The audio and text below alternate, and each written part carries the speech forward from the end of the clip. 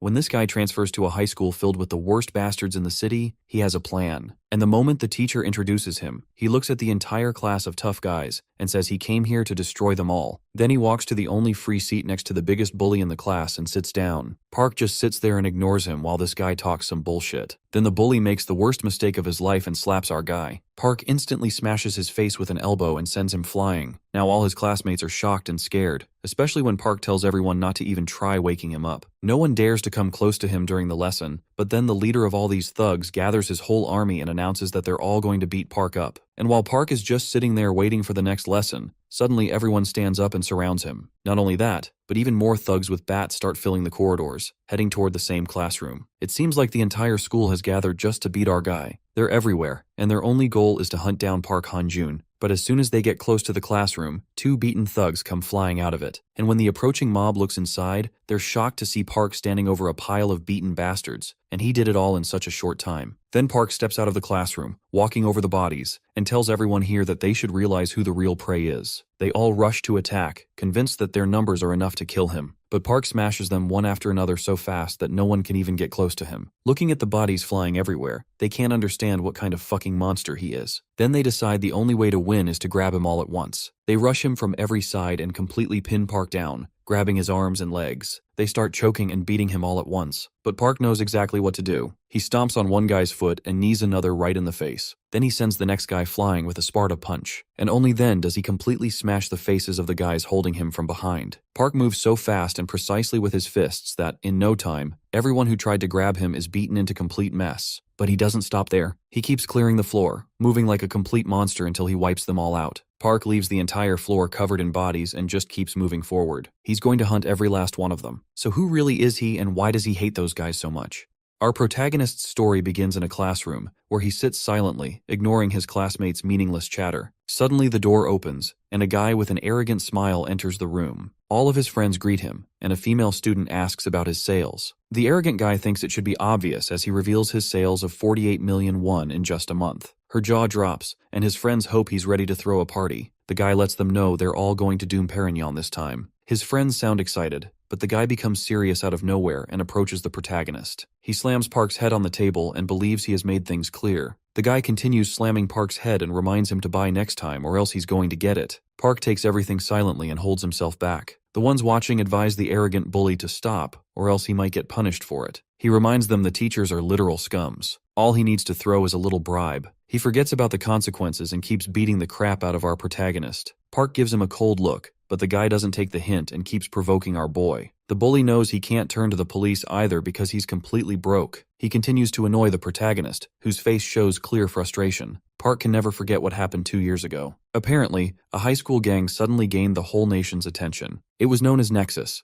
Our boy was the one who stood against the gang's leader, Cheonsu Kim, all by himself. Just when Park thought things were finally over, his situation took a sudden turn when the gang's lackeys filed a suit against him. He couldn't win against fake yet consistent evidence, and in the end, he lost the case. His dad had to sacrifice his precious gym in order to somehow manage the settlement money. Park felt genuine guilt and frustration. He made a promise to never use his fists again. His father forgave him and assured him not to cry about it. Park was devastated. He learned he was nothing without money. As the protagonist heads back home, 3 dudes recognize he's Hanjun Park, the same guy who started a fight with the famous gang. One of them approaches the protagonist. The bald musclehead reveals his ring and drags Park to a sketchy alley. He starts giving Park a beating for no reason. The guy calls him wimpy, but Park holds himself back and doesn't fight. The musclehead finds it hard to believe that such a wuss stood against Nexus. He keeps kicking Park and brings up his father as well. Our boy grabs his foot and gives him a cold, terrifying stare. The musclehead becomes puzzled, but Park apologizes instantly and lets go of him. The bullies sweat anxiously, and one of them questions why his whole body stopped functioning. He finds it hard to believe, but admits Park's glare did that to him. The musclehead doesn't take the hint and grabs a piece of wood. He loses his patience and breaks the wood on Park's face. The guy continues until he's satisfied and begins leaving with his gang after feeling bored.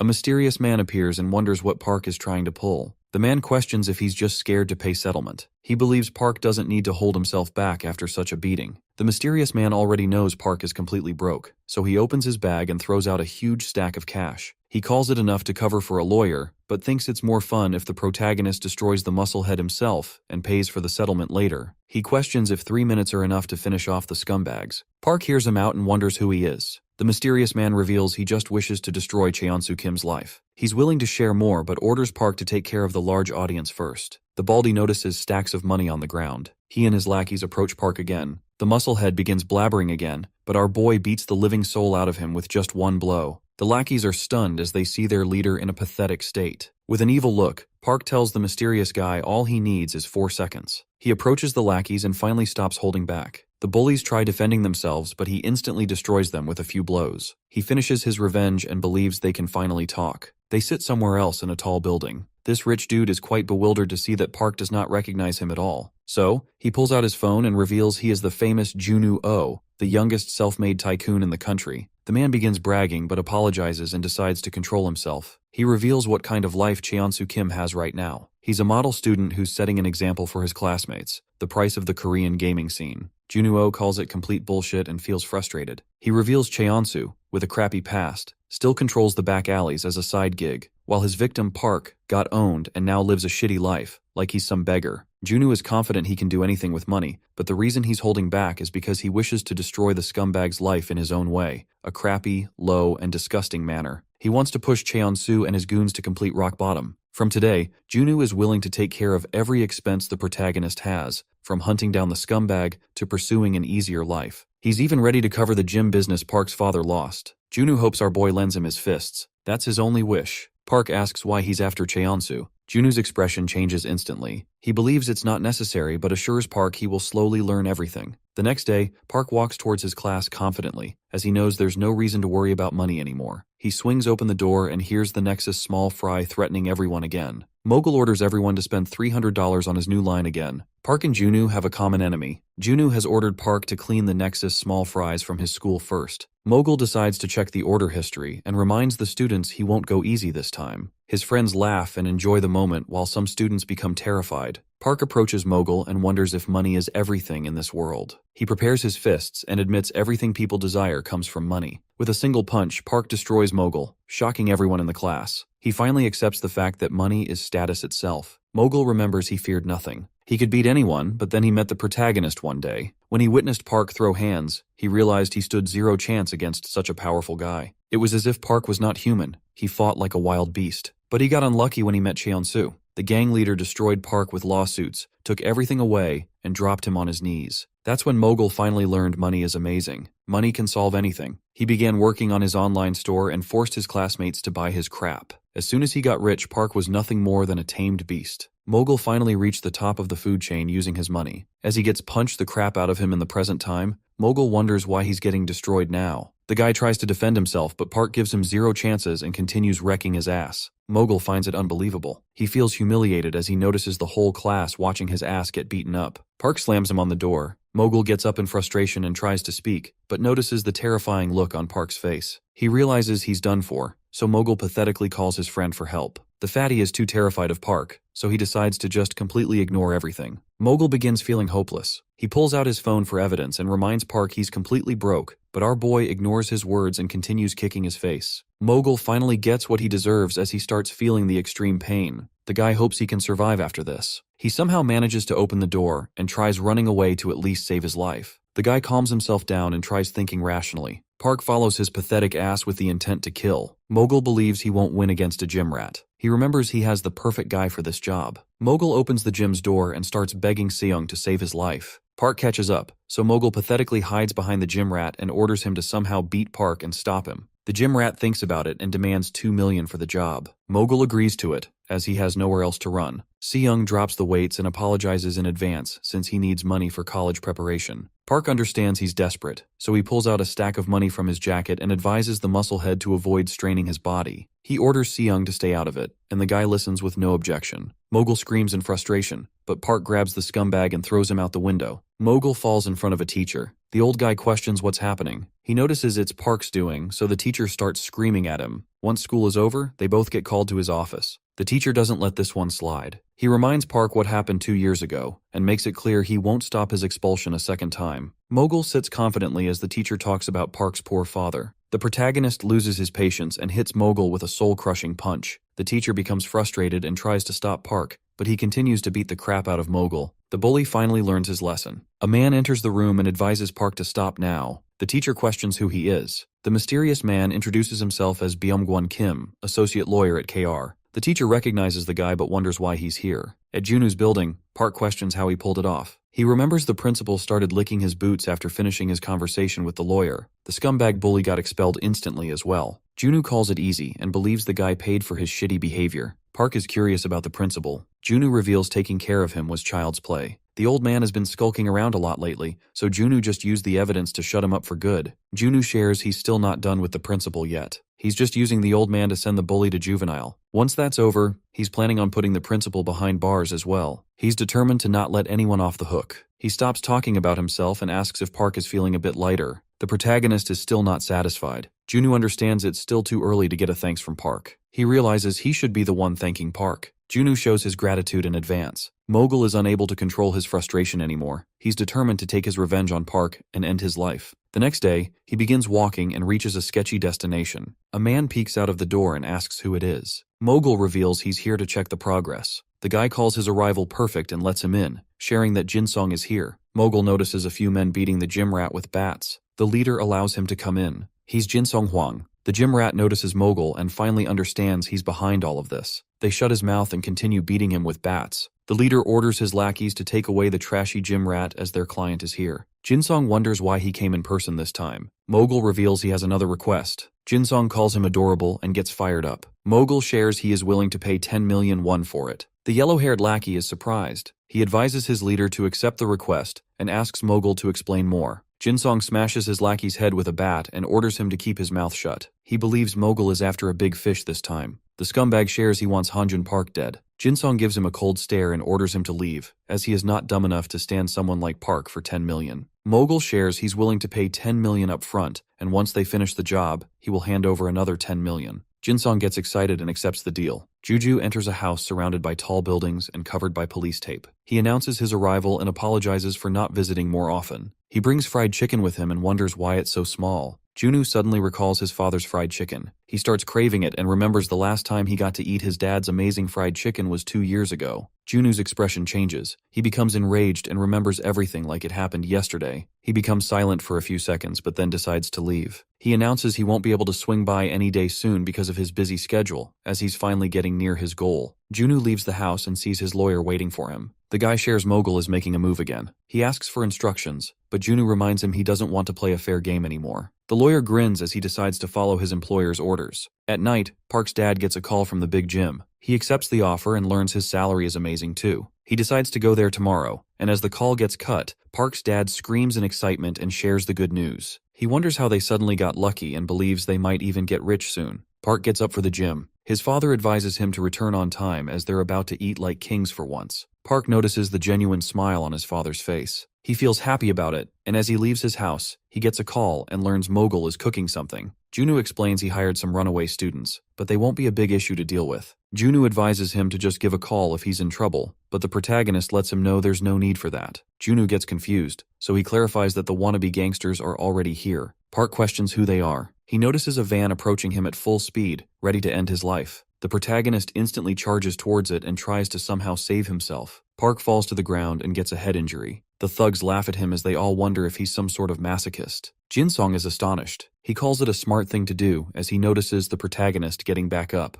Park becomes enraged and gets ready to end everyone. The men grab their weapons and get ready to face him. Despite not fighting for ages, Jinsong realizes Park still has strength and agility. He believes he can win since the guy is injured. The people living in the nearby apartment notice the noise and wonder what's going on. The thug smirks and orders his men to get inside the van. He hopes he gets to see Park again and leaves. Our boy doesn't let it slide. He starts charging toward the van with full speed. The thugs laugh at him and think he's crazy, but he proves them wrong by getting closer. The thugs become terrified. Park jumps onto the van and breaks the mirror. He grabs one of the lackeys and lets the van leave. The others ask their boss if they should turn around for their partner, but Jinsong orders them to leave him behind, shocking everyone. The guy who fell off tries getting up. Park orders him to reveal where they're headed. The guy jokes around and doesn't take things seriously, so the protagonist destroys his face with a punch. He gives the pathetic guy another chance, but the lackey keeps his mouth shut. Park starts punching the crap out of him. Inside the sketchy building, the thugs celebrate their victory. Their leader orders them to hold back and not overdrink. Mogul stays silent with a face filled with frustration. He speaks up and calls everything bullshit. The guy doesn't understand why they're celebrating. He hopes they make his money worth it, and wonders what they'll do if Park finds their crappy hideout. The leader understands his words but doubts Park will appear. He brings up a Korean saying about hunting a bear. The guy breaks his glass and reminds Mogul they are dealing with a tiger. There's no such thing as a tiger hunting knife. Jinsung grabs Mogul's face and scares him with the broken glass. He doubts any knives would work but remembers their ancestors used to hunt tigers by unleashing multiple Pungsan dogs after it. Tigers like their personal space, but the dogs will keep tormenting the tiger until exhaustion catches up to it. Jinsung plans on pulling the same trick for the protagonist. He believes his men will destroy his peace and keep driving him crazy until he drops dead. Suddenly, someone almost breaks the door. The whole gang gets terrified as they notice the iron door's dent. Jinsung orders his lackey to check. The guy feels annoyed, but as he peeks out, he finds Park standing outside with clear killing intent. They're all shocked to see he found their hideout so quickly, but their leader orders them to chill out, as Park can't break through an iron door. They all assume he left after a few minutes. A lackey thinks he might be scared, but suddenly his expression changes as he sees an arm outside the balcony. Park jumps in and breaks the balcony window. The leader finds it hard to believe since they're on the 3rd floor. Park wastes no time and starts beating the thugs one by one. He's able to overpower the whole gang all by himself. Park destroys a few men and turns back to teach the rest of the gang a lesson. As they all face Park, Mogul becomes terrified but observes Jinsung is keeping his shit together. He remembers the thugs took out Seong with no effort, so he tries to assure himself and believes the leader is still hiding some special moves or tactics. He begins hoping and thinks the gang might be able to beat Park. Jinsung orders his men to attack. They all charge in with weapons, but Park remains unfazed. He grabs one by the leg and slams him into the wall. Another thug tries attacking from behind,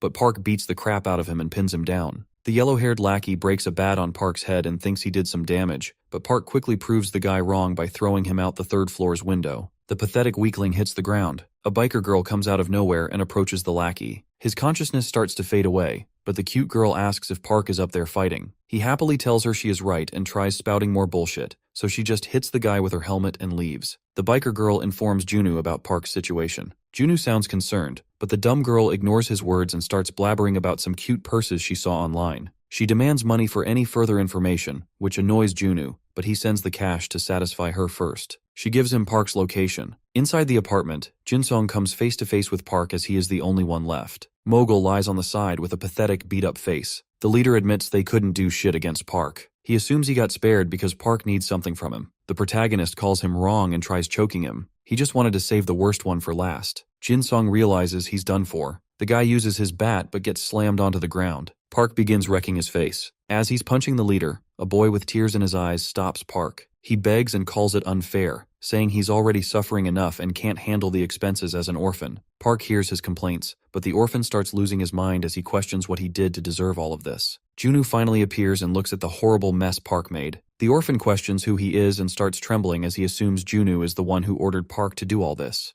Junu introduces himself and shares that he is willing to pay for the damage. The crybaby finally shuts up and demands 10 million won. Junu makes him happy by giving him 50 million instead. Jinsung, in a pathetic state, calls our boy a literal monster, saying no human can be this strong. He realizes he had lost from the beginning, so he makes a smart move and tries saving himself by jumping off the building. He almost succeeds, but Park grabs his collar and tries pulling him up, as he's still not done with the guy. Jinsung knows he's getting killed if he doesn't somehow escape, so the guy pulls out his knife to scare him. Park lets him go, and the scumbag pathetically falls to the ground from the 3rd floor. He somehow manages to get up and run away despite having severe injuries. Junu calls it a strong will to live. A beat-up lackey begins laughing and calls Park dumb as he's just gotten himself stuck in a huge mess. He reminds them about Jinseong's father and reveals the guy is the chairman of PJ, the shipping behemoth. The lackey believes his leader's father will make the two of them vanish into thin air. Junu smiles wickedly as he learns about this. Jinsung finally reaches his house and finds his father, Haryong, the chairman of PJ Shipping, becoming concerned seeing his son's injuries. Jinsung requests his dad to eliminate 2 guys for him.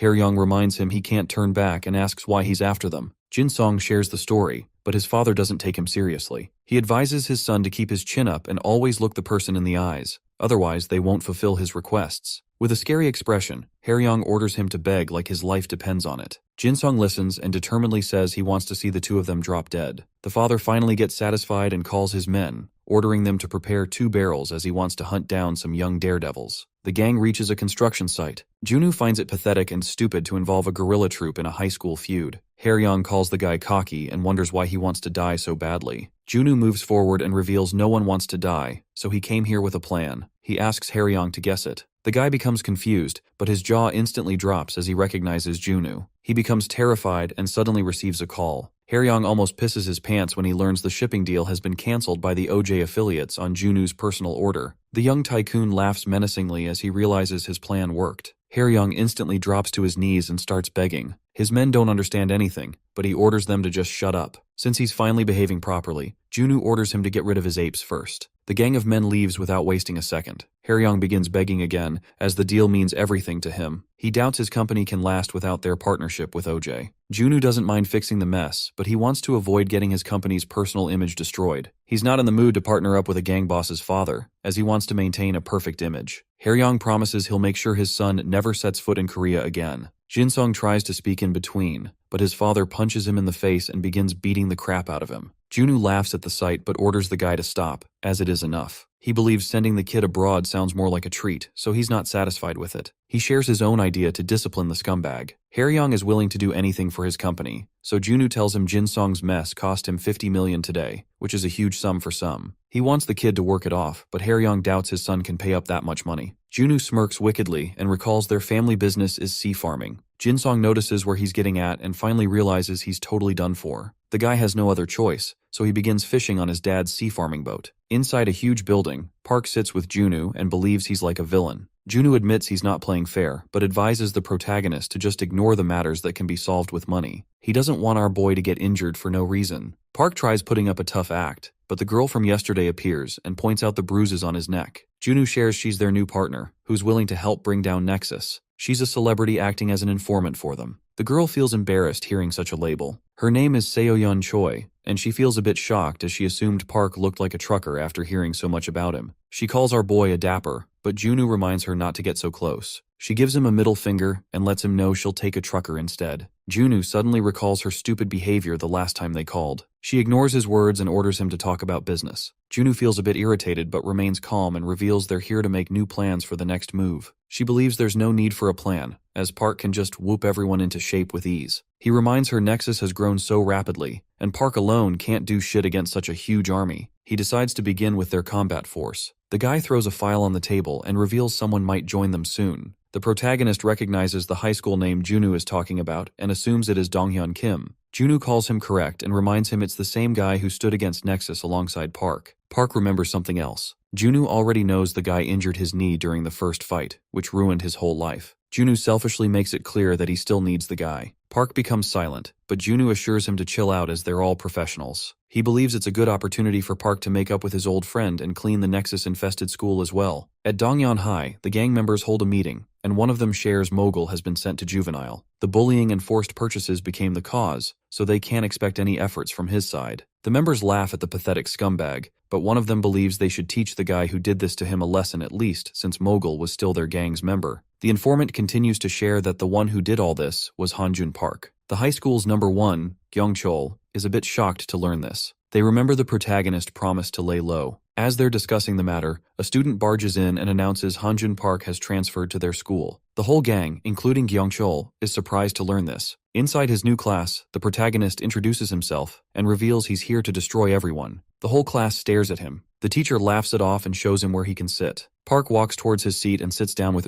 Jo. The guy begins talking and says he was advised not to mess with Park, but he's getting the urge to still fight. The guy clarifies he just transferred last year himself and has been hearing about Park ever since. He just wants to see if Park lives up to his expectations. The guy requests a fair fight, but Park completely ignores him. He gets annoyed and slaps Park to make things more clear for him. Our boy smashes his head and destroys him in one blow, shocking the whole class. At the batting cage, Choi still calls it a bad decision to add Donghyun to their team. She knows many strong men for this job and believes Junu just pities Park's friend because of the knee injury. He calls her wrong and reveals that Donghyun is probably the most tenacious man he knows. People underestimate the guy because of his small build, but they end up missing his unyielding spirit, which he used against Nexus. He believes people with such spirits can break, but they never bend. She still doubts he can be useful with a broken knee. He believes the guy might fail to retain his vigor, but he's definitely going to develop a whole new edge. She becomes silent and thinks he should write a book instead. At the school, Park walks through the hallway with thugs all around him. He finally finds his old pal. A guy comes in and kicks Donghyun for taking more than 5 minutes to bring the snacks. He thinks his money was a total waste, so he starts beating the crap out of the guy to teach him a lesson. The other bullies think beating isn't effective anymore, but the scumbag believes he can make Donghyun more scared of him to make him faster, so he keeps punching Park's old friend.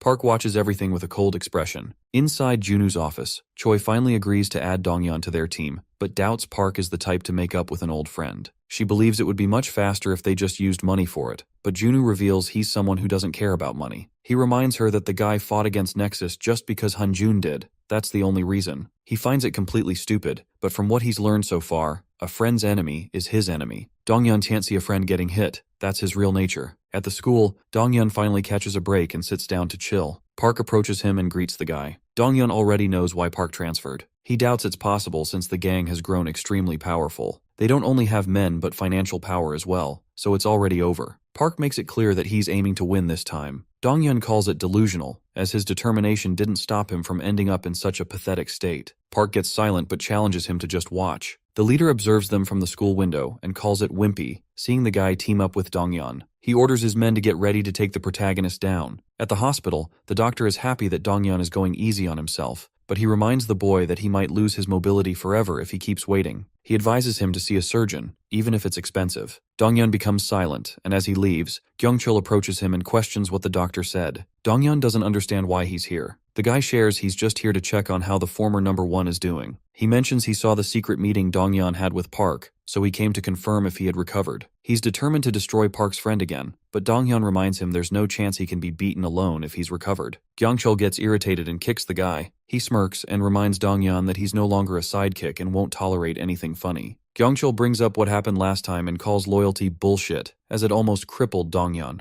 The guy points out that Kyungchul betrayed them and joined the shitty gang. He calls it wicked, but Kyungchul laughs and lets him think whatever, as he doesn't want to be a loyal, wimpy cripple. He doubts the guy can keep his loyalty up this time. At the school, Park sits silently as an announcement begins. Kyungchul introduces himself and tells the whole school that the famous Hanjun Park, who stood against Nexus 2 years ago, is here to break it. He calls it bullshit and warns Park to get ready. The whole class gets up and begins preparing themselves to fight the protagonist. Kyungchul admits he can't do anything in a one-on-one, but he doesn't have interest in playing fair. An army of students walks towards Park's class with weapons in their hands as the leader orders his men to get ready, saying they're about to teach Park a lesson. A few men fly out of the classroom, completely injured. The ones in the hallway get terrified and find out Park has already taken care of everyone. They're shocked to see the whole class has been defeated already. The protagonist comes out with an evil expression and invites everyone to come attack him. The huge army of students charges at once, but Park faces all of them without hesitation. As he beats the crap out of the whole gang, Donghyun tries ignoring everything and holds himself back. The fight continues. The whole school tries defeating the protagonist, but he's able to face everyone alone. The men call him crazy and realize he wasn't kidding about destroying them. They try putting him in a lock. Park struggles and ends up getting caught. A few men hold him down and begin punching him, but he's able to free himself in mere seconds. Park wrecks everyone around him. He continues beating the crap out of them, and one by one takes care of the whole school. Park barely manages to survive, and as he heads back inside, he sees more men waiting for him. They're disappointed to see he's already tired, as the show hasn't even started yet.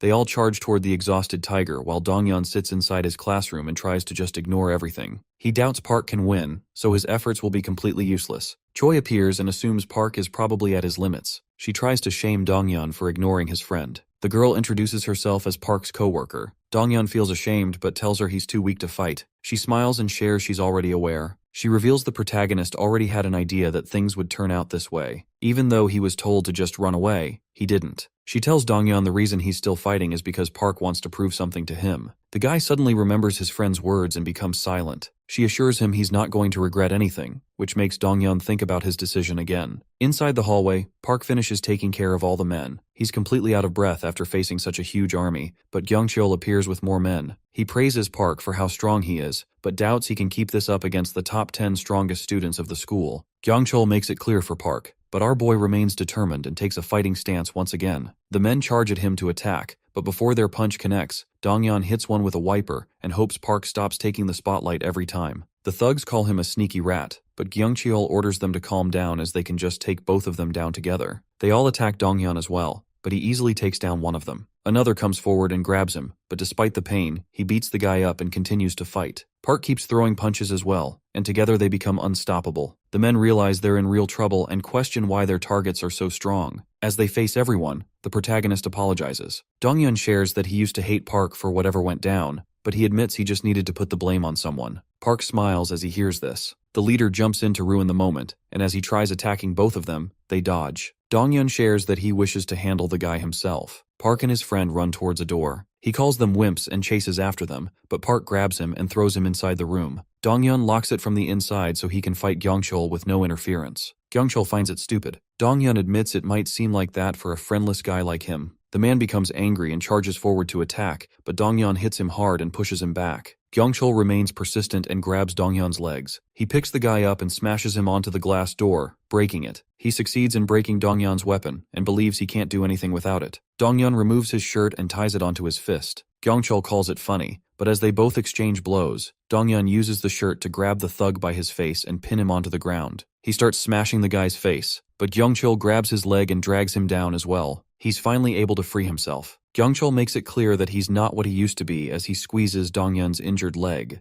The guy screams in pain and lets Gyeongchul go. As the leader finally gets up, he catches his breath and becomes determined to someday take his revenge. Donghyun orders him to stop, which surprises Gyeongchul, as he thought the guy had finally learned his lesson. Park's friend gets up despite the pain, but Gyeongchul begins punching the crap out of him until he finally drops. Gyeongchul becomes tired and tries leaving. Donghyun orders him to wait once more and begins collecting the glass shards. Gyeongchul feels frustrated, so he charges in without thinking. Park's friend uses this opportunity to throw the shards and destroy the guy with an uppercut. He continues to beat Gyeongchul. The guy doesn't expect anyone to understand, but still reveals he's going to feel embarrassed later in front of Park if he doesn't win this fight. Gyeongchul begins losing his vision after taking punches from the guy persistently. Donghyun remembers everything he went through and lands the last blow to knock out the musclehead. His leg hurts, but Donghyun ignores it and walks out to find out his friend actually won. Park grabs his injured friend and begins laughing as they both leave the school. The chairman of the board, Dong Yeon, gets shocked as he lays eyes on the school. The guy learns Park was behind all of this. He looks at the state of the whole school and finds it hard to believe all this happened over a single guy. He laughs and orders his men to bring him Min.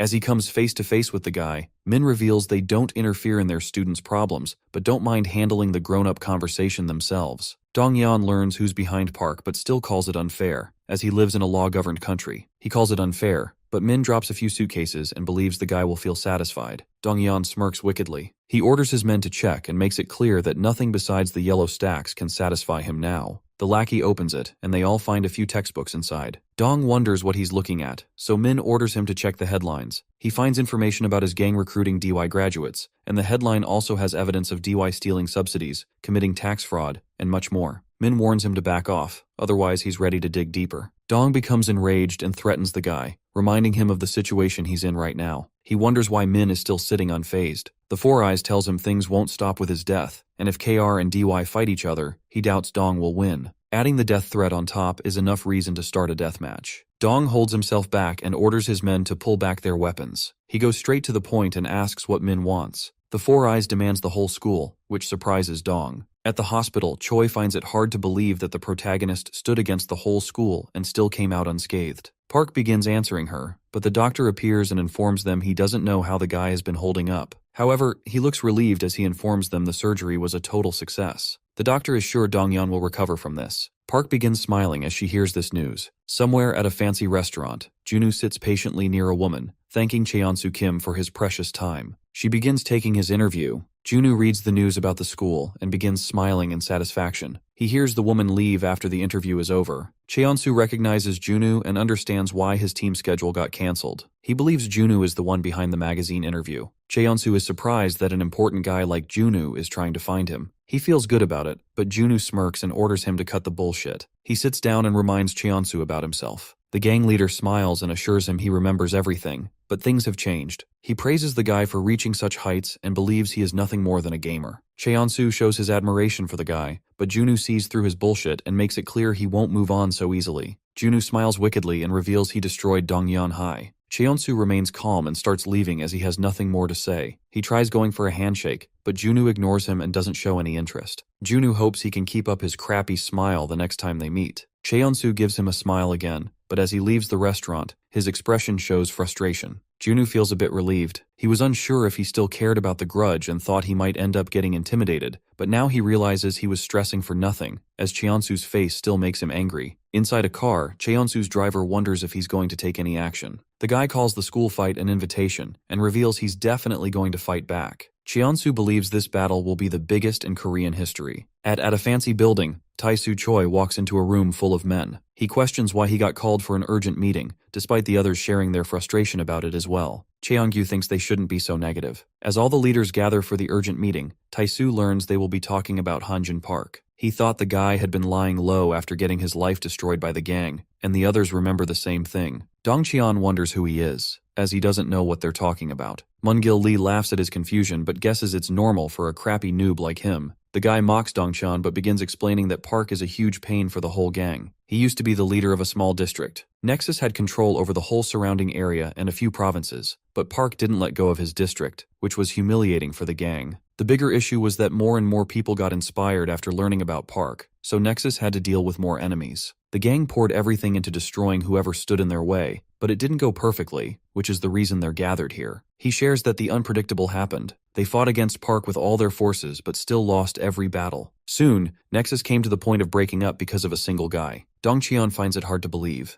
Moongil thinks he'll understand once he sees the guy with his own eyes. He calls Park a literal beast. Dongcheon begins laughing and calls everyone a wimp, as they lost against a single guy. The leaders become enraged, and Moongil warns him to shut up or else he'll get reminded of his place. Jihyuk stops the guy and calls Dongcheon's words correct. Tae-soo agrees as well but believes it's old now. He thinks they're overreacting, but Cheongyu orders them to remain cautious. He knows it doesn't mean anything to them, but to someone like Park, their carelessness might become a huge opportunity. Cheonsu finally arrives and greets everyone. He apologizes for the urgent call and decides to treat them to dinner later. Cheonsu reveals the protagonist made his move, so a deathmatch is unavoidable. He's already decided it but wanted to have a face-to-face meeting for such a matter. Tae-soo doesn't mind his decision, but thinks there's no reason for a war. He thinks they're overreacting over a crappy school. Cheonsu's expressions terrify the guy, so he instantly shuts up. He questions if he's really making a big deal out of it, but In-soo-nam speaks up and calls his decision correct. He's willing to handle the matter himself. Cheonsu smiles and asks if he's sure about it. He reveals money won't be useful anymore, as their enemy has a strong backer this time, so he's going to need a lot of preparation. In-soo touches the scar on his face and coldly lets him know he's been prepared ever since he got the scar. Cheonsu begins smiling and decides to let him handle it. He asks if the others have any objections. All the leaders agree with him. Dongcheon feels excited since Park wrecked them last time. Cheonsu officially orders the Incheon chapter's leaders to take care of it and finishes the meeting. In-soo begins laughing maliciously as he finally gets the chance to take his revenge. During nighttime, a gang of bikers gathers at a mysterious place. In-soo reveals their opportunity to destroy Hanjun Park has finally arrived. A fat, ugly biker moves forward and asks his boss if he's finally allowed to kill the scumbag. Junu takes Park to the same burnt-up house and believes it is unfair that our boy knows nothing about his past, how he earned his wealth, or why he hates Cheonsu so much. He invites Park inside and says he's willing to share everything. As they both sit down,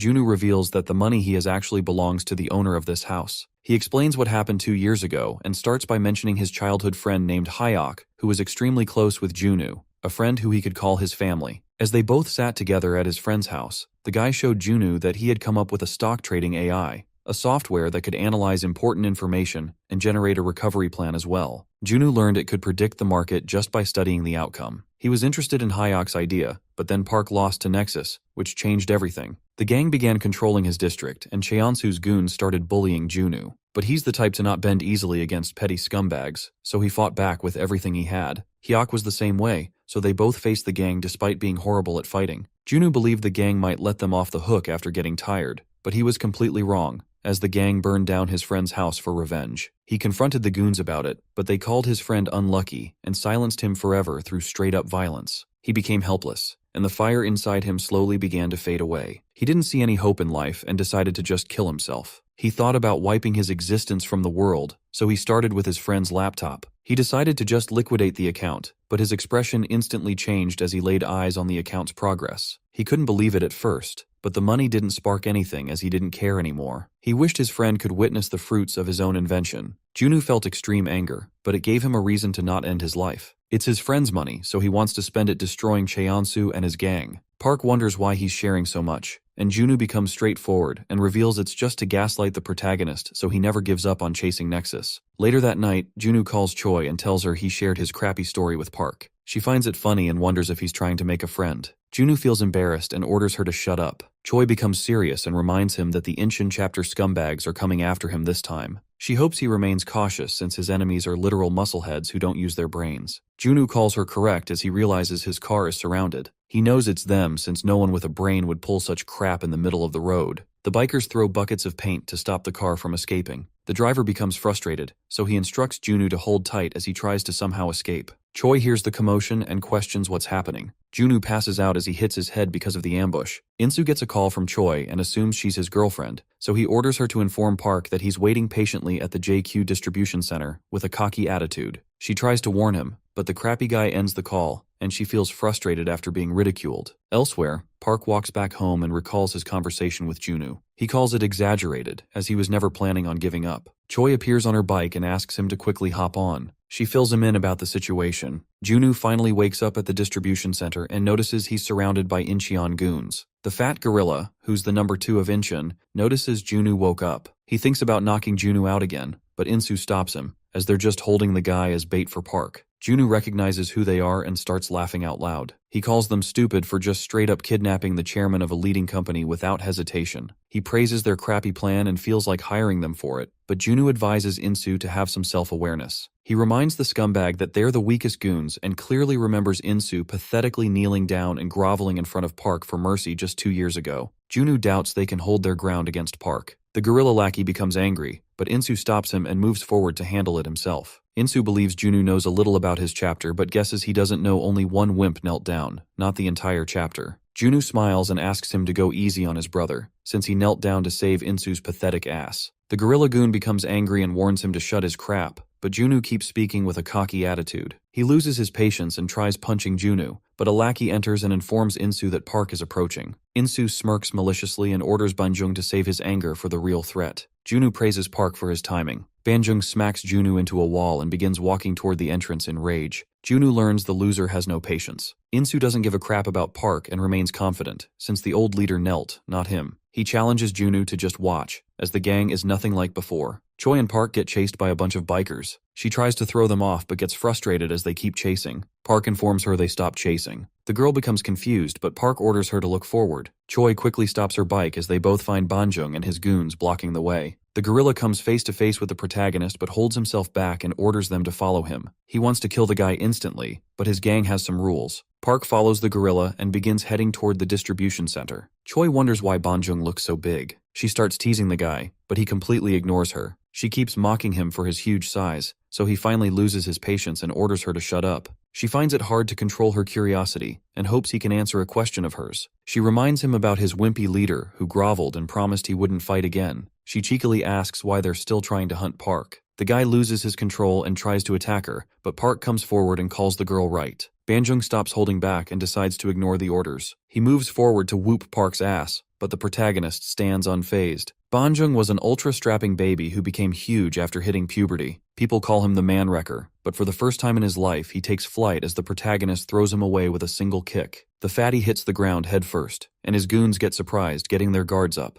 The protagonist enters the distribution center confidently with Choi. The goons realize they're in big trouble, so they take formation to jump in at once. Choi mocks them for ganging up. Junu orders the protagonist to quickly free him as his legs have gone numb. Insu removes his jacket and warms up, as he wants to handle Park all by himself. He greets the guy with a cocky attitude. Park recognizes he's Mansu's brother. Insu becomes serious and throws a punch. Despite not getting hit, Park's cheek starts bleeding. Insu shares how much he desired to have this fight. He doesn't waste a single second and throws a punch. Park tries dodging but still gets hit, which shocks him. Insu announces that today he's going to take revenge for the dishonor his gang suffered 2 years ago. Park ignores his words and begins attacking, but his kicks and punches don't connect. Insu is able to dodge all attacks easily. Park tries to hold his ground against the guy, but Insu connects a straight punch to his face and mocks him for being slow. The protagonist steps back and feels frustrated, but Insu motivates him to keep fighting as he wants to let out a lot more rage. Insu orders him to stand up with a cold expression. After the former leader got his ass whooped, Insu took 0 breaks and tirelessly worked hard because of the humiliation he felt. He felt shitty after learning his brother, the strongest in Incheon, had knelt down in front of Park without even fighting. Insu quit boxing because he wanted to become a real fighter. After that, Insu put himself through hell and destroyed 27 schools and multiple gangs just to get stronger to fight against the protagonist. He feels disappointed and questions why Park can't even hold his ground anymore. He's still angry about the embarrassment they faced 2 years ago. The guy continues to destroy Park and begins cornering him, which shocks Choi. She doubts he can win this battle. Junu orders her to be patient. He did proper research before hiring Park, and was shocked to learn that Park has no martial arts background besides fitness training.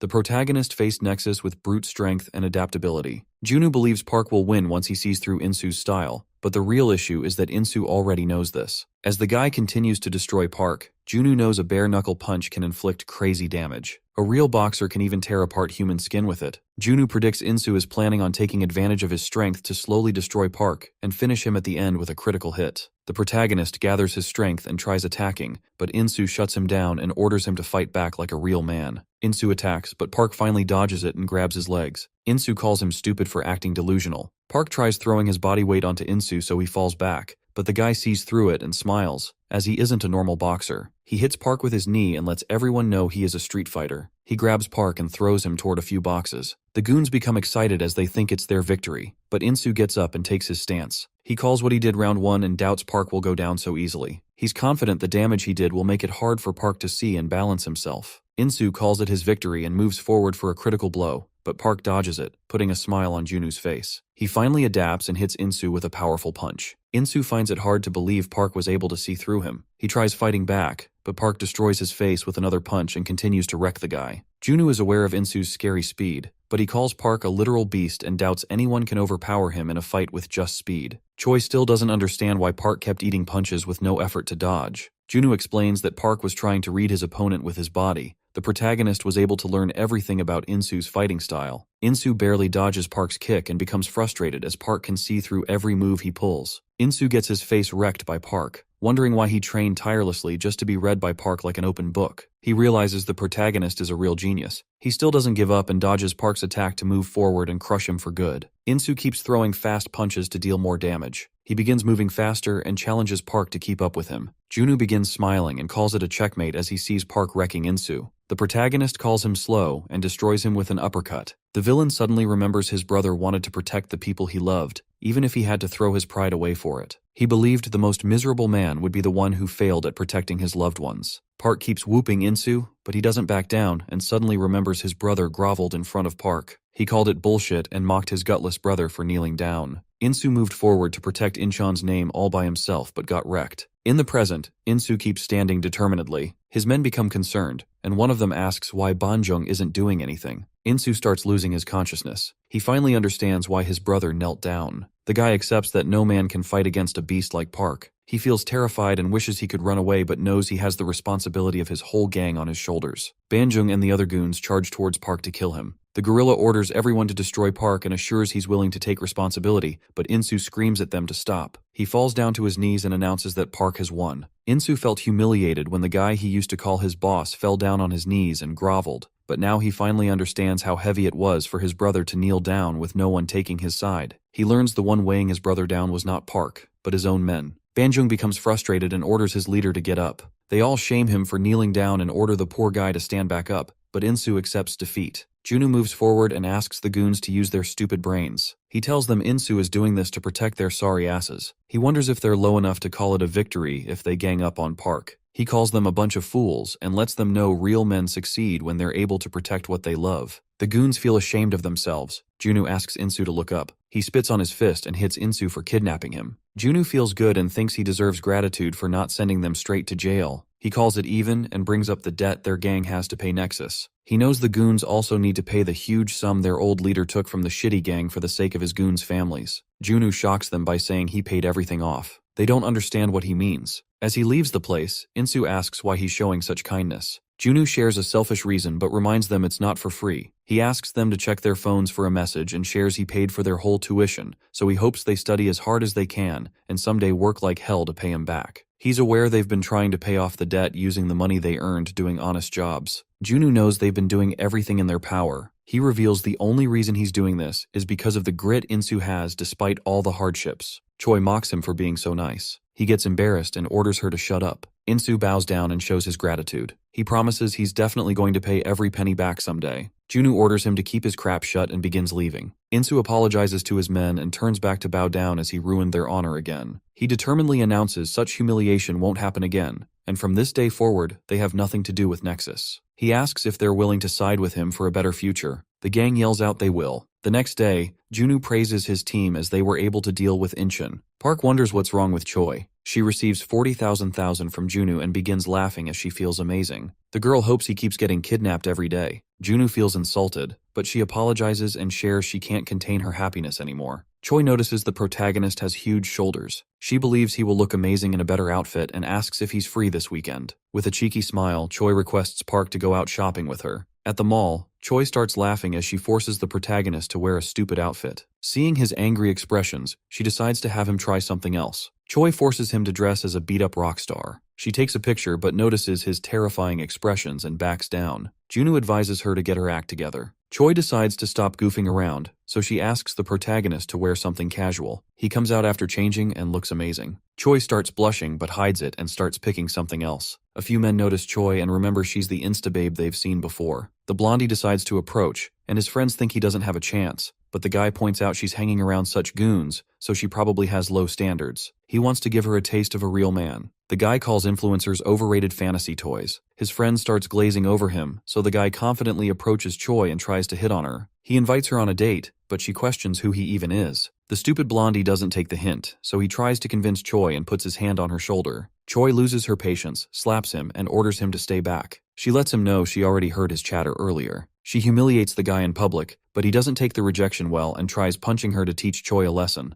The protagonist intervenes and smashes the crap out of him. The blondie's friend appears, but Park shows him no mercy and destroys him as well. The guy begins begging for mercy, crying and trying to convince Park to let him go. Choi encourages him even more and enjoys the show. A worker appears and threatens to call the police if they don't stop. Choi confirms they'll stop, but the lady mentions they need to pay for the damage as well. Both Park and Choi start staring at Junu for the money. He becomes frustrated, but tries to control himself. At a casino, Tae-soo learns Incheon got their ass whooped. He shares that he didn't expect much from those fools. He praises Junu for the cocky attitude as he learns the guy covered Incheon's debts. Tae-soo gambles against a lady who looks frustrated. He assures his leader not to care about Park as they're ready to begin fighting. Tae-soo cuts the call and focuses on the game. He smiles wickedly and orders the woman to check her card. She anxiously flips it and realizes she lost again. Tae-soo informs her she has reached her debt limit of 120 million after losing this round. He calls it a good game and orders his staff to take her away for her new life. She begs them to stop, and after a bit of crying, the woman agrees to do something. Junu stops leaving and hears her confirm she's willing to follow his orders. He begins grinning maliciously and asks if she's really sure about doing this to a close friend. The woman has no choice, so she agrees. He hands her Choi's pictures and hopes she doesn't go back on her word. At the hospital, the nurse finds Donghyun performing leg presses. She forces him to quickly get off as he still hasn't fully recovered. Junu greets the guy and asks if his recovery is progressing properly. Donghyun shows his gratitude and promises he'll pay back every single penny, but Junu assures him not to worry, and even lets Donghyun choose for himself. The guy is thankful, but makes it clear that he's definitely going to win against Nexus. He's doing it for himself only. Junu smiles wickedly and hopes he gets better quickly. At the huge building, Junu informs Park about his interaction. The protagonist feels glad. Junu goes back to business and believes things are going just as they predicted. He expects their next enemy to be the guy who loaned Incheon the money, Tae-soo and his Gyeonggi chapter. Junu doubts Park knows about the guy, so he reveals Tae-soo is the financial foundation of the gang, a greedy scumbag who makes money through loan sharking. Junu wants to prioritize destroying his chapter first. Junu wants Park to meet someone, so they both reach a random warehouse. Junu shows gratitude for the cooperation and begins talking to an anxious weirdo. The guy hopes they can protect him after this. After some convincing, he reveals Tae-soo is a literal Satan. He begins sharing his story and tells them he used to get a lot of compliments daily. His friends thought he could become a great influencer, and he liked their words because he wanted to become one himself. But no matter how hard he tried, the reality was he couldn't get famous, until one day he got invited to a party held by celebs with thousands of followers. He thought it was an opportunity sent by God, so he began going to their parties. The celebs he met supported him, and in a few days, his following finally increased. He started feeling amazing, but it was temporary as his new celebrity friends began showing their true faces. He got dragged to a casino with them, and despite his warnings, they kept gambling. Soon he got kicked out of the gang as well. It didn't take long for his followers to drop back down, and no matter what he tried, he couldn't regain it. He became desperate and tried going back to his celebrity gang to recover his followers. He started gambling as well, and he instantly became addicted, losing everything he had. He knew he was done for if he didn't earn it back. That's when he met Taesu Choi. The guy gave him a huge loan, and he took it without thinking twice because he was a complete idiot. Now he's stuck trying to pay it back. The thing that makes him angry is the fact that Taesu is the same person who forced him into such a shitty addiction. He's aware it's his fault, which is why he's going crazy. He regrets his past actions. Junu gets up with a serious face and assures the guy it's not his fault. He got used because of his dreams by those scumbags. Junu promises they're going to destroy Taesu soon. The next day, the green-haired weirdo barges into the casino and orders the men to bring him some chips. He remembers Junu ordering him to enter a Nexus casino with Park and play a little. The guy becomes frustrated, thinking he wouldn't have to be involved, but Junu thought that's exactly what they'd be doing. He determinedly announces that he's going to take down all gambling parlors under Nexus, which shocks the green-haired weirdo. The casino workers ask what he has to offer. He remembers Junu guaranteed his safety, so the guy confidently shows the bag filled with stacks. Junu allowed him to gamble his money, and he can even keep whatever he wins from it. The weirdo orders the casino employees to bring him the chips. They think he's stupid but guide him toward the table. Earlier that day, he didn't understand how this plan was supposed to work, so Junu explained he's going to win everything to make them go bankrupt. Junu was confident, as he knew a way to win every gamble. Usually the dealers lose a few times, but from what Junu learned about the casino under Nexus, he believed they were created in a way to guarantee the dealer's victory every single time, which means they're somehow cheating. The green-haired weirdo knew this already but wondered how he could win against such people. Junu shared a plan that could use the cheating to their advantage. At the casino, the guy goes all in, which amazes the dealer. He decides to play along and tries cheating. Park yells that he got caught red-handed and shatters the window to come inside. The dealer tries to shut him up, but Park jumps onto him and destroys his face with a single blow. The weirdo thinks he won since they're cheating, so he guesses the money is his, but Junu already knew the casino wouldn't hand it over without a fight. A few men appear to take care of the whole mess. They threaten the green-haired guy, but Park is there to finish them off. They charge at him, but he easily overpowers everyone and humbles them for good. The weirdo begins his second game, and Park watches closely to catch the dealers cheating. He beats another dealer as he spots the guy cheating.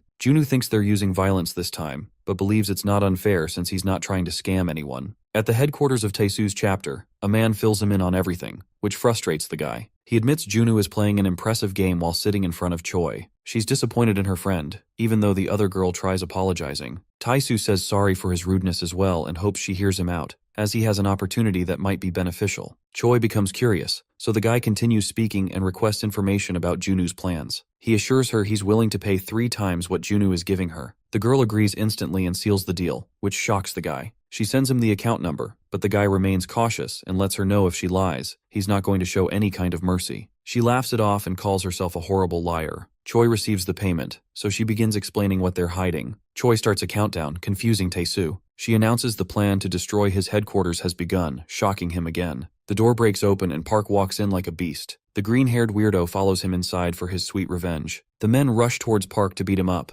but he instantly beats them up with no effort. Taesu begins feeling hopeless and realizes no plan of his can ever help him win against such a beast. Taesu's top men ask him if killing is allowed. He grants them permission, so they smile and rip off their clothes for a serious fight. Taesu accepts he can't do anything in this situation, so he starts running as fast as he can. He knows the men he hired are just scarecrows with no real strength. The 2 men get destroyed by Park. Taesu tries calming himself down. He knows he doesn't have the power, but he was always able to somehow manage with money and influence. He believes he's capable of defeating Park. The protagonist finishes cleaning the whole headquarters. Choi disappointingly informs him that the sucker ran away. The next day, Junu learns about the rat who ran away. He praises Park and orders him to stay ready. Junu becomes a bit frustrated, as he's aware it won't be ready. He expects Taesu will take revenge with a lousy plan. Somewhere in a sketchy building, Taesu's goon learns he somehow managed to escape. He calls it a wise choice, as it's stupid to fight such a beast. His goon orders something and assures the leader he doesn't need to worry. Taesu orders him to post it, so the guy uploads a 2 billion bounty on Park's head. Taesu's real influence and power actually come from online gambling. He has a following of 87,000 users. Men across Korea notice the bounty, but some of them know it might be a dangerous job if the bounty is so huge. Taesu knew people might back down because of this, so he introduced a special system that rewards people for small efforts as well. Students begin leaving the school to go after Park for the bounty. Many people start aiming to kill Park. Taesu's amazing plan begins rolling.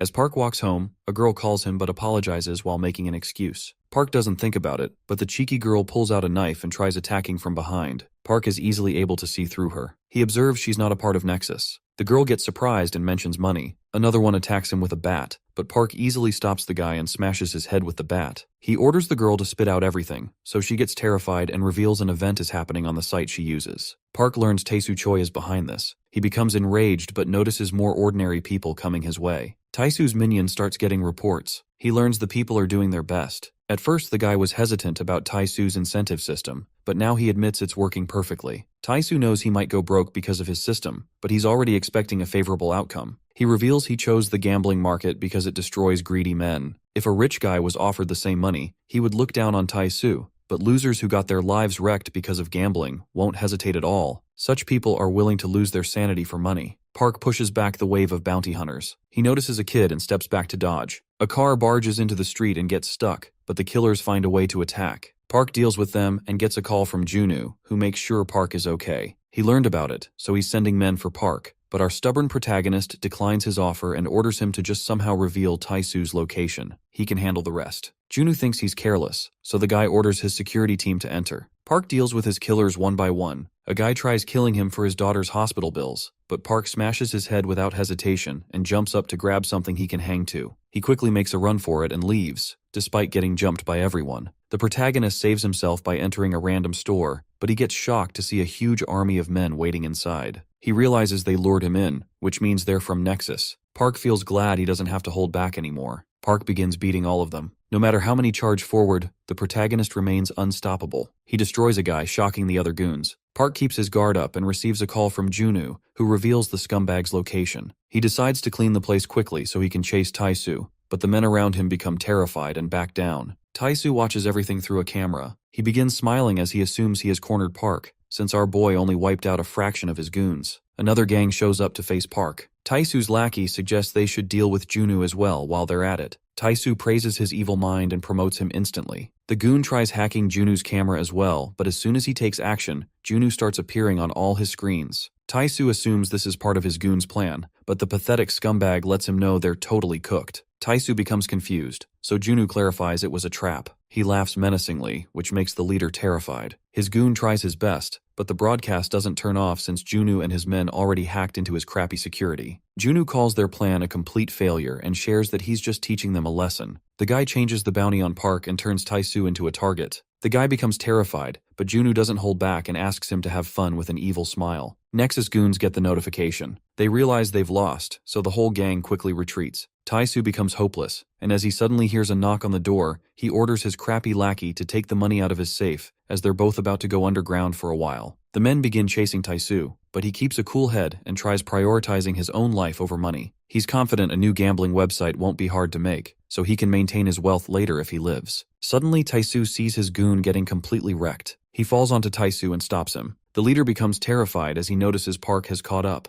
The protagonist wonders why he's in such a hurry, with a scary expression. The pathetic guy realizes his whole body is trembling in fear. Tae-soo tries bluffing and warns the protagonist to stay back with his crappy excuses, but Park smashes his face with a kick. He doesn't let go of this opportunity and tries teaching Tae-soo a lesson, but the rat dodges and makes a run for it. Park doesn't let him slide so easily. Tae-soo warns him again. He reminds Park about what happened the last time and pathetically continues to convince our boy, but Park continues to smash his face. The guy tries using money, but Park doesn't hold back one bit. Tae-soo offers billions, but Park stomps his face and wrecks him. The pathetic scumbag crawls away and tries reasoning with Park. He throws all the money he has at Park but realizes there's no point since Park is acting like an animal. The protagonist becomes enraged hearing this, but finally stops as he sees the guy begging for his life pathetically. Park wishes he could teach the scumbag a lesson but steps back to let the gambling addicts handle it from here. A huge wave of men charges towards Tae-soo in hopes of 2 billion. Despite his words, they smash his head to keep him shut and begin trying to end his life for 2 billion won. Tae-soo screams in pain as he gets his shit wrecked by gambling slaves. The bounty expires, and Junu's lawyer informs him that Tae-soo only has a few weeks in ward before his life ends. The lawyer assures him he's going to take care of everything. Junu praises his amazing work and gets up as he wonders if this much is enough to make Cheonsu Kim lose his head. At the hospital, Cheonsu Kim pays his lackey a visit. With a fake grin on his face, he wonders why Tae-soo's trying to ignore him. Tae-soo finally responds and assures him he's okay. The terrifying guy mentions money. which scares Tae-soo. Cheon-soo squeezes his hand. The guy screams in pain, but Cheon-soo assures him not to worry, as he believes Tae-soo won't give up. He orders Tae-soo to fix his mistake. A nurse congratulates Dong-yeon on his recovery and hopes he doesn't fight anyone. The guy grins and says he'll give it a thought. As he leaves the hospital, he notices a few Nexus lackeys bullying a crybaby. The guys demand money and try ripping the poor student's front teeth as compensation instead of letting it go. Dong-yeon moves forward to solve the issue. As the goons bully the student, they notice the redhead warming up. They try scaring him off, but Dong-yeon replies with a powerful kick that sends the goon flying. The other scumbags charge at him as they announce they're from Nexus, but Dong-yeon wrecks them both with no effort. He feels a bit off and learns a full recovery won't happen anytime soon. He thinks about increasing his weights and leaves. The goon gets up and finally recognizes he was dealing with Dong-yeon. The guy wonders if both him and Park are back in their prime again. Dong-yeon and Park were famous nationwide for their incredible strength. People used to show great interest in their stories of standing against Nexus. Now that Nexus has lost 2 chapters because of them, the 2 legends are suddenly gaining a lot of attention. Their videos are being posted online for entertainment. Some become terrified, but some feel more hopeful seeing these videos. Cheon-soo enters a martial arts building. He ignores everything and walks straight towards the rooftop. A guy greets him and learns it's not just a rumor. Cheon-soo confirms Hanjun Park is back in the game. The guy gets up as he assumes Cheon-soo came because he can't defeat the beast alone. Moon-young-baek becomes serious and hears Cheon-soo out.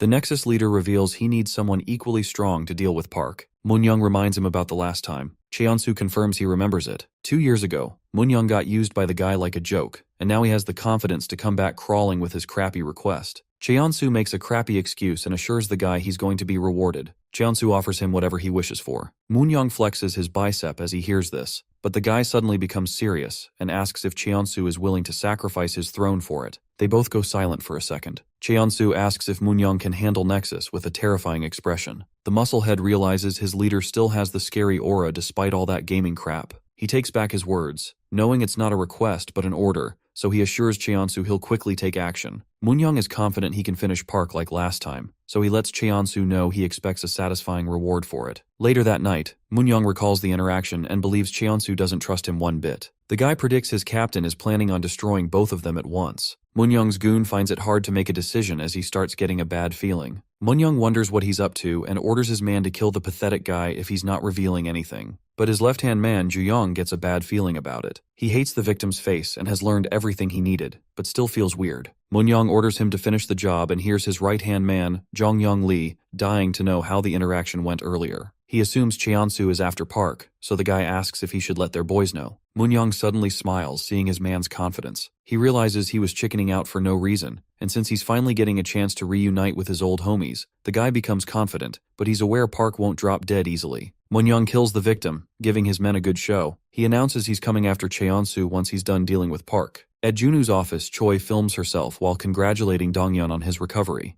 Junu gets mad and orders her to cut the bullcrap. She calls it a discharge party, but he begins talking about business. Choi throws a stupid tantrum, annoying Junu even more. He thought their only objective was revenge, but she starts shaming him for it. Dong-yeon observes everything and wonders why Park is hanging out with such fools. The protagonist answers it's because they have the same enemy. Junu suddenly gets a call and learns Incheon got wrecked. Insu checks up on his gorilla friend and becomes frustrated as he sees Banjung's shitty condition. Junu tries to calm him down and wonders what happened. Insu believes they should stay out of it, but he becomes determined to take revenge for his gorilla homie. As the guy leaves, Banjung begins speaking and requests Park's help. He acted like he was asleep just to stop Insu from fighting, as he knows his crackhead friend will jump in with no hesitation. Junu is aware Nexus is behind this, but he wonders who exactly did it. Banjung reveals Moon-young is behind all of this. Dong-yeon recognizes the bruise on his leg and confirms it's the work of the same guy who destroyed his knee the last time. Cheon-soo meets someone and thanks him for the support. He gives the guy credit for their success and believes he can proceed with his plan now. He confirms all high schoolers around the whole nation will soon be playing the game his company created until his game comes to the top. Cheon-soo is aiming to increase the share prices by a huge margin. The other guy still doubts him, but Cheon-soo confidently confirms he'll make it possible. The man decides to trust Cheon-soo with his plan. Inside the elevator, a guy with his identity completely hidden believes the games are not that great, but he has already taken action. Cheon-soo smiles and calls him a trustworthy lackey. The mysterious man, known as Lion Kim, skips the bullcrap and starts questioning about Park. He believes a counterattack using Moon-young is a bit stupid, as the guy might create too many problems. Cheon-soo gives him a weird example and just orders the guy to sit back and enjoy watching them fight. Lion Kim gets his example and leaves the question. At the gym, Dong-yeon goes all out and squats heavy weight to build strength. Choi ignores the real workouts and focuses only on taking pictures. She suggests they should make a video together. Donghyun sees through her and asks what's wrong. With a cheeky expression, Choi starts mentioning Moonyoung and requests Donghyun to reveal what happened in the past. He calls the guy a complete genius and explains he has only seen 3 all his life. The first 2 are Park and Cheonsu, and the last one is Moonyoung. He shares that Park and he conquered their district 2 years ago. No one had the guts to stand against them. Even Nexus was afraid. But then, a few months later, Donghyun learned a guy from the US transferred to his school and destroyed everyone on the first day. It was hard for him to believe, but soon Moonyoung changed schools again to enter their district. He changed many things and took over nearby schools to make them fight each other. The losers became his target, and Moonyoung was doing this just for giggles. He was a crappy human, but a few days later, even Donghyun's school became his target. He got invited to settle everything at a park nearby, but after waiting for hours, Donghyun got played by Moonyoung and his cheap tricks. The scumbag disappeared for a while, but one day, a kid got beaten to a pulp again. Moonyoung was trying to wreck the guy little by little through crappy tricks. Donghyun had become frustrated, but then one day he finally got the chance to confront the scumbag. That's how his struggle against the crappy guy began. Moonyoung was disappointed as he saw the school's head looked like a twink, but Donghyun quickly proved him wrong by throwing the first kick. Moonyoung was surprised, but he dodged it with ease. The redhead questioned why he had played around all this time if he was wishing to die this badly. Donghyun continued attacking, but Moonyoung remained unscathed and revealed he pulled such tricks just to piss him off. The guy finally fought back, and with just a punch, he almost shattered Donghyun's ribs. The redhead became more pissed off, but it didn't help as he got hit by a powerful punch. He realized Moonyoung was on par with the protagonist. If Park was a beast, then the scumbag was a viper who would get into his enemies' heads before crushing them in a fight. As things continued, Donghyun started feeling hopeless, and doubted he could get his vengeance as he got beaten to a pulp, but he remained calm and tried getting his shit together. The redhead stopped the viper and grabbed him with a leg lock. He destroyed Moonyoung's face with a head smash and finally freed himself. He admitted he had been taking Moonyoung lightly, but now had woken up thanks to the pain he went through. Moonyoung decided to get serious as well, and as the fight continued, both of them destroyed each other and got knocked out at once. The goons around them were shocked, but the 2 unyielding beasts got back up to settle it for good. Suddenly, they all heard police sirens, so everyone ran to save themselves. Moonyoung admitted Donghyun was no ordinary fighter. He hoped to settle their business some other time and warned Donghyun to get ready, as he was soon about to be crushed. After a few days, Park learned about everything and asked if Donghyun wanted him to go teach the guy a lesson. The redhead knew Park would eventually face the scumbag, but he ordered Park to stay away if that happens, as he wanted to settle his score with the guy himself. At night, beneath a bridge, Jooyoung believed it was impossible since Moonyoung got his ass whooped by the weaker one. The persistent guy ignored his negative words and decided to somehow make it possible. He ordered his man to use the schools under them to gather 100 men who could move well. Moonyoung doubted the 2 beasts could win against 100 men in a fight. 2 years ago, at a restaurant in Busan, Moongil called the food delicious and wondered why Cheonsu was holding back. He learned the guy was a picky eater, so he decided to eat Cheonsu's food as well. He suddenly brought up Moonyoung, who was facing Park for some reason. Mun mentioned his men were feeling hopeless, even though they were close to conquering the whole nation, all because of the protagonist. Cheonsu smiled and let the guy speak. Mun learned Moonyoung almost defeated Donghyun, so maybe they could use the guy to destroy Park for good. Cheonsu ordered him to get up and forget about Park, as they had worse things to deal with. He saw the army of men gathering outside. The gang leader became frustrated as he saw them eating. He ordered his men to kill the scumbags, so the whole gang began throwing furniture and breaking the restaurant's glass. Mun got annoyed as he was hoping to eat the delicious balls for lunch. He ordered his men to get ready, and both gangs charged towards each other to attack. Cheonsu looked at the horrible sight and enjoyed it. The gang leader moved forward, but Cheonsu destroyed him with one punch. He began thinking about using Moonyoung against Park someday. At the school building,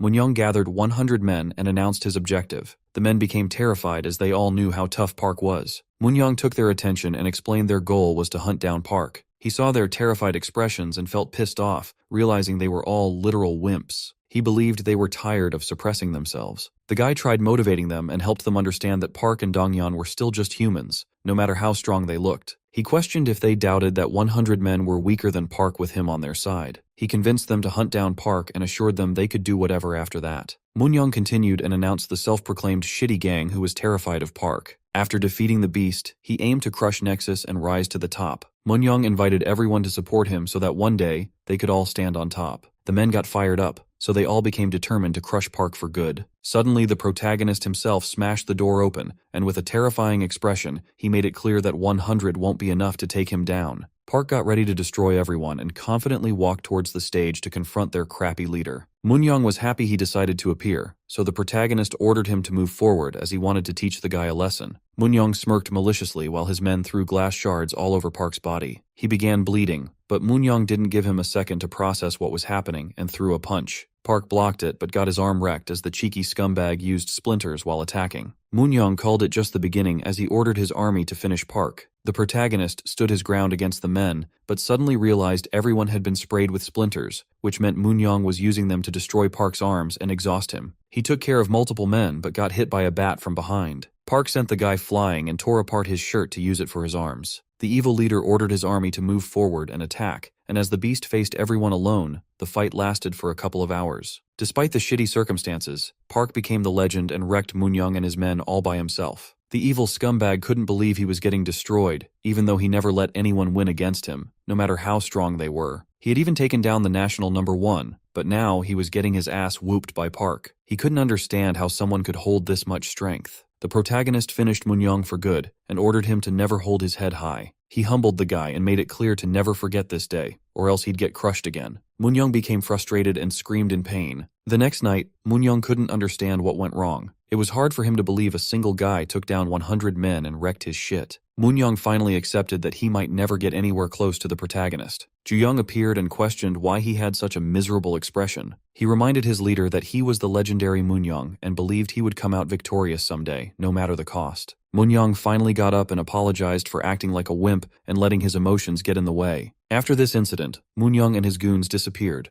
but the fight that went down soon caught everyone's attention. Many were amazed to learn the protagonist took down 100 goons. The news traveled really fast, and people wondered if he was the nation's #1 now. They doubted Nexus could win against Park. Cheonsu became desperate and tried destroying Park's district, but Donghyun and Park were literal beasts who couldn't be stopped. It began with Incheon and Gyeonggi, and slowly all the chapters got their asses whooped by the protagonist. Everyone around the nation started believing Nexus was finished after this. Mun suggested they could just gang up on Park, but Cheonsu called the idea stupid as he didn't want to stain Nexus's name by becoming some crappy gangbanger. Cheonsu hoped he could destroy the guy with brute strength to spark fear in everyone who believed in Park. Mun became excited, assuming it was his time to take action, but Cheonsu announced he was planning on dealing with Park himself. Mun was against it. Lion appeared and spoke against it since Cheonsu's plan would put the whole gang at stake. He called it risky, but Cheonsu assumed Lion was indirectly saying he'd fail. Lion clarified he did trust Cheonsu and the situation was bad, but he didn't think the small district was worth the risk. He helped Cheonsu remember their real aim was different, so he suggested Cheonsu should listen to his men for once. The leader believed Nexus would lose its authority if they ganged up on Park, so Lion came up with an alternative and revealed he knew the perfect guy who would face the beast. He believed that guy would perfectly take care of the shitty situation. At the martial arts building, Moon-young kept practicing tirelessly to become as strong as possible, but he was still not satisfied with his progress. Cheonsu walked in with a cheeky smirk and shared he knew a plan that could make things faster. Cheonsu invited the guy to come work with him instead. Moon-young knew Nexus was having a crappy time because of the protagonist. He assumed no one could beat Park since he himself lost. Cheonsu smiled and called it a problem. He got straight to the point and ordered Moon-young to destroy Park. In return, he could have the district for himself. Moon-young called it funny, as it sounded like he was being invited to become a lackey. Cheonsu didn't care what he thought, which made the guy angry, so he decided to test if Cheonsu was really the real deal. Moon-young moved forward to throw a punch, but the Nexus leader stopped it with no effort. Cheonsu thought their goals aligned, and since he had the money and a plan to destroy Park, he was just looking for a guy who would carry it out. With Moon-young's assistance, Cheonsu believed his plan would roll smoothly. The guy agreed on hearing him out. Cheonsu called him wise and knew he'd love the plan. On a rainy day, Donghyun was minding his own business but suddenly got surrounded by a huge gang of thugs. He began attacking as they charged at him to crush the guy. Donghyun believed Nexus would stick to rules, which is why he got caught off guard. The redhead still didn't give up and continued to fight the gang with his powerful kicks, but his own friend betrayed him. Moon-young used the opportunity to corner him and destroy the guy for good.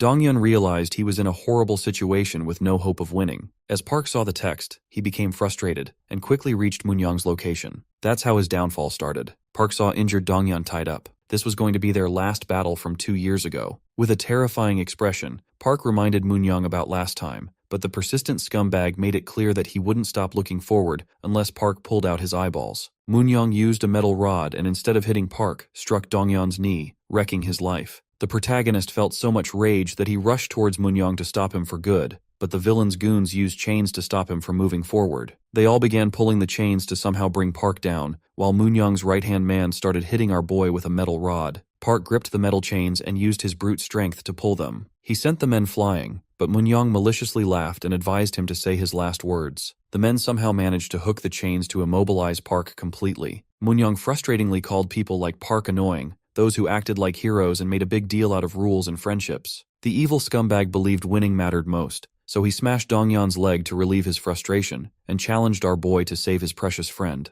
Park began using brute strength to somehow free himself, defeating multiple guys and shocking everyone by breaking through the metal chains with his hands. The goons started spilling petrol everywhere to proceed with their plans, panicking as they saw Park's beast-like strength. Moon-young jumped forward to stop him and, with a metal pipe, smashed Park's head so hard it started bleeding. The protagonist began bleeding heavily and dropped down to his knees, unable to control his body anymore. Moon-young became proud, despite his shitty tricks. He called it his victory and started stomping on Park, putting him in his place. The goons warned him to leave quickly, as they had already lit the fire, but Moon-young had a score to settle since he clearly remembered what happened last time. The shitty villain repeated Park's words while the others watched him with concerned expressions. His men kept calling him to evacuate, but Moon-young ignored their words. A few men dragged him out forcefully, but the shitty villain kept yelling that he was the strongest in the country. Dongyun ended up blaming himself for what Park went through. He believed the protagonist would have destroyed the scumbag if he hadn't been a burden. Dongyun felt horrible for dragging Park down with him 2 years ago. Park finally freed his friend, and they both safely got out of the building that was on fire. After they recovered, the police came out of nowhere, making them realize everything that went down had been pre-planned. Both of them ended up being held accountable for what happened at the building, and many witnesses came forward to oppose them. The police were unfair as well. Later, it turned out the building that burned down was Cheonsu's family's, so the guy hired a big law firm to destroy their lives. Their parents ended up paying huge settlements, and when they were at their limits, the scumbag demanded a public apology from both of them. Park came out of the shower and overheard his dad's phone call. The guy tried asking his friend for some money but didn't get any help. His father brushed things off with a fake smile on his face while his friend advised him to discipline his son. As the guy finished his call, he came out to see Park had already left. He guessed it was only natural after what went down. Park went outside and tried controlling his rage. He clenched his fists and punched a tree with all his might. The protagonist realized his mindset was delusional. He thought he was unstoppable, but in the face of money and power, he couldn't do shit. That's how the war came to an end. Our boy got called by the gang.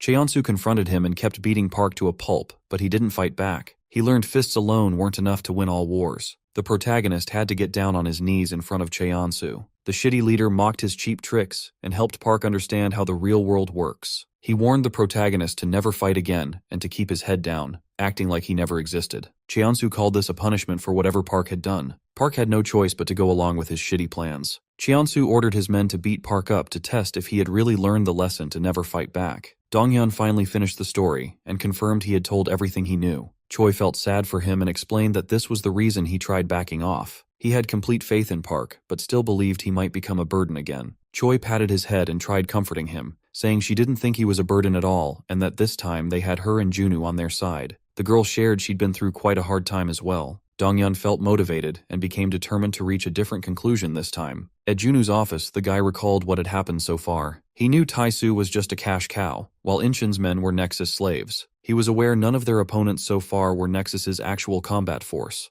Junu felt the same about Moon-young. He thought it was stupid to assume the guy could beat Park at his current level, so Junu came to the conclusion that Cheonsu was trying to buy time for a reason. Park got a text out of nowhere. He tried checking it but suddenly saw a car coming his way to end his life. The protagonist barely dodged, but without wasting a second, another car tried the same trick. He barely managed to survive. Someone threw a picture out of the car. Our boy picked it up and found a picture of Choi and Dongyun at the gym. He quickly caught on and guessed Moon-young was behind it. Cheonsu ordered Moon-gil to help Moon-young, which surprised the guy. The leader clarified he didn't need to do any dirty work. He ordered Moon to just send his guys to back up Moon-young. He asked Moon to lend all the forces he had, but the guy rejected the idea, as he trained all of them himself. He didn't want a shitty scumbag ordering them around, so he decided to take Park down himself. Cheonsu assured him he believed in Moon, but since they needed to focus on something important right now, this was a horrible time to deal with such a mess personally. Cheonsu called his plans much more important, and thought Moon-young was good enough for the job. He ordered Moon to focus on the important matters instead, and somehow convinced the guy to listen. Moon agreed, which made his leader feel relieved. At the gym, Dongyun took a shower to feel refreshed. A man sneaked in and somehow opened his locker to find his phone. The guy used a special gadget to hack it, which helped him install a tracker. After a while, as the redhead walked back, he suddenly got attacked by a biker, but his fast reflexes saved his life. It didn't stop with the surprise attack, as he saw an AC falling from the sky. Donghyun managed to dodge it as well. The bikers rushed toward him for a second attack, but Donghyun jumped forward and scared them away. They gave him a picture as well. This time, it was Park's picture, which confused the redhead. He became frustrated and wondered what Moonyoung was trying to pull this time. Moonyoung and his men gathered at the assigned location. Mun-Lee opened the door and walked forward. He greeted the shitty scumbag and offered a handshake, but the cocky guy called it stupid and ordered him to just do as he said. Moonyoung began mocking them since they got their asses whooped by the protagonist already. He called the goons useless but hoped they'd perform better under him. Mun-Lee gritted his teeth after hearing the insults. Moonyoung didn't stop and mentioned Park was about to arrive soon so they could watch the shit show from the sidelines. Outside the gym, Donghyun became concerned, so he quickly called Park, but didn't get any response. Meanwhile, Park received a fake picture with a location from Donghyun's own phone. He assumed it was real and became enraged. The guy rushed toward the location to avoid wasting even a second. Donghyun reaches a location he got from Park's phone. He quickly catches up and realizes it was all fake. He begins feeling frustrated and hopes the past doesn't get repeated. Since they were able to deal with Donghyun Kim through their cheap tricks,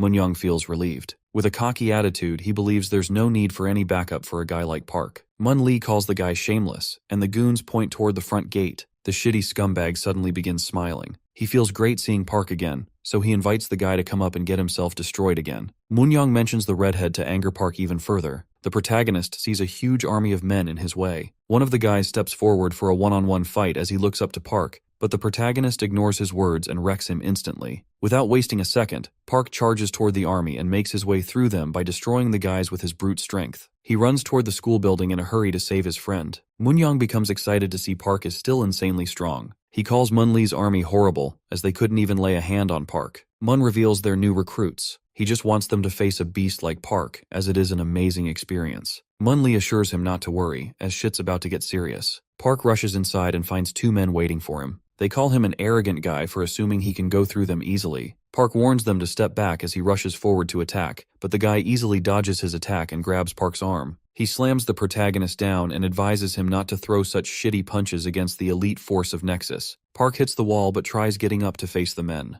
The elite force member calls him delusional. He admits Park's strong but doubts he can win against a gang like Nexus with pure brute strength. He lets the protagonist know there's no need for a war to deal with him, since Nexus has now reached a completely new and unimaginable level. Park manages to get up, so he rushes forward to attack. The men warn him they're not planning on going easy. Both of them call his way of fighting completely trash and start choking the protagonist with their body weight and technique. The elite men reveal they all run on Mun's commands, who's the core of Nexus. They're confident they will steal the victory since he's nothing against real skills. They try suffocating Park so he loses consciousness, but he tries smashing his back on the wall to free himself. The men call it useless, and one of them uses a new technique to continue choking the protagonist. The guy calls his technique Lion Killer. Park begins bleeding from his mouth while the man shares that humans can win against even lions with this technique. The protagonist runs toward a wall. The men call it useless, but he ignores their words and successfully smashes one of their heads on it at the cost of his own. They still keep their shit together to continue choking Park. His eyes begin losing focus, but Park remains determined and pulls the same trick again. He rams both his and his enemy's heads on the ground. They both struggle to contain him but still keep hanging on tightly, so Park smashes his head the third time. The elite force member gets his head wrecked and finally falls down. The protagonist frees himself and easily destroys the other guy as well. Before the fight, Munchad made it clear that they can't win against Park. They called it unfair since they already went through insane training to reach this point, but even though he understood them and the determination they had in their eyes, he knew they'd assume they can win.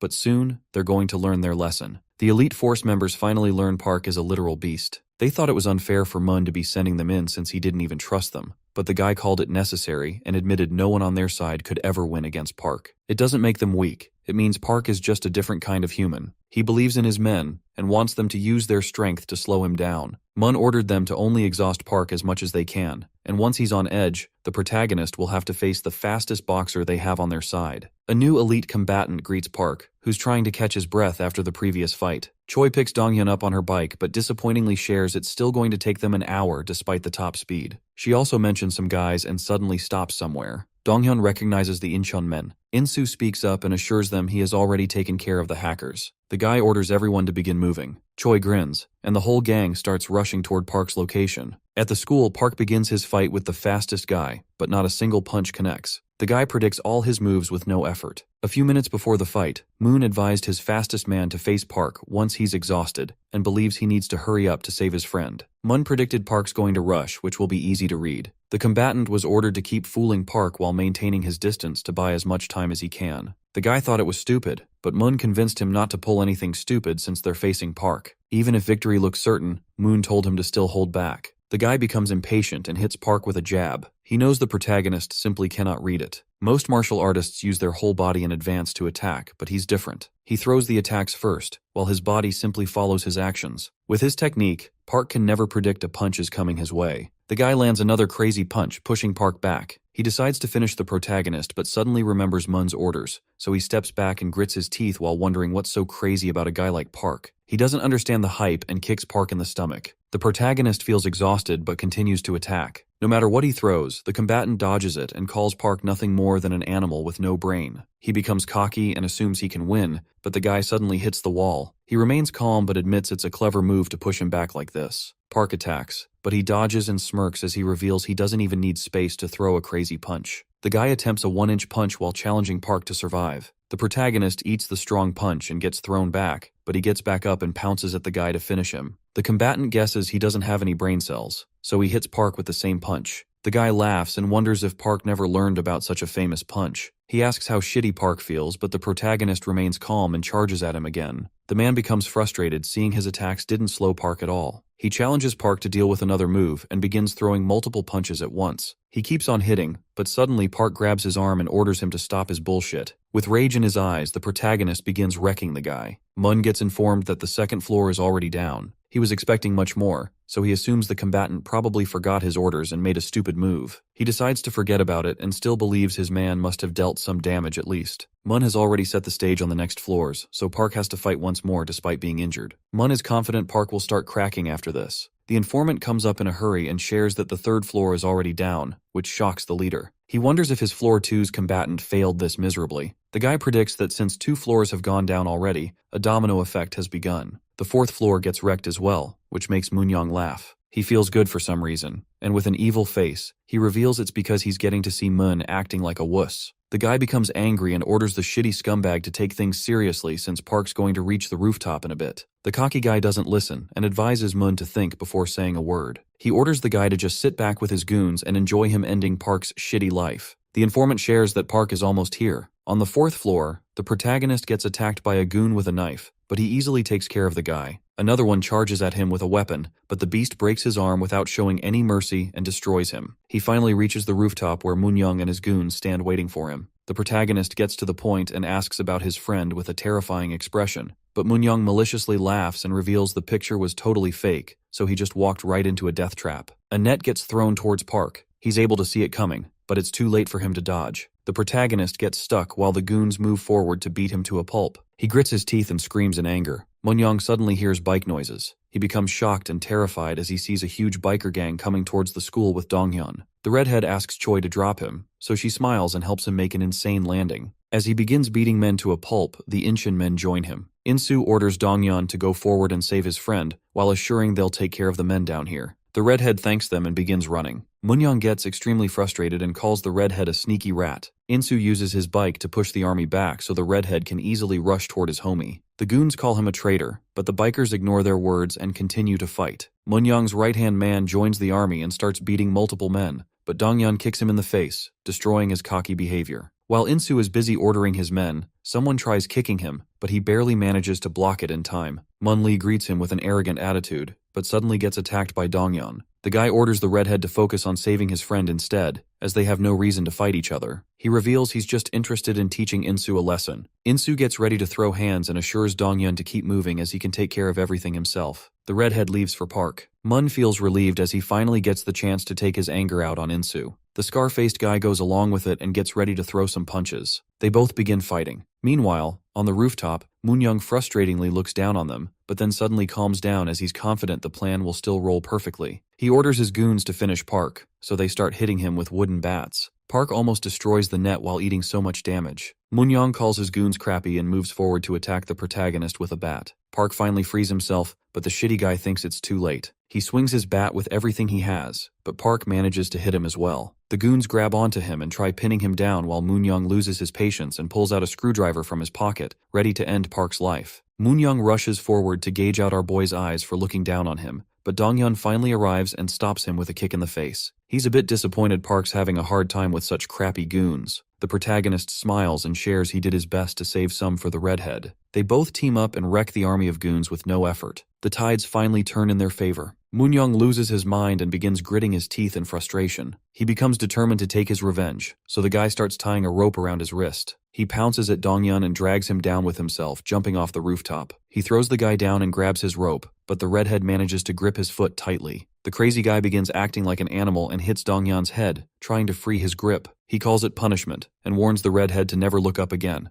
as scum like him are only worth crawling on the ground. Donghyun steps onto the wall and pushes it with all his power. He mocks the shitty villain and destroys the window to land inside while Moonyoung hits the wall head first. He gets his face wrecked, but as he gets pulled back onto the rooftop again, the shitty villain becomes terrified to see Park pulling his rope. The protagonist, filled with rage, becomes determined to teach him a lesson. Moonyoung tries to free himself, but Park pulls him so hard he flies back at him. The protagonist smashes his head with a punch and sends him flying again. He pulls the rope once more and continues to destroy the shitty villain for good. Donghyun appears and stops him. He understands Park's rage but wants to settle his scores as well. The protagonist gives him 5 minutes, which puts a smile on his face. He confronts Moonyoung to settle old business. The trash scumbag frustratingly tries to fight back and wonders if they think they're some heroes with him as the villain of their story. He hits Donghyun and calls them losers who couldn't win because they're weak. The guy thinks it's unfair for them to take such a shitty revenge over what happened in the past, but Donghyun wrecks his face and orders him to shut his bullshit. He continues kicking Moonyoung and lets him know he never won. The redhead calls it cowardice and makes it clear that he's a huge trashy scumbag. Park ends up punching Moonyoung. The redhead gets annoyed and orders him to step back since his 5 minutes are not over yet. Park apologizes as he couldn't hold himself back, so they both begin beating the guy together. Moonyoung becomes terrified and tries stopping them, but it's too late as they both completely wreck his body and destroy his teeth as well. Moonyoung grabs the redhead's leg and begins begging for his life. He promises he's never going to stand against them ever. The guy becomes desperate and begs them to let him slide once. Park knows it's bullshit, so he hands over a metal rod and makes it clear that they're not letting him blab out of this one. Donghyun grabs it, and despite Moonyoung's continuous begging, he grips the rod tightly and almost hits his leg. The pathetic trash cries and screams but suddenly realizes he didn't get hit. The redhead looks down on him but thinks it's enough as he doesn't want to drop as low as the shitty villain. He looks back and watches Park using his insane strength to demolish Moonyoung's knee. With eyes filled with rage, he feels unsatisfied going home without destroying the scumbag's life. The men outside the school notice Moonyoung's trash body hanging from the rooftop. Moon smiles and guesses it's over. He and his goons raise their hands and accept defeat. The guy excitedly reveals he will continue this some other day. Insu catches a breath and orders his men to stop fighting. On the rooftop, the redhead wonders who's their next target. Park reveals he's going straight for the leader, Cheonsu, next. At the hospital, Moonyoung sits in his wheelchair in a pathetic state with bandages all over his body. Elsewhere, at a school, a few men gather with weapons to slow down Park. The leader orders them to get ready as the protagonist enters the school. The men get terrified, but their leader tries to motivate them, so they stand their ground against Park. They start wimping out, which annoys the leader. Park suddenly pounces forward and destroys him in mere seconds. The goons get scared, but he continues forward and beats all of them to a pulp. Park sends the picture of the goons he wrecked to Choi. She laughs and shares that he's done dealing with the school. She gets surprised as she gets a positive report from both Insu and Donghyun as well. Junu ignores her words and keeps on thinking, which annoys the girl. He asks for some space and reveals he's almost done reaching the conclusion. Junu's eyes widen as he suddenly cracks the case. He gets up in excitement and finally understands it. She asks what's wrong, so Junu frustratingly reveals he knows what Cheonsu's trying to pull. It's the Pascal, a game that made its way to the top in only a few hours after release. He finds it suspicious that the traffic is still being generated even after a whole week. Because of this, the shares of the game have increased by 600%. Choi doesn't understand what he's trying to say, so Junu makes it clear that Nexus is behind all of this. At Cheonsu's office, Moon reveals he learned that the protagonist and his men are going around conquering all the schools one by one. People believe Nexus is laying low because the gang is too wimpy. As things are going, they will slowly lose all the control they have. Moon believes it's time they take action against this. Cheonsu understands his words and asks Lion about something. He replies that exactly 7 days later, their plan will become successful, Cheonsu orders Moon to just back down for a week and avoid wars with the enemy. He guarantees everything will be dealt with in a week. Cheonsu wants to avoid taking action against nobodies. He's confident that in just a few days, they'll have 100 billion won to their name. Cheonsu shares he still believes in Moon, so the guy thinks his leader is aiming for a better plan to ruin Park's progress. He puts his trust in Cheonsu Kim. At Junu's office, Choi assigns a few schools for Insu and Park to take care of, and as for Dongyeon, she decides to assign Dongtaek High, a school led by Baekhyun Choi. She explains there's nothing extraordinary. The guy just has an MMA background, but it will be effortless for Dongyeon.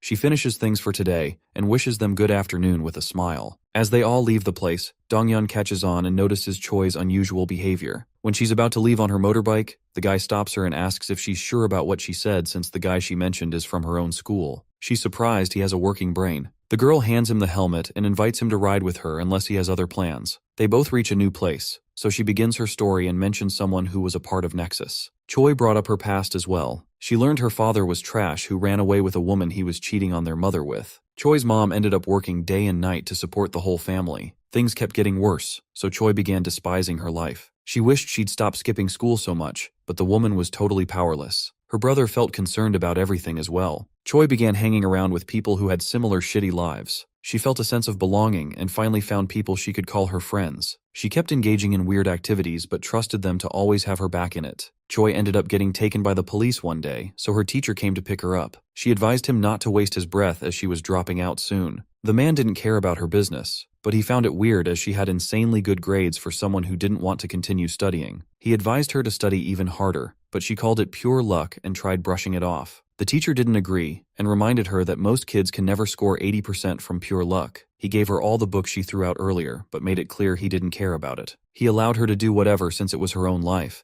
but he ordered her to keep her shit together at least till she actually dropped out. He began leaving and advised her not to pull stupid shit again in front of the police. Choi took his words seriously, and later that night, she sat on a bench near her gang and began reflecting. The nearby activities caught her attention. A musclehead blondie slapped some kid over money. They started shaking in fear and promised they'd do better, but the guy was too furious. He had no intentions of letting it go, so the guy just opened his pants zip and began peeing on the innocent students. He laughed maliciously, but Choi had enough of his crap, so she got up and threw her helmet towards the blondie. She called them crazy as they went too far with literal kids. She believed they crossed the line. The blondie began bleeding from his head and felt enraged. The shitty goons grabbed her hair and started surrounding her instead. One of them slapped Choi and ordered her to shut her crap. The blondie frustratingly wondered why she was trying to act like a hero. She felt the pain in her cheek but suddenly noticed a single man beating the gang all by himself. The guy used a bat to destroy multiple men. Choi recognized he was her little brother. She became confused while the goons charged at him to teach the guy a lesson. He didn't lose against anyone and easily won against the lackeys. The brother used Choi's helmet and destroyed the blondie effortlessly, shocking everyone. He got up and coldly announced he was the district's new leader, Baekhyun Choi. Choi and her younger brother had nothing in common. She was rebellious, but he used to do his best to become a better son. But he ended up becoming the target of Nexus. A gang member began beating the crap out of him. The trash goon saw the brat backing off, so he repeated his words about Baekhyun's sister. The guy kept on rambling, but Baekhyun became so pissed, he moved forward to throw a punch. The gang member dodged it easily and punched Baekhyun to teach him a lesson. Poor Baekhyun didn't get the opportunity to live a normal school life. He was aware no one was coming to save him, so the boy pounced onto the Nexus goon, and since he had no choice left, he used his teeth and ripped off the scumbag's nose. Baekhyun lost his shit and challenged everyone to never mess with him. The goons charged at him, but he confidently faced them all. Soon, the rumors about his fights began circling throughout the school. Out of nowhere, a Nexus member came and invited him to join the gang. He joined Nexus and became unstoppable, but then one day things changed. As he was walking home, he saw his partner, who warned him about a trap,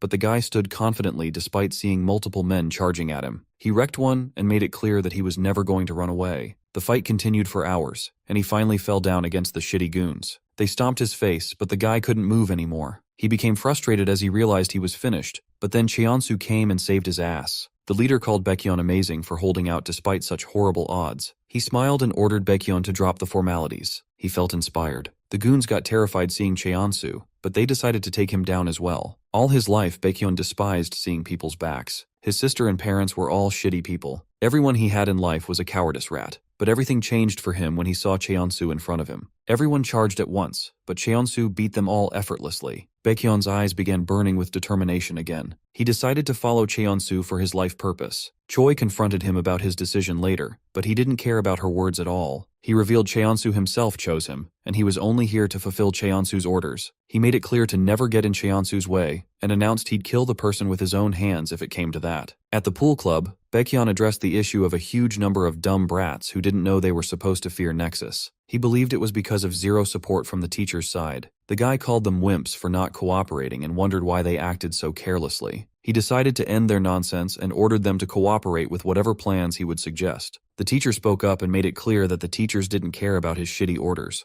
Baekhyun coldly asked if they had a problem. The teachers called him correct, so he didn't hesitate and used the snooker stick to destroy the teacher and stab his leg, shocking everyone else. He invited the others to come at him but warned the wimps not to take his actions lightly. Choi felt sad about her brother's situation, but she couldn't do anything to stop it. The teachers started getting tormented every day. Baekhyun kept destroying their lives in a shitty manner. Most teachers in the district gave up and left the schools. Choi's homeroom teacher was surprised teachers would leave for such a cause. He was ready to throw hands if he ever needed to confront the student himself. He guessed the teachers could avoid all the issues by resigning, but he was worried about his students who were continuously getting death threats from the gang. The guy became determined to protect them no matter what. The teachers who didn't back off got their lives completely wrecked by the guy. Choi's homeroom teacher ended up being sent to the hospital. He assured the girl he was fine, but at that point Choi felt a new kind of guilt. She felt ashamed, so the girl threw her ring away and left Nexus for good. She made it her responsibility to destroy the scumbags herself. She finished her story and believed people couldn't change so easily, so he didn't need to hesitate just because Baekhyun was her brother. Donghyun decided he would try his best to convince the guy. At some food store, Park hunts down the school's leader, and despite hearing him beg, the guy shows no mercy and wrecks him. Insu completes his job as well. They both laugh and wonder what's wrong with Donghyun. The redhead calls them stupid and explains his school is just really far. He enters the snooker club and becomes stunned when he finds no one inside. Somewhere else, as Choi moves towards her destination, she hears a woman begging for help.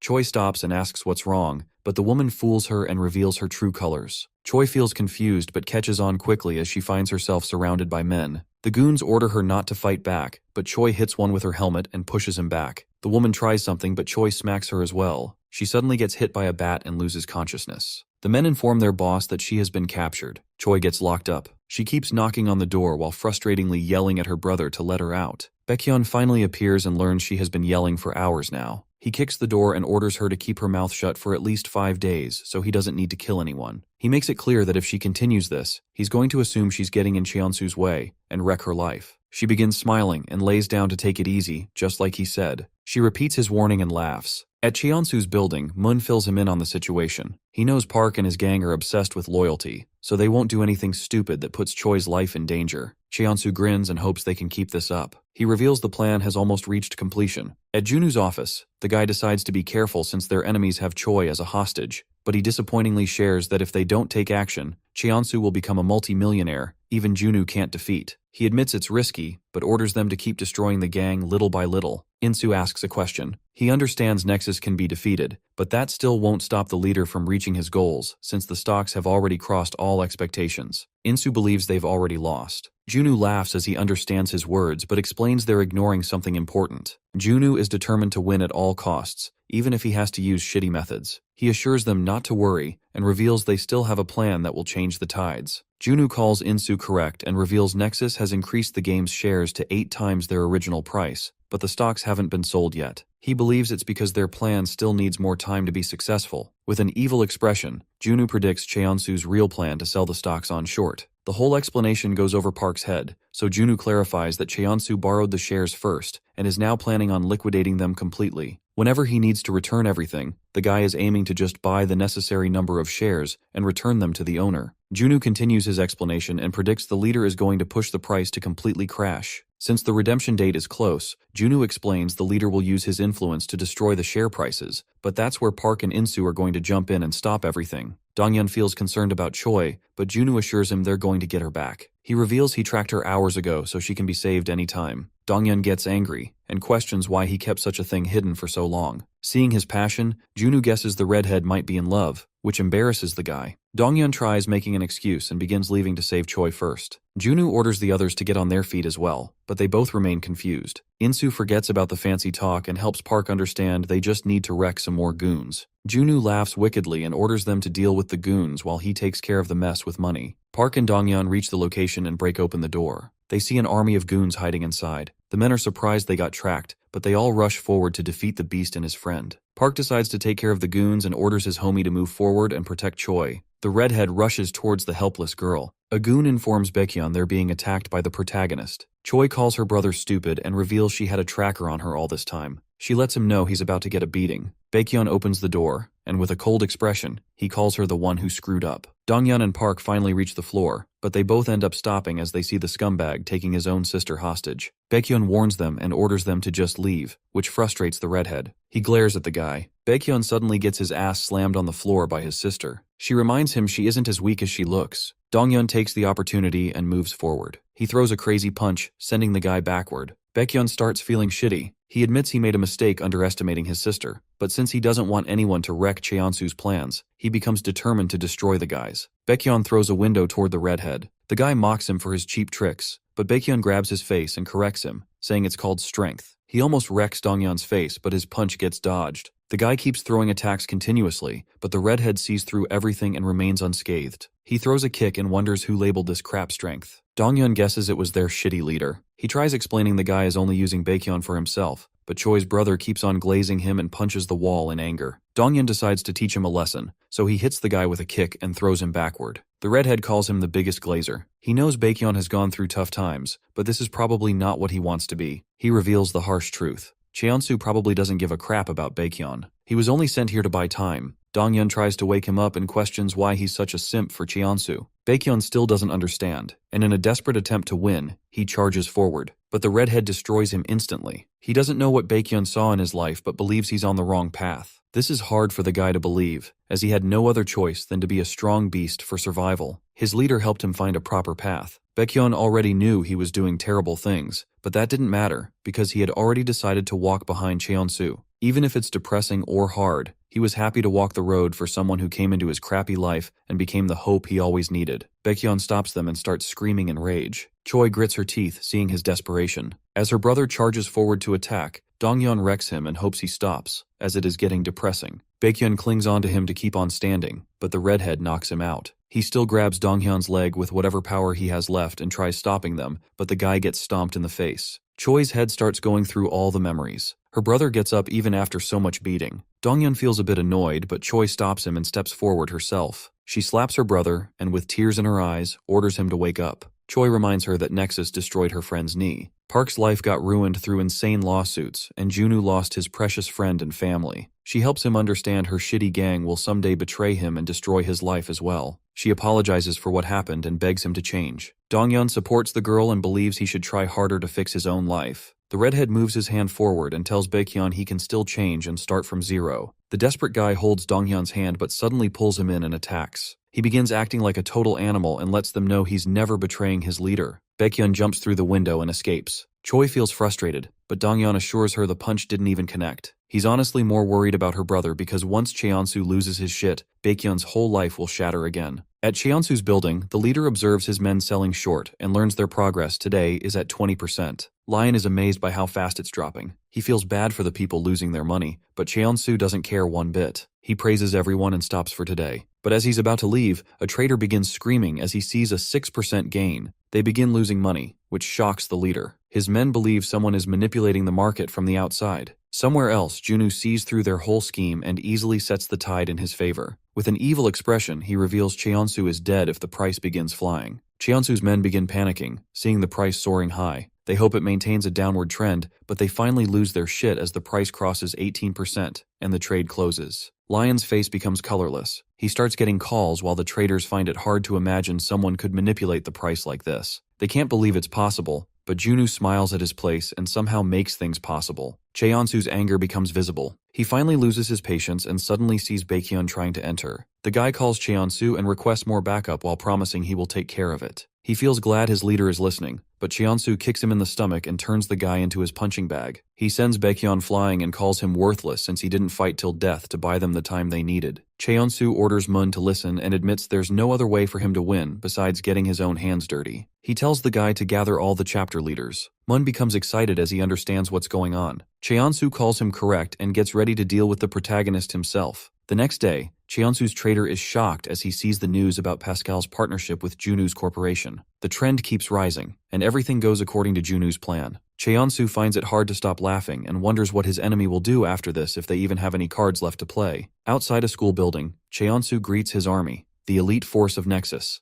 Leaders from all the chapters gather in front of their leader. He decides to keep it simple and reminds them it only took 2 years to conquer all of Korea. They were able to make a name for themselves and gather money, but he knows everyone's already aware of Park's return. Because of the protagonist, more and more people are trying to get in Nexus's way. So with their gang's reputation in mind, Cheonsu orders them to bring Park in front of him before the day ends, with a terrifying expression. He wants to use Park as a stepping stone to make it clear to everyone what Nexus can do. The men yell out in determination, but out of nowhere, they all notice a car rushing toward the building. It breaks through the doors and charges straight toward the leader. The goons scatter everywhere to dodge it, and as the car stops in front of Cheonsu, Junu comes out laughing at their crappy little meeting. He calls them nothing more than a group of thugs and reminds Cheonsu about their last conversation. With a wicked smile, Junu celebrates his victory as he finally manages to steal Cheonsu's fake smile. The leader admits he wasn't expecting so much to happen, and calls Junu crazy for his insane game. Junu laughs and shares that he already knew this wasn't something normal people could pull off. He feels disappointed to see Cheonsu's backup plan is just to gather goons and gang up on Park like literal wimps. To avoid the shit show, Junu suggests they have a 3-on-3 fight instead. Cheonsu doesn't fall for his words, but Junu corrects himself and reveals this isn't a kid's game. When adults settle things, there's something called a deal that gets involved. Junu offers the game's rights, even if he has to deal with the loss, and he even confirms he will stop any vengeful bullshit if Cheonsu wins. But if Junu wins, he wants Cheonsu to step off and disband the shitty gang forever. Junu makes himself clear and believes if even such simple terms are hard for him to deal with, it means he's a pathetic little wuss. Cheonsu feels insulted, but to save his pride, he accepts the deal but adds one more thing. He demands Park all for himself if he manages to win. Because he's in such a shitty mood, he won't feel satisfied until he wrecks Park's life for good. With a terrifying expression, Cheonsu invites him to try his best. As the deal gets settled, Junu explains the rules and reveals that once all the fighters are down, the team loses. He chooses his 3 fighters while Cheonsu chooses Moon and Ji-hyuk, the head of the Gang 1 chapter. With everything at stake, Junu announces the fight's beginning, which will determine their fate. As the chosen ones come face to face with each other, Dongcheon wonders why he didn't get chosen. He believes he has everything the gorilla has and feels disrespected, but Cheonsu admits Ji-hyuk is stronger than both of them, which shocks the other guy. However, Cheonsu asks him to just be patient and see, as he's about to witness the insane strength the guy has. Ji-hyuk steps forward to go first, so Insu announces he's the one Ji-hyuk has to face. The musclehead feels a bit weird. He thought Insu would know better about weight classes and wonders if he's thinking straight. Insu understands his reasoning but challenges him to see if that matters once he actually wins. Insu rushes forward and shocks everyone with his insane speed. Even the musclehead admits it and takes a lot of damage. Insu punches him, but the guy praises his efforts and sends him flying backward. Ji-hyuk is surprised Insu can do so much despite the weight difference. He removes his shoes, shocking the goons. Mun recognizes the gorilla is about to go all out, so he becomes excited as he's about to witness a crazy fight. Ji-hyuk gets ready to attack while Junu reminds Insu he's finished if he gets caught. The guy gets it but ends up lowering his guard while speaking. He gets caught by the musclehead, who reveals he's putting respect on Insu's name by going all out. He slams the scarhead on the ground, wrecking his back. Choi asks Insu to remain cautious as they all watch the gorilla picking him back up.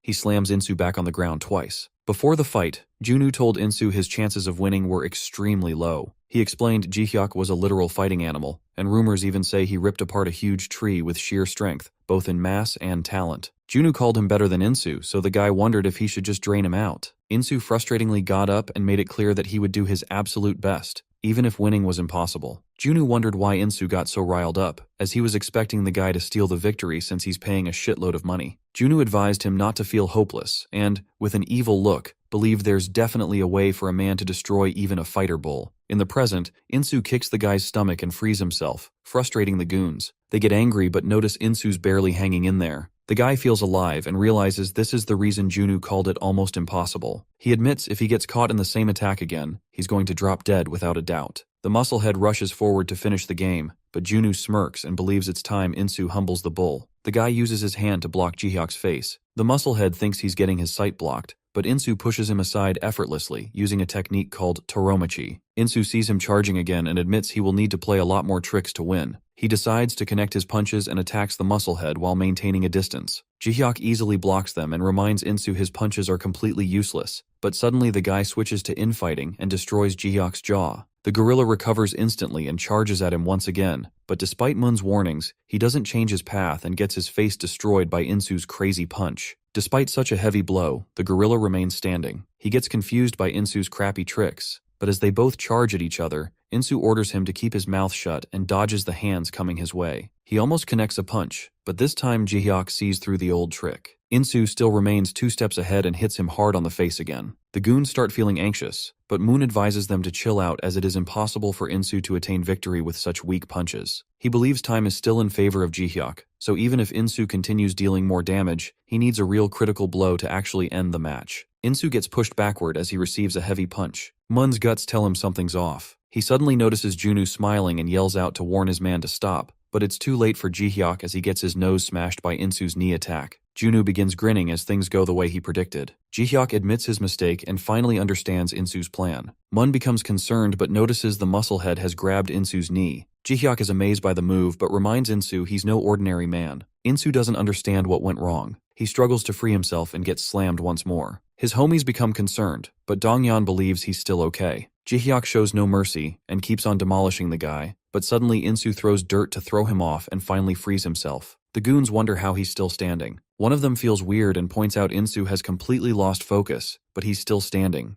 The guy moves forward and uses his elbows to cut through Jihyok's skin. He instinctively continues to move and deals a lot of damage as well. Jihyok becomes frustrated as he eats so many attacks. He throws a punch in rage, but Insu's punch connects first. The goons watching on the side no longer understand what's happening. They notice Insu's acting like a complete animal. Mun calls his goons correct and reveals Insu has pushed through his limits and has reached a new level, so now he's moving instinctively instead of using his head. He's now turned into an animal with nothing but reflexes and instincts controlling his moves. He believes only a seasoned fighter with insane mental power can pull off such a feat. Mun is shocked that the guy who betrayed his gang is suddenly inspiring him. Insu's moves completely change. His endurance goes through the roof, and the elbow cut can destroy anything in its path. Jihyok admits he's in a horrible situation, so he needs to take the risk and somehow counter it, or else he'll lose. He rushes forward and grabs Insu with extreme rage in his eyes. Despite struggling, Insu gets smashed onto the ground again. As the smoke clears, Insu, in a pathetic state, feels crazy as he nearly dropped dead. Despite having extreme injuries, Insu gathers enough strength to get up and becomes the winner who destroyed Jihyok.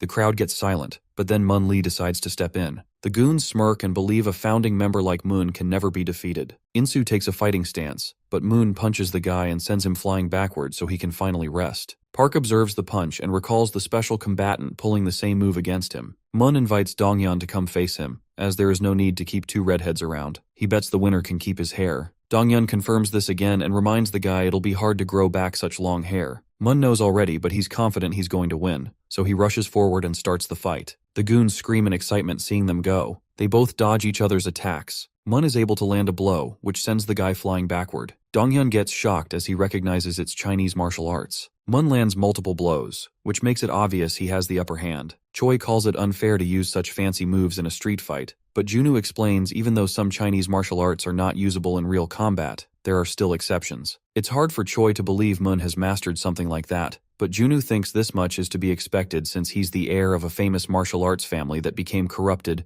and used the skills for their crappy activities. Mun kicks him hard, but Dongyan still holds his ground and rushes forward. He disappoints the guy who was hoping for a better fight than this. Mun calls Dongyan's skills pathetic and destroys his face. Dongyan loses his mind and finally lands a kick. Mun admits the kicks have insane strength behind them, so he begins grinning and gets excited. Dongyan hits him with the same kick twice and admits he has no chance of winning, so he's just going to keep smashing the same spot until the guy falls. Mun sees through his moves and calls them absolutely pathetic. He destroys Dongyan's jaw and lets him know such obvious moves won't work while smacking his face. Dongyan ignores his words and repeats the same move, but Moon calls it basic and demolishes his collarbones with an insane punch. He feels disappointed, as he was expecting a real fight after hearing tales about Donghyun's skills. He wrecks the guy with another punch to the face. As a kid, the redhead used to get bullied wherever he went because he looked skinny, but then one day, his bullies annoyed Park and got their asses kicked. Donghyun got to witness the beast's insane power. He asked Park for some advice so he could be stronger too. The guy told him to just fight back whenever he got hit. From that day, Donghyun trained tirelessly, even though he knew the advice was complete dog shit,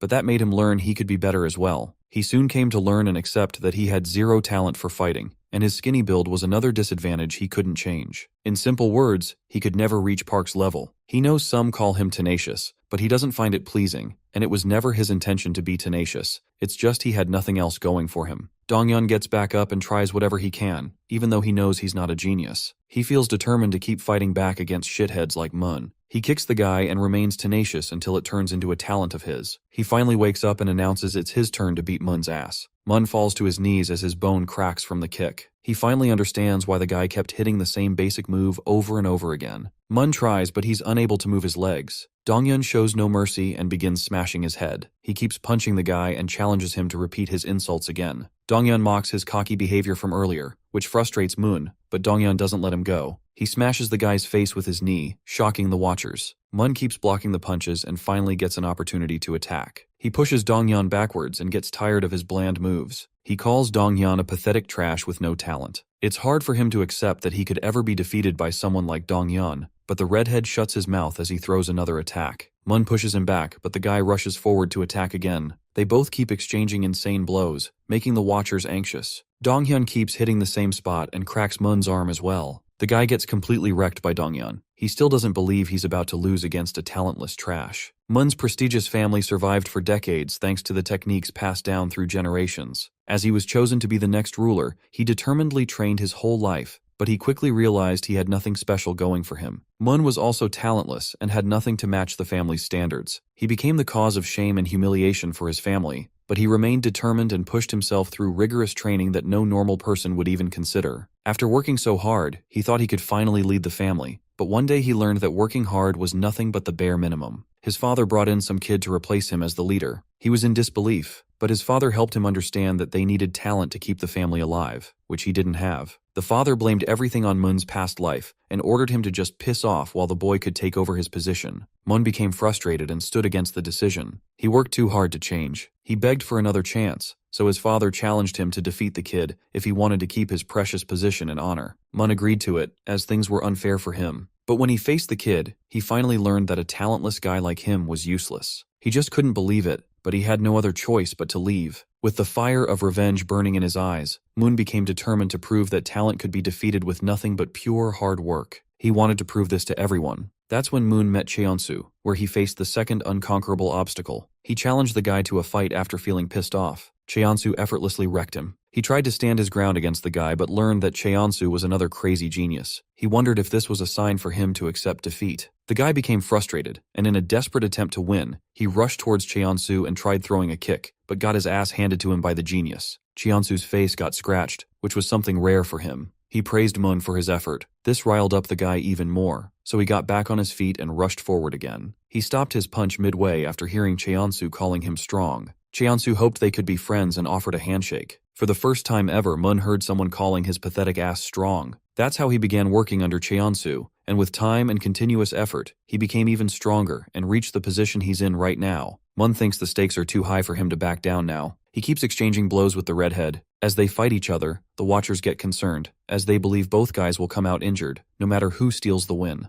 Junu grits his teeth as he feels helpless. Choi frustratingly orders him to pull back Donghyun, as he could get injured again, but Park stops her and believes it's a matter between the two of them, so no one besides them can stop what's happening. She still feels worried, as she thinks the fight has gotten out of hand. Donghyun and Moon keep fighting each other. They both realize the force that's helping them move forward isn't any talent or strength, but pure tenacity and focus. It's the result of whatever they've both gone through in life. Donghyun remains determined to keep standing. As they both go all out and punch each other at the same time, the audience is shocked to see they've both lost control over their bodies. The guys drop to their knees, and the match turns into a double knockout. Cheonsu grabs Moon's weak body and lets him know he was really strong. Park assures Donghyun to leave everything to him. They both get up to put an end to the shit show. The protagonist and the villain of our story finally come face to face with each other. Right off the bat, Cheonsu orders our protagonist to kneel down just like he did 2 years ago if he wants any mercy. The goons laugh, while Choi feels disrespected. Cheonsu doesn't understand a few things. He points out that Park has finally gotten his hands on some money and even made friends, so why is he still so obsessed with Nexus? Cheonsu wonders if Park thinks of himself as some protagonist who needs to constantly chase more. Junu feels angry as he remembers what happened clearly. Nexus made him go through extreme pain and suffering, the hatred, and the injuries that took time to heal. Seeing Park's terrifying expression, Cheonsu assumes it's their way of letting the frustration out. The protagonist calls him correct and charges forward to land an attack. Cheonsu calls him a musclehead, and as the fight begins, the goons get excited, witnessing the final battle. Cheonsu dodges the punch and flips backward to kick Park. He sees a kick coming his way but easily dodges it with his fast reflexes. Cheonsu's glasses believe no one can match his speed. Park believes it's not only speed but that Cheonsu is hiding something more terrifying. The protagonist receives a punch, but Cheonsu doesn't stop and keeps delivering more blows. Choi finds it hard to believe someone can overpower Park. Junu grits his teeth in frustration as well. Earlier, when he was trying to come up with a counter against Cheonsu, everyone told him the same thing. They revealed that Cheonsu fights as if he knows what the next move will be, but it's nothing like a prediction. It's like he can see into the future. Junu called it bullshit and believed they were overhyping the guy, but now that he's witnessing it himself, he's starting to believe Cheonsu might actually have foresight. As the protagonist keeps getting punched, Junu is unable to find any other explanation since fighting against Park is no joke. Cheonsu pushes Park backward and admits he's skilled, but Cheonsu lets him know his strength and adaptability alone are never going to help him win this battle, because Cheonsu reveals he's able to see through everything about the protagonist. Somewhere else, Lion Kim picks up a call and someone asks about the situation. The guy already knows things are going horribly, while a mysterious woman believes he has a habit of making things hard instead of sticking to proper progress. Another unknown man asks about Cheonsu. Lion replies he's still not finished but assures the guy Cheonsu is a great partner, so he deserves a second chance to prove that he's valuable. The protagonist faces the final villain. It starts to rain, but he continues to fight. As he's about to land his punch, Cheonsu calls it a readable move and easily dodges. He reveals he's able to see through any opponent and kicks Park away. The protagonist falls to his knees and barely dodges the attacks coming his way. Cheonsu stomps his face and sends him backward while remaining unscathed. Cheonsu reminds him he's nothing special, even though the people around him praise the guy a lot. He makes it clear to Park that he's just a nobody. Donghyun knows he's in no position after he almost lost, but he doesn't want the protagonist to lose as everything is on his shoulders right now. Park suddenly screams and shocks the goons. He removes his jacket and finally gets serious just to humble Cheonsu. The Nexus leader feels a different vibe coming from him. The protagonist charges at him and throws a punch, but Cheonsu dodges it effortlessly and calls himself wrong, as Park's movements are still readable. Cheonsu sees a left punch coming, so he gets prepared to counter it and lets the protagonist know his efforts won't change anything. Park screams again and breaks Cheonsu's guard. He hits the guy in the stomach and finally deals some damage. The tides finally shift as Cheonsu starts getting cornered by Park. He's still able to read Park but doesn't understand what's stopping him from countering. Cheonsu learns the protagonist was holding back all along as he's unable to handle things anymore. Choi feels shocked and wonders what's happening.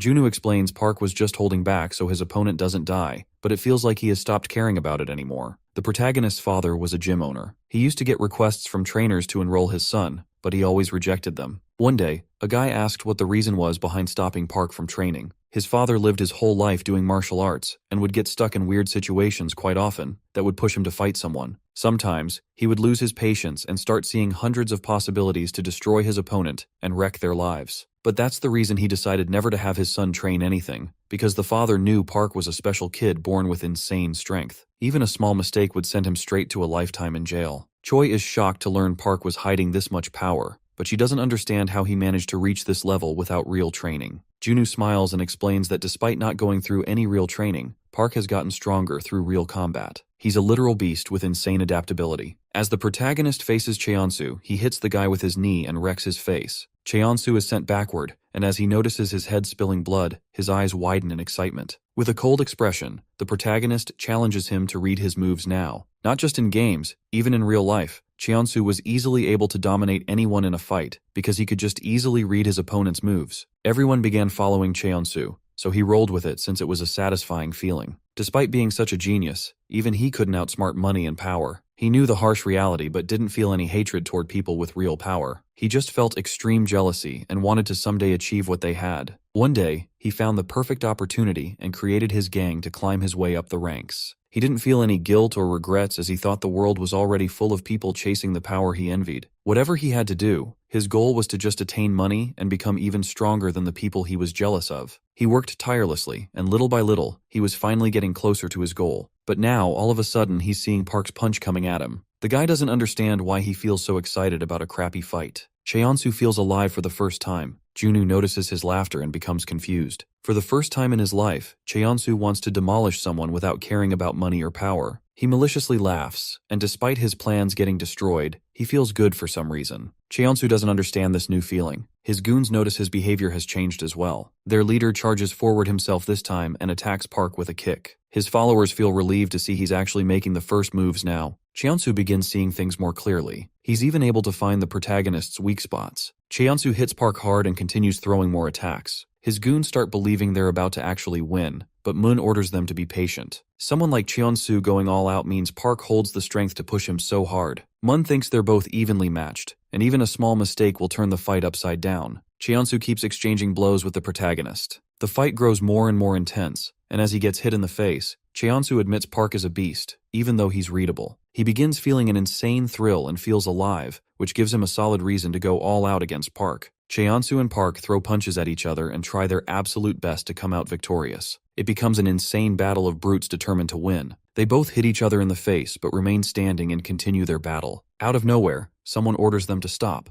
Junu gets annoyed and wonders who he is. Lion Kim lets Park know it's already over. Cheonsu orders him to back off, saying he hasn't achieved victory yet, but the guy calls him wrong and believes he already lost the war as soon as he got reduced to such a pathetic level. He needs to stop now. Park wonders who he is. With a terrifying expression, he orders the man to just back off. But Cheonsu removes Park's hand and despite feeling frustrated, announces the gang has been cancelled, shocking everyone, including Park. Junu doesn't accept such a half-assed outcome. He's still not satisfied, goes against the decision, and frustratingly screams, but Lion laughs it off. He helps Junu understand he already got what he wanted since the gang has been destroyed like he desired. Lion believes this should be enough to satisfy him, which makes Junu speechless. The goons can't believe they're being disbanded while Cheonsu requests Lion to give him another chance. The guy orders him to just do whatever he can after this, and maybe he might become worthy of a chance. Cheonsu helplessly stands in front of everyone and admits he got carried away just now. He's still determined to make a name for himself, so he decides to take a step back and gets on his knees. He's confident this development will only help him progress further one day, so he accepts he lost, shocking the protagonist and his friends. Junu orders him to get up, slaps the pathetic leader, and calls everything bullshit. Junu's unable to control his frustration as the guy made them look like nobodies. He orders Cheonsu to get up, saying he should be groveling in front of them, not some trash who came in between. Despite receiving a beating,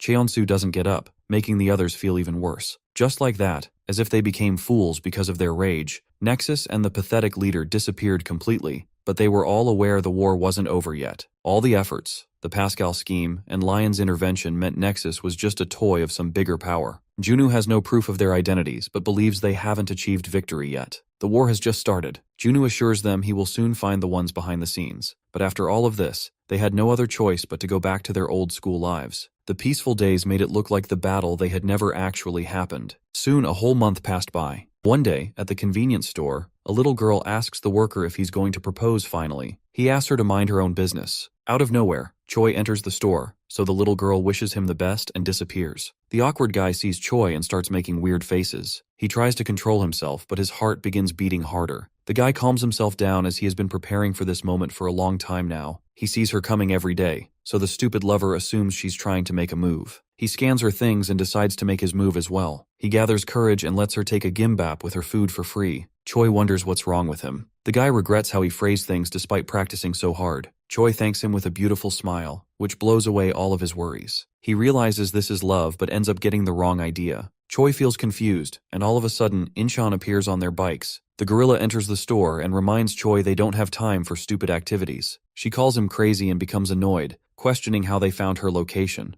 The anxious store worker observes their argument and gets angry seeing the musclehead talking to his beloved like that. He assumes his lover is stuck in some kind of weird situation. The gorilla eats the gimbap and orders her to hurry up. Poor lover sees his precious gift getting eaten by someone else. The fatty leaves the store after giving Choi a warning. She feels irritated and asks the lover boy if there's any back door for her escape. He gets the wrong idea about the whole situation and quickly points toward the back door that will lead her outside. She shows her gratitude but wonders why he's acting this way. Choi escapes through the back door. The weirdo puts up a break sign and goes outside to confront the gorilla. He reveals his amazing sleeper build and orders Banjung to spit out the gimbap he gave to his precious lady, or else he'll throw hands. At a barbecue restaurant, Insu gets informed that Choi got kidnapped again, but Banjung takes responsibility for it. The guy gets too carried away while roasting his food and completely ignores his goon's information. Outside the store, the fatty tries punching the lover boy, but the powerful punch doesn't even faze the guy. He kicks Fatty and destroys him with just a single attack. The weirdo finally understands why poets call love crazy. The gorilla falls down and wonders who he's facing. He guesses the weirdo is one of those tigers who disappeared after Nexus got wrecked. Since Nexus is already finished, many fighters are appearing out of nowhere with the determination to steal Cheonsu's empty throne. Strong fighters who were laying low, and many new gangs are showing their faces now. They are called secondary shocks. Dongyun appears and slaps the weirdo while frustratingly questioning about Choi. The lover boy assumes he's the boss, so he grits his teeth in anger and orders them to leave his precious princess alone. Banjung warns Donghyun about the guy's strong kicks. The redhead attacks, but lover boy throws the same kick to block. They both take a step back, and Donghyun remembers he learned many new fighters were coming out. He still wonders how he didn't notice such a strong guy before this. He guesses the guy isn't a student. Lover boy takes a fighting stance and expresses he's surprised someone in Korea can keep up with him. He throws a punch, but the redhead dodges it. Donghyun admits he's strong, and as he begins getting cornered, the redhead hits Loverboy's knee to push him back. They both stop holding back, and as they begin exchanging blows, Choi appears and yells at them to stop. Once the misunderstanding gets cleared, the weirdo bows down in front of everyone and gives a genuine apology. Choi feels annoyed as he could have just asked her instead of replying with fists. She doesn't blame him much and begins yelling at the fatty who caused the whole misunderstanding.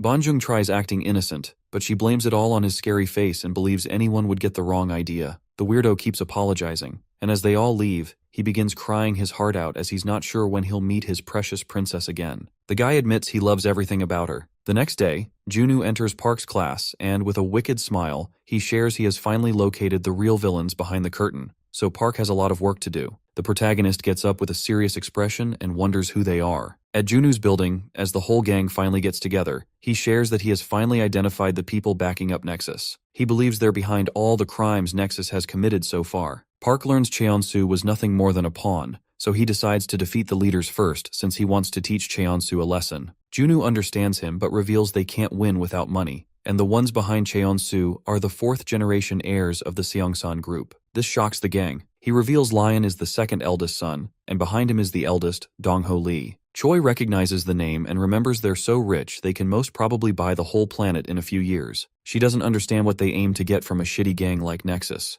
Junu remains confused as well, and since the ones they're fighting against are no joke, he knows it won't be an easy win. So, Junu warns everyone to get ready for what's coming. Somewhere else, Dongho Lee announces they're going to conquer the entirety of Korea. He clarifies what he means and shares his desire to become the most supreme and incomparable, just like their parents. He doesn't want anyone to stand in their way and leave everyone behind in terms of money and power. The guy expresses how disappointed he is after his brother finally got the chance to prove himself, but he ruined it and became a joke instead. He apologizes for his brother, but the blondie laughs at Lion and can't believe he's so different, even though they belong to the same family. Lion becomes frustrated hearing them laugh, but the blondie calls him inexperienced and believes he's not ready to play the dominating role. The guy expresses he's disappointed to see how careless Lion is with the country's public. With a cocky attitude, he decides to take care of the guy's mess, but the woman laughs and doubts he'll achieve anything different. She decides to deal with it and assures Dongho she already has the perfect plan. Dongho calls it laughable as it almost looks like they already knew Nexus would fall. They both try brushing it off with a smile, but Dongho forgets about this, as he knew he would someday have to set the pecking order within their gang.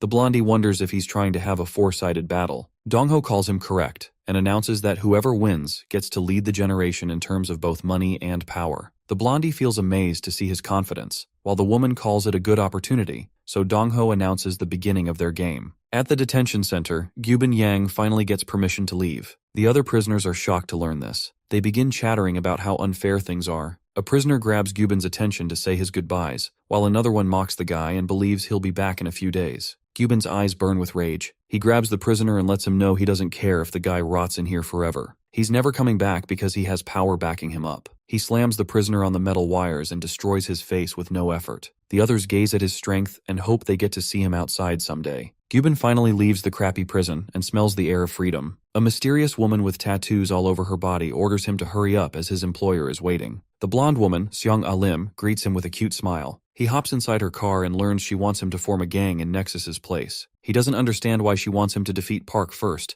even though he has no real gang behind him. She explains some kids are talking about the secondary shocks that are appearing after the gang got destroyed. New fighters and gangs have already started fighting for the throne, so it's completely stupid and tiring to face them all one by one. She questions how someone can achieve their goal as fast as they can. Gyubin finally understands that since Park is the one behind Nexus's downfall, once everyone knows he got wrecked by someone else, the other gangs will calm down by themselves. She calls him correct and orders him to just jump in and destroy the guy without worrying about what happens afterward. Gyubin takes her orders but shares he wants to deal with something else first. As the sun's about to set, the noise of fighting begins coming out of a house. Someone calls it stupid to fight over money and kicks open the door to go make some money himself. He suddenly sees Gyubin standing in front of him. The baldy greets his old friend, so the guy becomes teary and hugs Gyubin while questioning how he got released so quickly. They both go somewhere else, and Gyubin wonders why he hasn't escaped his shitty house yet. He assumes his friend is having a hard time leaving his ungrateful family. The guy tries making excuses, but Gyubin thinks it's obvious from his expressions, so he throws the bag down and gives huge stacks of cash to his friend. Gyubin reveals he's involved in a big deal and assures his friend they can enjoy their lives once he wraps it up. He gives all the cash to his old homie and orders him to leave his shitty place as he doesn't need such horrible parents. Gyubin calls the guy his brother and assures him to calm down. A few years ago, Gyubin teamed up with his friend and stole someone's bag. They both tried hiding, but Gyubin's friend Donghua fell down. He remained calm and told Gyubin to just continue running, but the man chasing them finally caught up and dragged Donghua to an alley. The little kid tried making shitty excuses, but the frustrated guy didn't let it slide and tried beating the crap out of Donghua so he would spit out his friend's location. But the kid didn't reveal anything.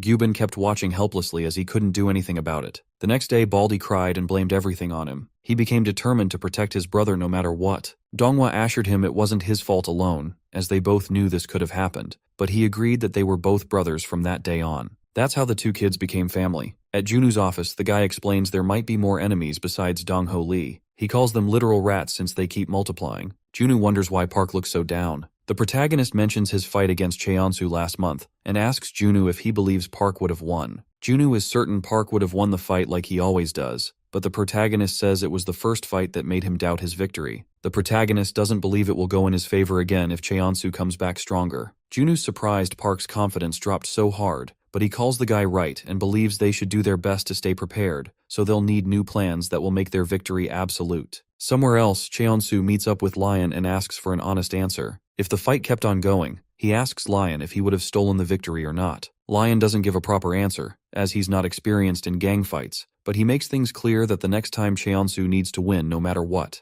The villain becomes determined and takes Lion's words seriously. Donghua rushes towards a few goons running for their lives. They feel terrified and wonder why he's back even though their leader got sent to juvenile. Suddenly, one of the goons gets sent flying. The other ones almost piss their pants as they recognize Gyubin is back. He gets surrounded by the two friends. Gyubin hopes the guy had fun mocking him while he was at the juvenile. The baldy repeats his words and scares the guy. Poor dude falls down on his knees and tries making shitty excuses to save his life. Gyubin throws a brick towards him and orders the pathetic guy to use it to prove he feels sorry, so he doesn't need to hide all his life like a little rat. The pathetic victim is left with no choice, so he picks up the brick and uses it to smash his own fingers to prove his loyalty. Afterwards, as the guy walks back with his friend, Seong-ai appears and mentions the message she sent about avoiding any other jobs. She questions if it's too hard for him to understand Korean, but he explains he was just dealing with personal matters, that's all. The guy demands more money since he wants to pay his homie's debts, and since he's extremely poor, a single bag full of stacks wasn't enough. She insults him and throws a few more bags filled with cash. The woman gives her word that he doesn't need to worry about money, but from here on, he can't take any actions unless she orders him, and if he continues doing sideline jobs, she's not going to show him any kind of mercy. Gyubin takes her up on the offer and smiles wickedly. At Junu's office, he explains what's been happening in Seoul. One news is from Myeongdong.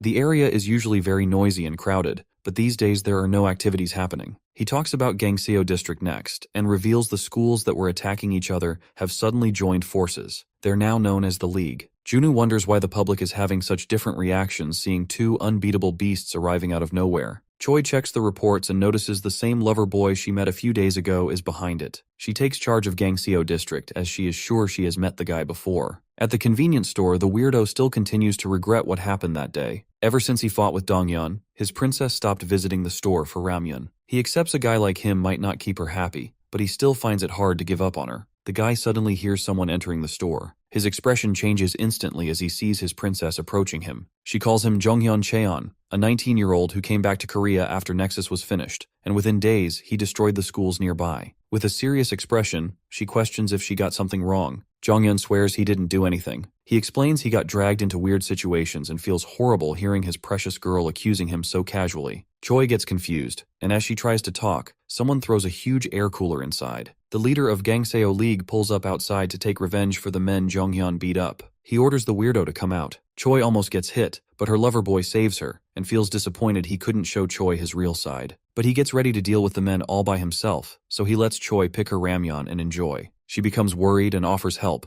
but Jonghyun assures her not to worry, as he's going to destroy them within minutes. As the fight against Gangseo League begins, Jonghyun destroys the leader, and despite getting hit by a bat, he remains unscathed. The beast defeats all the men within 3 minutes, so he proudly asks his precious girl if she's done cooking. Choi feels anxious. They both sit down to clear all the misunderstandings, so the guy begins explaining and tries keeping it short. He calls himself an innocent student, which is hard for Choi to believe, but he continues and explains he was in Thailand before. But after he moved here, the information about him spread instantly, and he began getting bullied for being new. He was hoping to not stand out much, but the guys kept bullying him, so he ended up losing his patience and destroyed them. He mentions he learned Muay Thai from his dad's employee, who was a trainer, but despite winning against them, he frustratingly tells her his life became worse. He kept getting dragged into violence, and it didn't take long for word to spread everywhere. So students from other schools began popping out to challenge him, and the gangs even started giving him stupid nicknames. The guy feels mad about it but shares the rumors about him kept on spreading,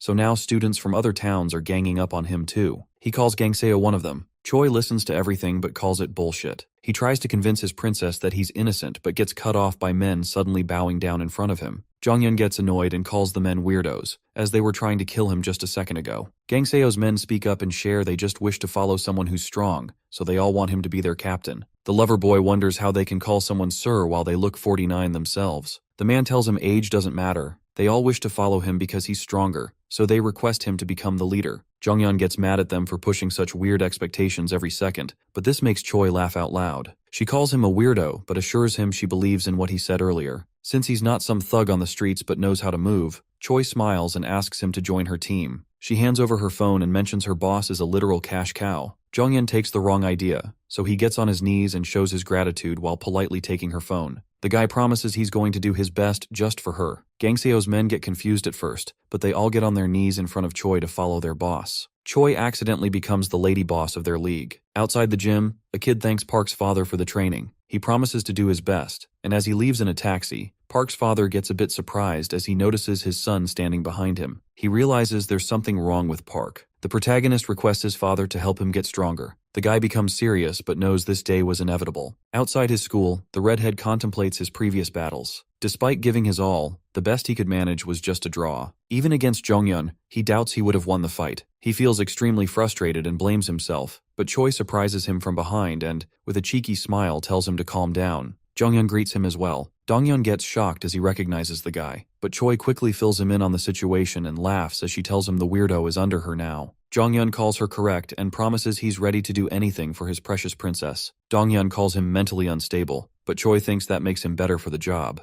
The lover boy properly apologizes for what happened the other day, but Donghyun assures him it's alright. The weirdo excitingly points out that Donghyun is definitely not a normal fighter, so he's curious about what training the redhead went through. Donghyun shares that he hasn't done any real training in his life, which is a bit surprising for Jonghyun. He admits Donghyun's kicks felt raw, but the strength he was putting behind them was insane. He believes only a few real fighters he has faced made him feel that strong sensation. He calls Donghyun a genius, but the guy feels disappointed and wishes Jonghyun was right. The weirdo says it's hard to deal with the frustration when your strong will is not enough to smash through the limits, but happily suggests Donghyun join him and meet someone who can help. After school, Jonghyun calls them lucky as his dad's friend is still working, and he's coincidentally in Korea right now too. He calls it fate. Choi learns her dad has a mango importing business. She assumes they're already rich, so she doesn't understand why he was working as a cashier. He believes these are his dad's efforts, so he wants to achieve something himself later. Dongyun suddenly notices a man examining his legs. The weirdo recognizes it's his master, Taesik Cha. The old man begins crying after he finds out the redhead has such amazing quads. He believes the kid went through harsh training, so he can't help himself but cry. The weirdo excitingly agrees with his master. Taesik assures the redhead he already knows about the whole situation and asks if he wants to get stronger. Dongyun replies positively, so the teacher promises he's going to reach new heights after training under him. The old man feels motivated, so he moves his hand forward and asks Dongyun if he's ready. The redhead knows his teacher will have to go through real trouble dealing with him,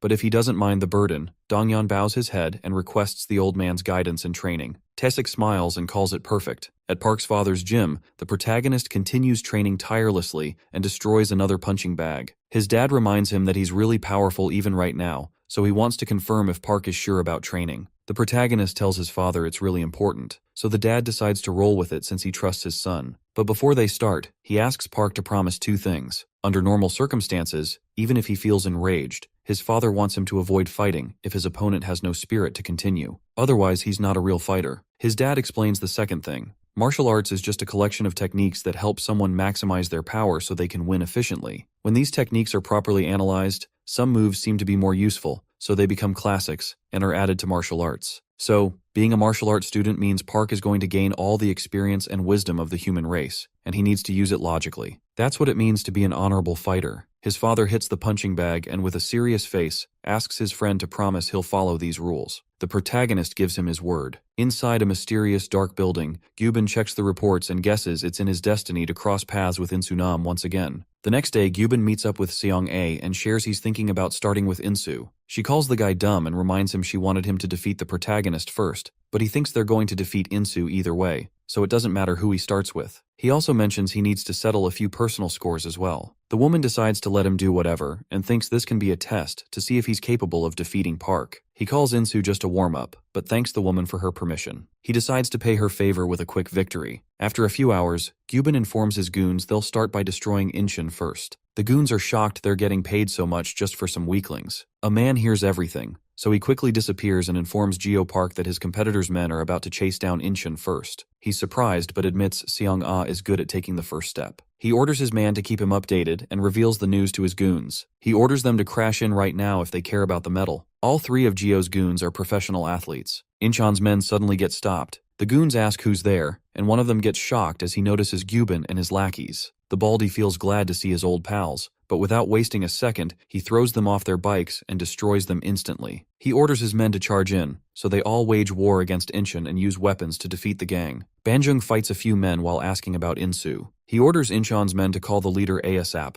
Gyubin feels nostalgic, but his friend believes there's a reason behind his choice. He doubts Gyubin would take such a long detour for just a warm-up, so Donghwa expresses his curiosity. The baldy helps him recall the time he was in big trouble after having an accident. Incheon's the gang he was hiding behind, and Nam's gang became a safe place for him. Nam was kind enough to let Gyubin stay with them, even though Insu was hesitant and cautious about it. Gyubin felt weird at first, but learned Nam's gang was loyal and reliable. They had fights from time to time as they were living together, but time would always fix everything. He was finally inside a gang that would fight back to back, and during the war for Incheon City, Gyubin stood beside Nam and fought with everything he had. Donghwa listens to the story, so Gyubin continues and shares he assumed they were all loyal people at some point. But despite calling them his family, he got betrayed, and they threw him out like he was some useless trash. He hates them more than his enemies, and tells Donghwa the only guy he trusts and calls family is him. Insu rushes toward his gang on a motorbike to save his men. Gyubin was like family to the gang, but one day, Insu realized their stash of money was missing.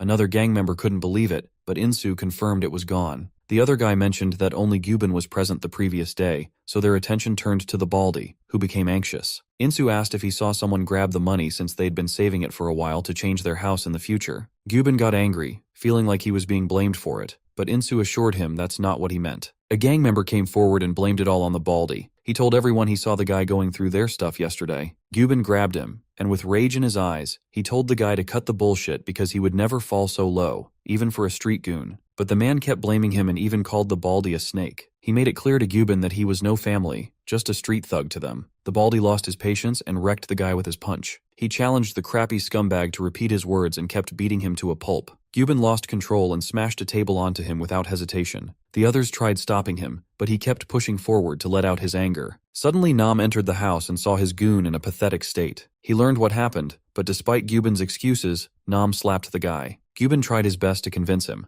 but Nam pushed him back and told him he doubted Gyubin would do such a thing. He made it clear many times to treat each other like brothers, as they were a big family. Nam called him out for his shitty behavior and decided it was time for Gyubin to just leave. The baldy became speechless for a second, but stood up to leave. His whole life was complete trash, but when he thought he had finally hit rock bottom, he got proven wrong once again. He wished them good luck and left. In the present, Incheon starts getting cornered. Banjung hopes their leader finally arrives, or else they're all done. Suddenly everyone hears the bike rev as Insu makes a grand entry and wrecks a goon with his bike. He apologizes for appearing so late, while the gorilla motivates everyone to hang in there, as they can finally win. Insu greets his old homie, but Gyubin calls it stupid since they were never this close. Insu admits the baldy was framed. Just a few hours after Gyubin left, they found out the guy he destroyed was the real thief. But even though they wanted to apologize, Gyubin was already out of their reach, so the misunderstanding was never solved. Insu apologizes for what happened and hopes Gyubin can forgive him, but the guy laughs and calls the apology stupid after they threw him out like garbage. Gyubin doesn't let it slide, so he charges toward Insu to attack, but the guy dodges and hits him back, as he has no intention of losing so easily. Gyubin gets pushed back while Insu lets him know his brother didn't kick him out for some cash. It was because Gyubin crossed the line and destroyed his brother without mercy. Gyubin calls it bullshit, and as he got thrown out like garbage, he moves forward to attack. Insu throws a punch, but Gyubin grabs his arms with metal wires to stop him. Behind some sketchy alley, Jio admits Seong Ah is a dangerous woman. His man wonders if they're aiming to destroy Park today. Jio smiles at how daring he is, but that's the reason he trusts his men. He calls him correct but shares that today isn't the right time. He explains the real fight is happening within their group, and once the game is over, only one of them will come out victorious. That's why he wants to start by destroying the weaker ones, like Seong Ah Lim first. His lackey finds the plan perfect, as it will be beneficial later. Jio calls him correct, and they both begin moving with their plans. The gang continues to fight with determination to not back down. Gyubin uses a glove and the metal wire to pull Insu toward him. He lands a powerful punch that sends the guy flying.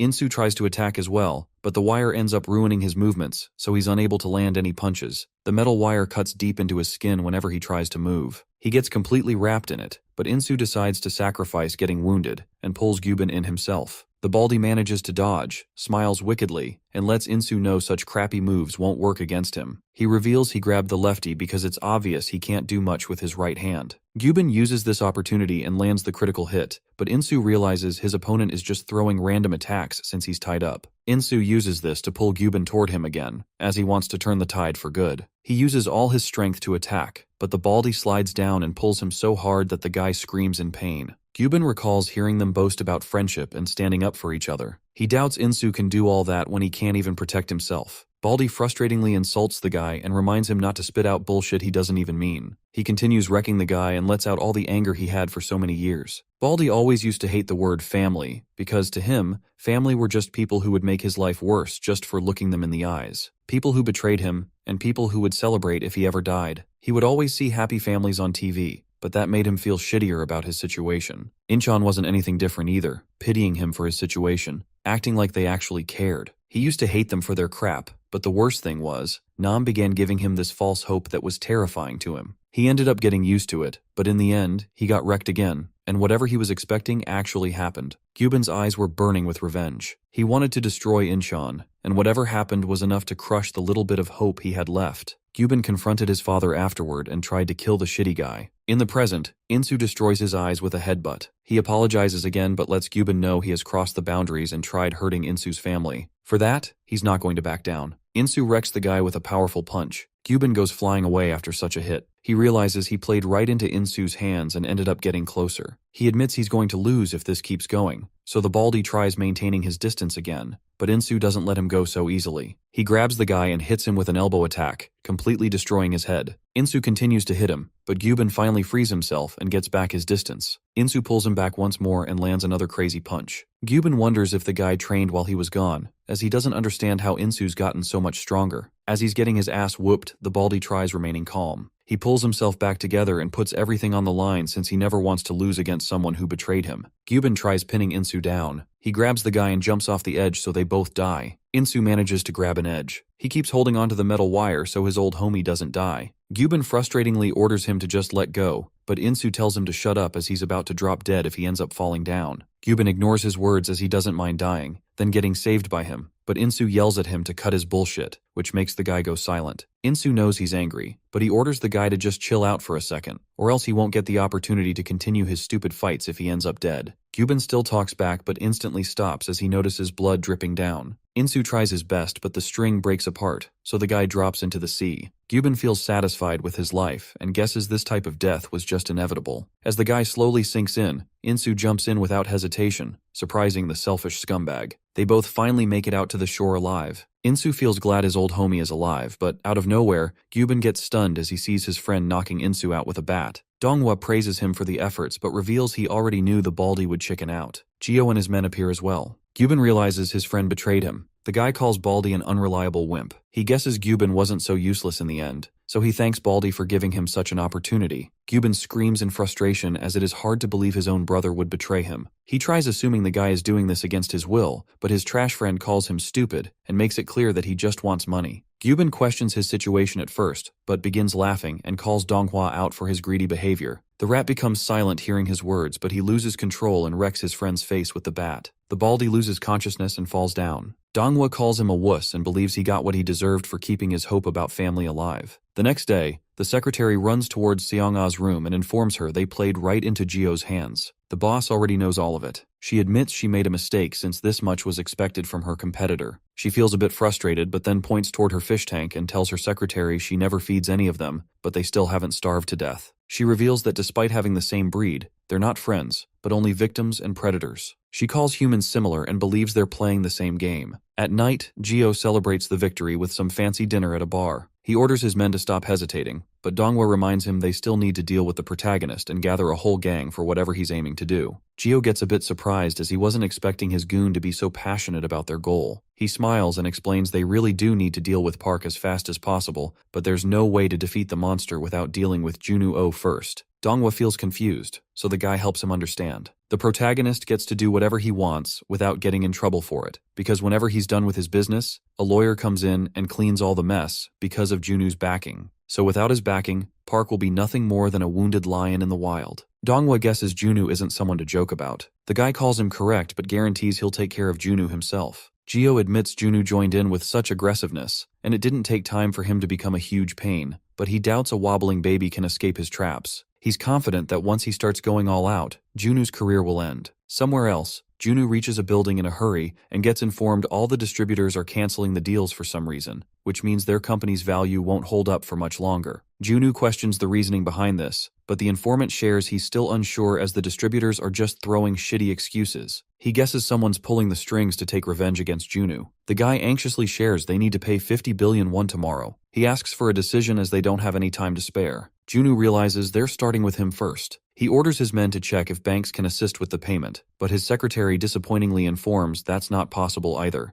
as the banks are refusing for some unknown reason. Junu admits he shouldn't have let his guard down. He tries remaining calm and thinks hard to somehow find a solution. Seong-ae appears out of nowhere and mocks him for calling himself a businessman since he doesn't even have 50 billion in cash. She greets the guy and lets him know she has the money he needs. Somewhere else, Gio believes his enemy is probably stressing about the closed distribution lines, as he was already empty after the expansion efforts. He thinks Junu has been defeated, so he lets his men deal with Park. The goons get ready to follow his orders, but Gio suddenly receives a video of him abusing a woman. The guy feels frustrated, but as he checks the sender, Gio grits his teeth with anger after learning it was sent by Seong-a. He wastes no time and quickly calls the woman. She reveals she sent it through a trap phone, but finding the video that could tame him wasn't easy. She mentions more of his crimes and wonders why he's living such a shitty life. The cheeky girl threatens him with more videos and says she has a few journalist friends who might find these videos useful. He gets angry but controls himself and asks what she wants from him. The woman smiles and asks for a meetup. At night, Gio pulls up to the construction site and aggressively questions if Seong-a is in the mood to fight him. He repeats his harsh words and reminds her that he knows some dark secrets himself, but the woman keeps smiling and believes he deserved it for getting in her way. She feels pity for him as the guy he brought with her might scare him.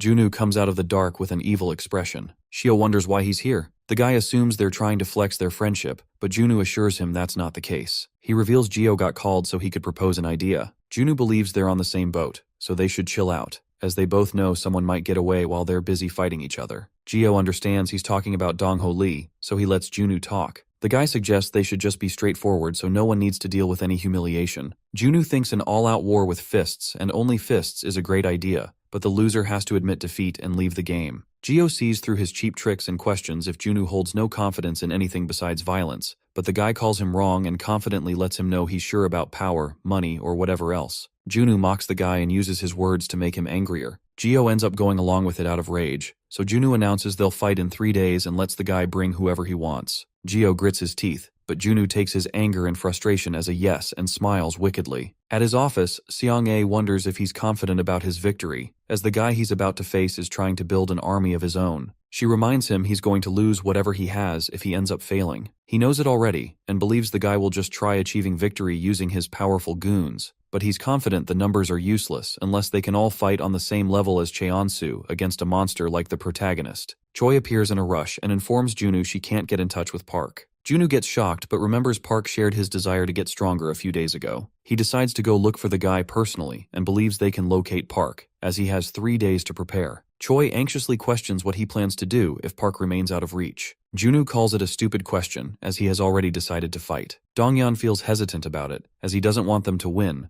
but Junu doubts he can hold the goons off all by himself since Park and Insu are out of reach. The redhead smiles and reminds him they have another guy for this job. Junu gets confused, but Choi realizes what he means. She pulls up with Donghyun at the convenience store and requests the lover boy to join the fight. The weirdo agrees without wasting a second. Inside a locker room, Gio's man gathers the Korean athletes and reminds them that they're able to experience such great things thanks to the sponsorship SKS Entertainment provides. The stadiums and the education they're getting for free are all thanks to the company, but they need to make an effort for once. He calls them lucky as they're getting the chance to prove their worth in front of someone who's spending so much money on them. Donghwa gathers his goons and believes that despite being in a desperate, shitty situation, they're all unstoppable. He announces that at the stadium, they're finally going to show everyone their true worth. Both leaders order the goons to follow their orders. At the hospital, Gyubin finally wakes up but gets surprised by Insu. The guy smiles and shares that he's just here to check on his pathetic state. Gyubin gets angry but suddenly remembers how hard Insu tried to save him from drowning. He becomes silent and asks the guy to just leave.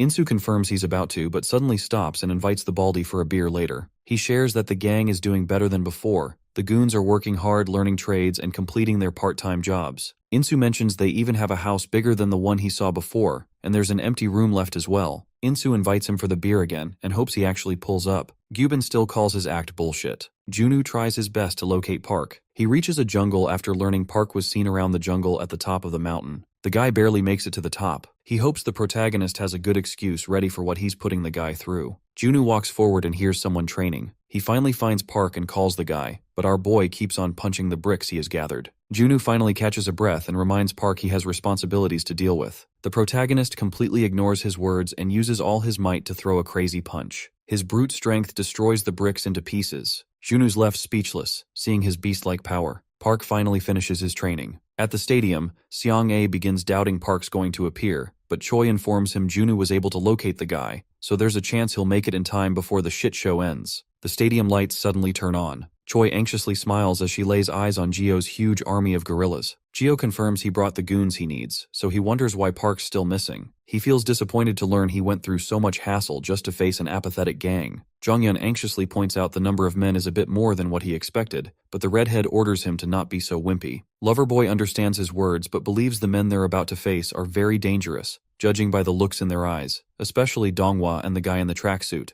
Donghyun calls it his lucky day, as he's finally getting the chance to test out his strength. He confidently reveals he loves punching bags that actually fight back. Jonghyun smiles and calls the guy a worthy rival. He becomes motivated to challenge the redhead for the love of Choi. They both take a fighting stance and confirm they're ready. Gio believes they're underestimating him. He's curious to see how strong they are, so the guy challenges them to do their best without the protagonist. His goons get ready and charge toward Junu's men with weapons in hand. Donghyun warns the gang as he believes the fight might take the whole night to finish. Someone tries sneaking up on the redhead, but Jonghyun yells at him to duck and uses his kicks to wreck the guy effortlessly. Donghyun and Loverboy begin charging forward, destroying the men with their insane techniques and becoming unstoppable together. Loverboy advises his homie to remain cautious as they're getting attacked from all sides. The The redhead assures him he's ready to get wrecked a few times whenever he enters a war. He appreciates the help, but makes it clear that Jonghyun doesn't get to lecture him just for that. The lover boy smiles and hopes Donghyun takes the next one without complaining. Seong-A feels disappointed seeing the weak gang Geo gathered. She stops worrying and admits she's impressed, as they can achieve so much even without Park in the picture. Choi reminds her things can change in a second, as the real fight hasn't even started. She points towards the gang leaders as they begin making their moves. Banjung notices Donghwa Lee and remembers Insu revealed Gyubin got backstabbed by the guy. Everyone kept believing he was just Gyubin's sidekick, but no one knew Donghwa was secretly trying to cook something. Insu heard Gyubin mention that if they both went all out, he was unsure about his victory. The only reason Donghwa was trying to avoid standing out was to keep his hands clean. He was aware of Gyubin's gullible personality, so he used the guy like a disposable tool. That's how he achieved so much through Gyubin effortlessly. Insu warned Banjung to be wary of the psychopath who didn't care about anyone but himself. The lover boy suddenly gets kicked in the stomach. He grits his teeth and asks the redhead to cover his own back from here on out. Donghyun lets him deal with his own business as he's busy destroying Donghwa himself. He lets out his anger on the rat that betrayed Gyubin without hesitation. He tries landing a kick, but Donghwa remains calm and calls the guy stupid for his overconfidence. He grabs a goon and uses him as a meat shield to avoid Donghyun's kick, leaving him speechless. Donghwa uses this opportunity to throw a strong blow. The redhead begins bleeding, so it's hard for him to properly see what's happening. He grits his teeth in frustration, but Donghwa believes he should spit out such bullshit with people he's close to. He reminds the redhead that he's not in his gang's circle, so if he's here looking for a fair fight, there's no way he's saving himself from this one.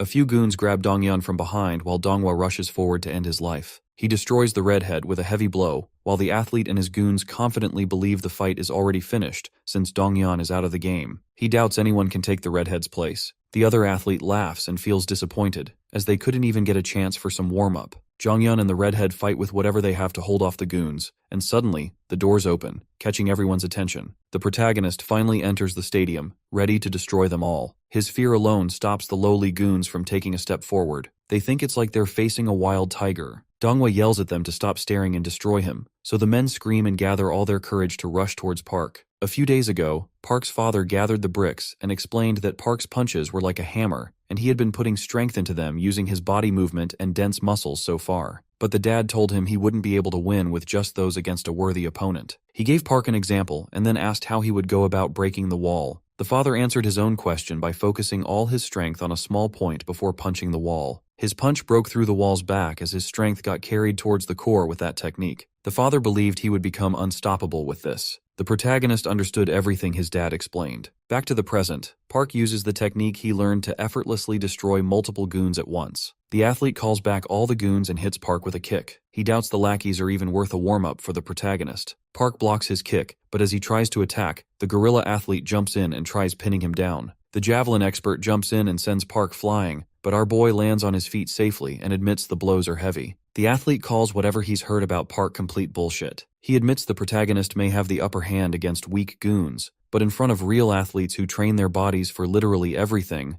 a weakling like Park has no chance of winning. The protagonist attacks again, but he's unable to keep up with the athlete's speed. He gets wrecked again, and as the guy's about to end the protagonist for good, Park uses whatever he's learned to throw a heavy punch. Choi gets surprised as she sees him getting overpowered by the athlete despite fighting seriously. The athlete calls him slow again and dodges the attack. He hits Park with his knee and continues destroying him, so our boy dodges the last kick and decides to ignore the rules he learned. He finally lands a terrifying punch, wrecking the athlete's face. The others notice Park's movements have suddenly changed and begin wondering if he has switched strategies. Even so, they remain convinced it will not affect the outcome. One of them lands another brutal knee strike to his mouth, while others pin down his arm so another fighter can kick him directly in the face. Our boy is sent flying, and everyone watches in shock, but despite all of that, he still manages to stay standing. His opponents finally begin acknowledging his strength. They admit that even without formal martial arts training, he is genuinely powerful. However, they believe the difference between them is still small, and in the world of competition, even a tiny gap is enough to decide victory or defeat. Park is hit once more, but this time he loses patience. He headbutts his opponent hard enough to nearly knock him out, then declares that he is done playing around. He follows it up with a vicious elbow strike to the head, completely shifting the momentum of the battle. The gorilla guy tries to interfere, but Park overpowers him with raw force.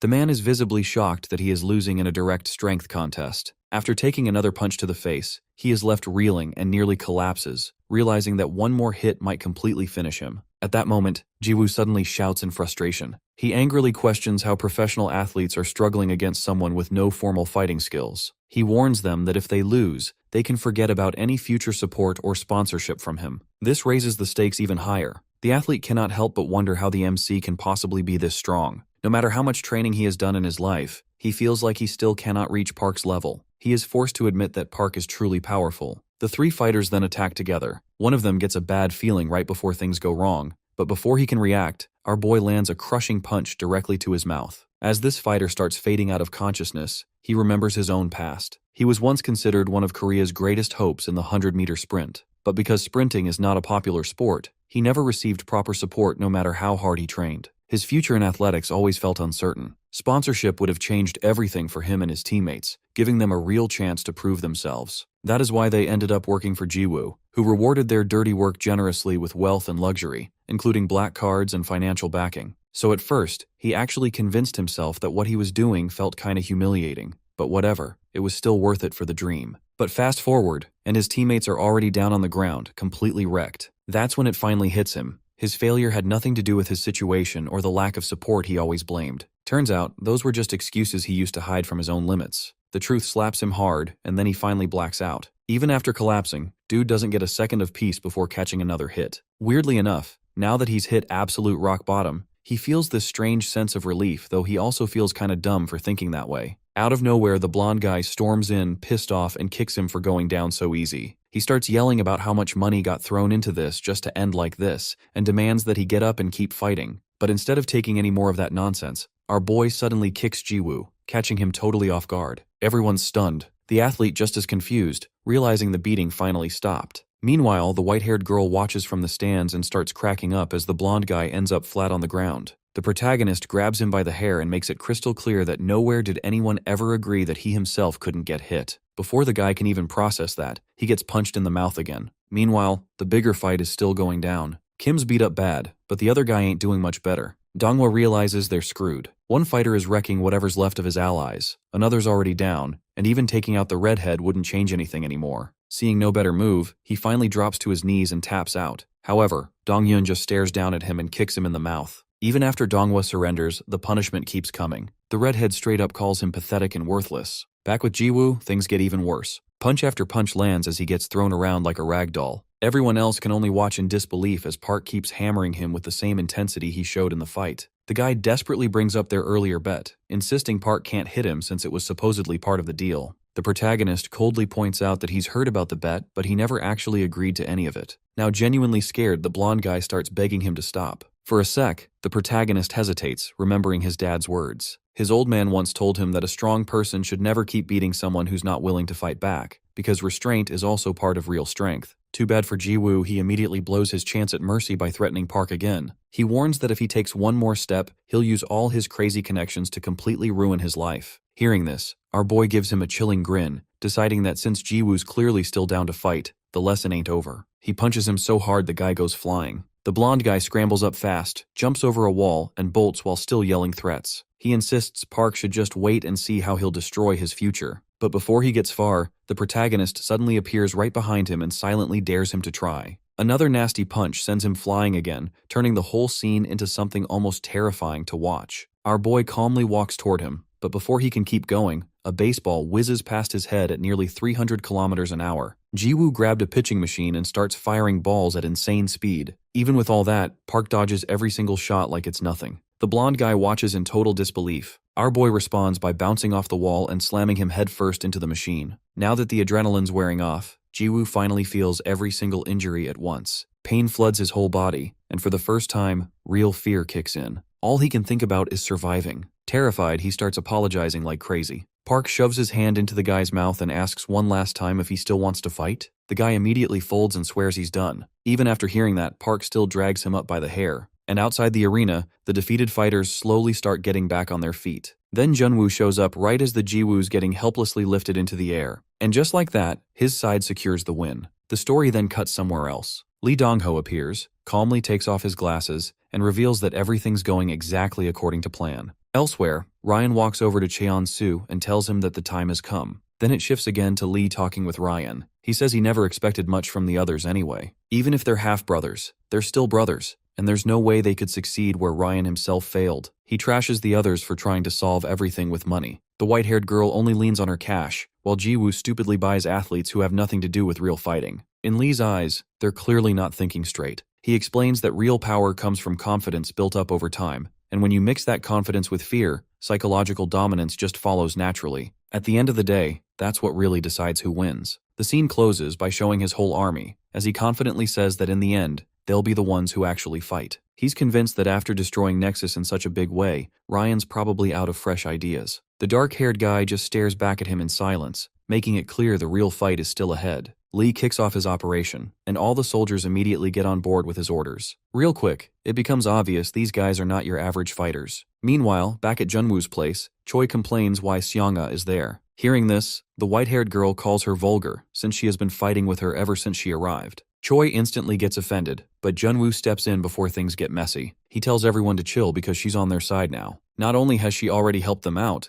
but she's also the only one who actually knows anything important about Lee. The white-haired woman explains she's got her own reasons for joining. Since she loaned Junwoo a stupid amount of money, she can't afford to watch them fail. Hearing that, Choi ears perk up and she asks if that's for real, clearly dying to know just how rich this woman is. The woman casually drops that she's got a bit more cash than Junwoo himself. Hearing this, the girl tries to play it cool and welcomes her to the team, but everyone can see her suddenly getting way friendlier now that money's involved. Later, Seonga starts spilling the tea on the Seongsan group's origins. She says it was born out of all-out warfare between organizations in South Korea, tracing back to what used to be the country's biggest criminal outfit. Back in the day, this group had total dominance in every area: money, influence, raw power, you name it. Over time, it got so massive it started messing with politics and the economy. As the years roll on, that insane power lets the organization evolve beyond just being a gang, eventually turning into a major conglomerate. But even with that shiny new look, its criminal roots never really go away. The group keeps its violent legacy alive by secretly holding onto its old-school traditions. To make sure their influence carries over to the next generation,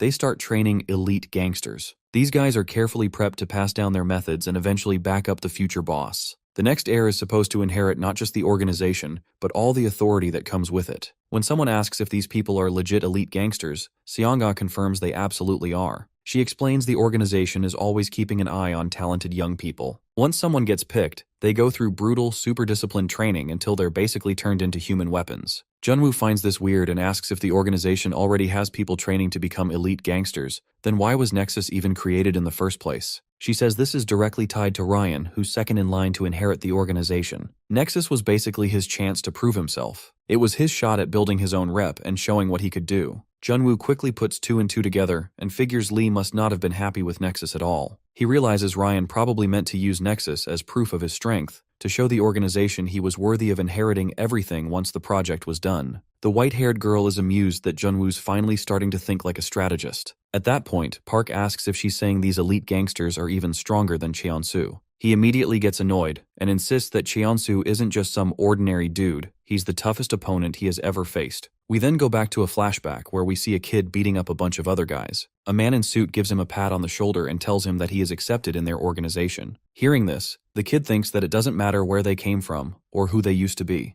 The only world they got to know was the world of the strong. Since middle school, they've been pushed through non-stop training to become part of the best organization out there. But even after all that, he watches in disbelief as a Cheonsu beats down multiple members of the organization all by himself. The elites are stunned, not getting how someone outside their system can overpower fighters who've had all of the organization's training. The guy effortlessly wrecks several opponents with a nasty double kick, sending them flying. Bro even tells them that they are not weak, it's just that he is too strong. One of the guys who got beat gets pissed and pulls out a knife, accusing him of running his mouth too much. He warns that what happened today is just a warning, and next time they won't go easy on him. But before he can keep talking, something hits him from behind. He turns just in time to see a leg crashing into his head. Cheonsu casually mentions it's been a minute since he last saw Moon-gil. The red-haired guy asks why he is here, and gets told it's because of Nexus. He makes it clear they plan to do exactly what they did before. Elsewhere, another group gets word that an attack went down near the Mu-jun Club. A request for backup has already been sent, and there's worry that their people might have been captured. One of the higher-ups doesn't seem bothered, just casually noting that stuff like this happens all the time in that area anyway. He first thinks about reprimanding the people involved, but then changes his mind. Instead, he decides the adults should stay out of it. He orders the younger members to handle things instead, figuring they need some real-life experience. This brings out the top 3 elite members of the group and they confidently tell him to just leave it to them. The scene then moves to a bar where a guy's getting interrogated. He nervously admits that his side got completely crushed and wonders if their enemies really think they can provoke them without consequences, since he has connections with the Seongsan group. But before he can say much more, someone points a knife right at him. The guy holding the blade mocks him, saying he clearly doesn't get how serious this is. He tells him to contact the Seongsan group immediately, explaining that they're actually the main target. Suddenly, the fat guy notices something weird and watches someone get launched across the room. The others are confused and ask who just showed up. They're told it's only 3 people, but even with those low numbers, these Seongsan group trainees managed to wipe out MT Masan by themselves. Hearing this, the guy quickly realizes these are exactly the people they've been looking for. Before anyone can even react, one of the guys next to them suddenly gets blasted and sent flying. The top elite guy steps up and shuts down all the yapping, deciding it's finally time to clean up what he sees as straight-up trash. The others get visibly pissed, while their boss remarks that these new guys must have a serious death wish if they're coming at them this openly. After a bit, the top elite is shown just casually dominating the battlefield, stepping over beaten opponents like the fight is totally beneath him. The fat guy keeps thanking him for the help, but Byung straight up humiliates him by smacking him across the face. He warns him this is the last time he'll let his mistakes slide, and makes it clear there won't be another warning.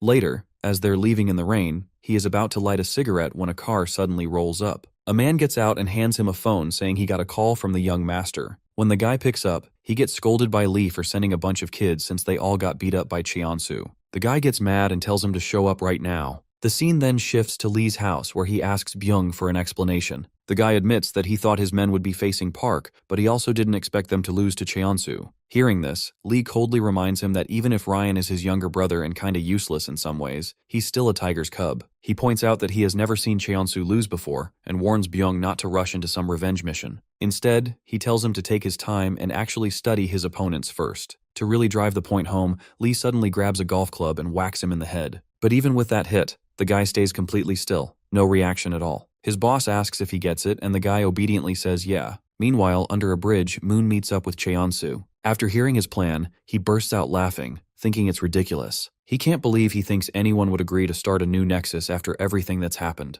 The red-haired guy reminds Cheonsu that he's the one who abandoned everything for his own gain and only cared about his own success. In his eyes, the people who used to follow him never really mattered to him, so he doesn't see why anyone would suddenly trust him again just because he's talking about rebuilding Nexus. Then, out of nowhere, the white-haired guy drops to his knees. Moon is shocked and can't figure out what he's doing. Cheonsu admits he's been selfish and mentions that only after everyone left that he finally realized how wrong he was. He genuinely wants to ask for forgiveness, but the red-haired guy immediately shuts that down. He tells him to never kneel in front of anyone again, because seeing him like that feels like an insult to everyone who once had his back. He orders Cheonsu to leave, saying there's nothing left to talk about, then walks off alone into the rain while the guy stays kneeling behind him. Elsewhere, Jonghyun watches the redhead training and comments that this is exactly what he expected. He notices Donghyun's guard and overall defense have gotten way better, proving all that hard work is finally paying off. The redhead, though, still isn't satisfied. He feels like he's nowhere near strong enough yet. While training, he remembers a conversation with his master, who once asked him why he fights. His master taught him a key principle of Muay Thai that the reason for fighting has to be fully channeled through your fists. He thinks about how, up until now, he's just been a burden to Park. But from this point on, he decides he's finally going to do his part and stop leaning on others. Filled with determination, he keeps training and lands a massive kick that completely shatters a wooden dummy. His friend watches, pretty impressed, thinking this is exactly the level expected from him. At the same time, he realizes he can't afford to fall behind either. Back at Junwoo's place, he explains that from now on,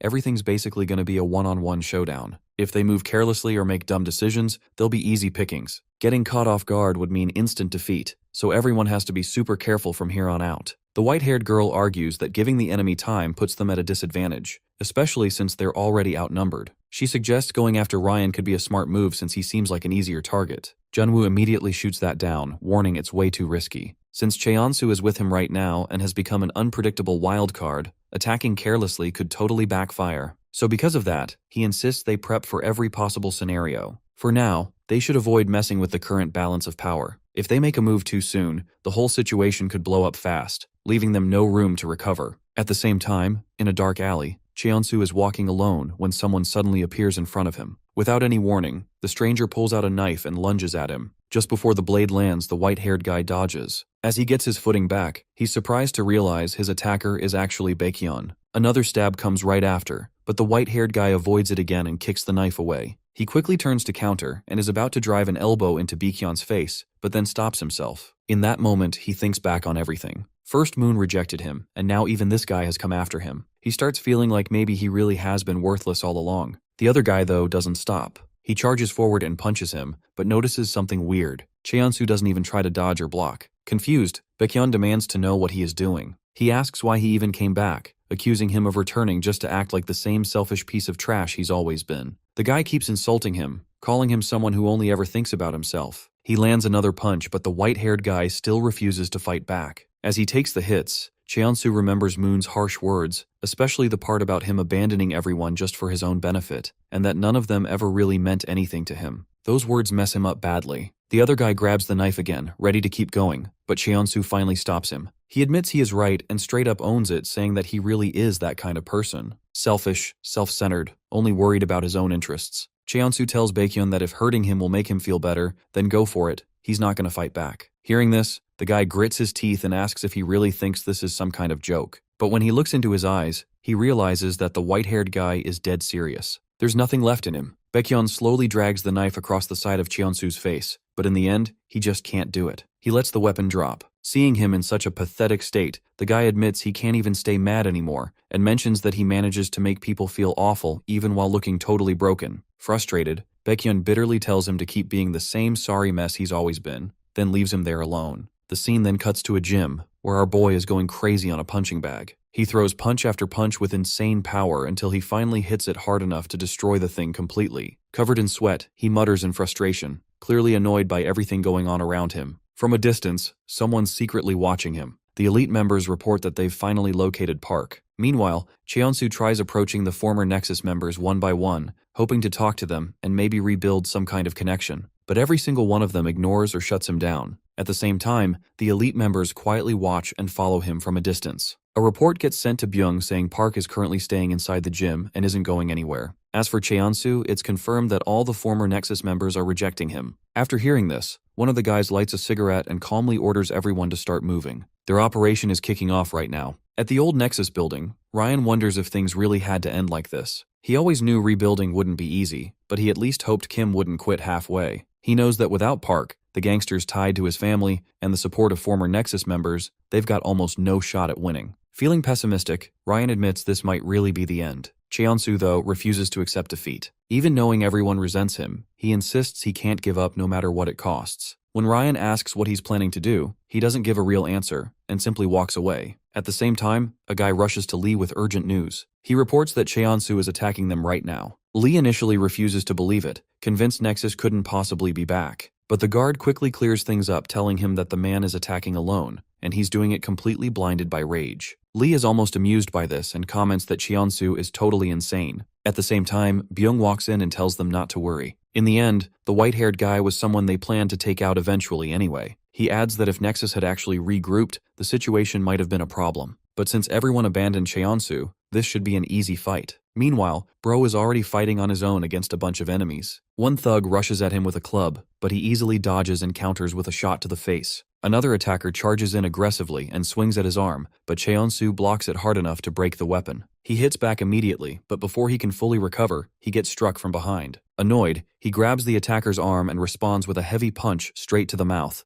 then unleashes another explosive strike like he's entering a berserk mode. Back at Junwoo's building, the Seonga reports that everything's clear. She tells him that the white-haired guy is currently attacking Lee by himself. Choi can't figure out why he'd do something so reckless alone, but Junwoo quickly puts the pieces together. He realizes that Cheonsu is probably trying to regroup Nexus in his own way. He admits he originally expected their enemies to wear each other down by fighting internally, but what the white-haired guy is doing now is almost embarrassing to watch. No matter how strong he is, there's no way he can win completely alone. Because of that, Junwoo immediately orders Choi to gather everyone and announces that the next big fight is about to start real soon. Back in the action, the guy is still crazy outnumbered. He keeps dodging and countering, taking down regular enemies despite the overwhelming numbers. Even so, he keeps taking damage. Eventually, he notices something different about one of his opponents. This person is clearly not like the others. He soon realizes it's Soo-hyuk, the third-ranked elite fighter. The guy admits he is stronger than expected, but calmly says it won't be enough. In his opinion, if Cheonsu really wanted to win, he shouldn't already be this gassed.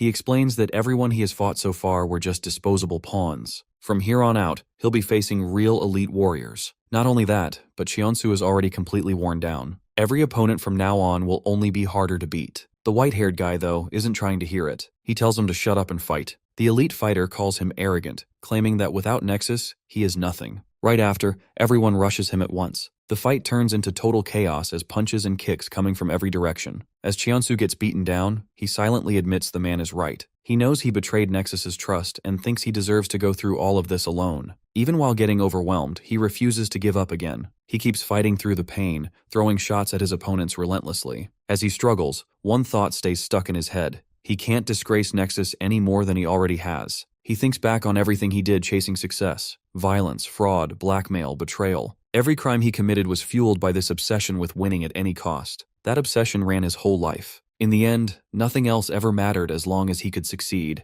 That's the kind of person he became, and now he's finally being forced to face how empty that mindset really is. Cheonsu accepts that this is exactly the kind of trash he chose to become. As he gets whacked in the mouth with a stick, he thinks about how shameful his actions have been. Memories of every Nexus member start flooding his head. Even after everything he did to betray them, the last people on his mind are still his former friends. Weirdly enough, that thought alone gives him a little bit of peace. Just as another thug is about to keep swinging, he suddenly gets blasted in the chest and sent flying. Everyone turns, totally surprised, and Soo-hyuk immediately recognizes the newcomer. To his shock, it's not just Moon showing up, it's the whole Nexus crew standing together behind their bro. The white-haired guy is speechless. Ryan explains that while fighting might his thing, everyone could see this battle was impossible for him alone. It turns out he personally met with all the former Nexus members and convinced them to come. He even admits he never thought the day would come when Cheonsu would bow his head to all his former subordinates. One member comments that Ryan played a huge role in bringing everyone together, which is the main reason they're all here now. Another member says they just don't want to leave unfinished business behind. The bigger guy adds that while they don't want to be the bad guys in this situation, they also refuse to keep living like punks. Moon then makes it clear that Cheonsu shouldn't get the wrong idea. They haven't fully forgiven him. If he wants to earn back their trust, he's got to prove himself from here on out. He has to keep getting stronger, whether he wins or loses, and this time he has to see it through to the end without running away. With that, he tosses the Nexus ring back to Cheonsu. The white-haired guy stares at it and asks if that's really all he has to do. After getting the okay, he smiles and promises himself he won't let them down again. Soo-hyuk brushes the whole moment off as sappy nonsense. Right then, Cheonsu notices the arrival of the #1 elite fighter, the one and only Byung. The guy is surprised to see Nexus rebuilt in such an unexpected way. He never imagined things would shift like this so fast and starts wondering if Ryan is the reason everyone changed their minds. Just then, Lee arrives and calmly tells Byung that this whole situation is on him. If he wants to make up for his earlier screw-ups, then he's got to personally handle the Nexus members. He also orders him to capture Ryan specifically. Even though he is his little brother, he gives the elite fighter the green light to wreck him completely and leave him with nothing. Byung takes the order without hesitating and immediately charges at Cheonsu. The white-haired guy quickly notes that he is fast but not fast enough. The fight finally pops off. Nexus members clash with the enemies all around them while their leader and #1 elite guy start their own intense brawl. Cheonsu spots an opening and drives a nasty strike into Byung's stomach. As he fights, he realizes he can read all of his moves. The man caught off guard by how much stronger Cheonsu is than he expected. He's only ever heard rumors about those weird eyes that supposedly predict an opponent's every move. Despite that, he pushes forward aggressively and grabs his arm. He mocks him, claiming the only reason he ever dominated before was because the elite fighters weren't around. In his eyes, no matter how strong he seems, him and Nexus are still just bugs. The guy then stomps him down and arrogantly says Cheonsu only rebuilt Nexus so it could get destroyed all over again. Just as he gets ready to stomp on his head, the white-haired guy sweeps his legs out from under him. In an instant, the tables turn, and now Byung's the one getting his head stepped on. Cheonsu coldly tells him he talks way too much trash. He points out that he is fighting without Park, yet he still walks around with crazy confidence. The white-haired guy firmly believes he has no chance against him because he can read every move before it happens. A quick flashback shows where this ability came from. As a kid, Cheonsu almost got killed by a wild dog. In that life-or-death moment, he first felt what it was like to predict an enemy's movements. From then on, he slowly developed the ability to read the body language of everyone he faced. Fighting and games both came naturally to him because everything felt almost too easy. But even with this gift, it still wasn't enough to beat Park. That realization forces Cheonsu to dig deeper into his own ability. In his eyes, Park is like the real king of the jungle. He's got that unmistakable look of an apex predator. He keeps replaying every detail from facing him.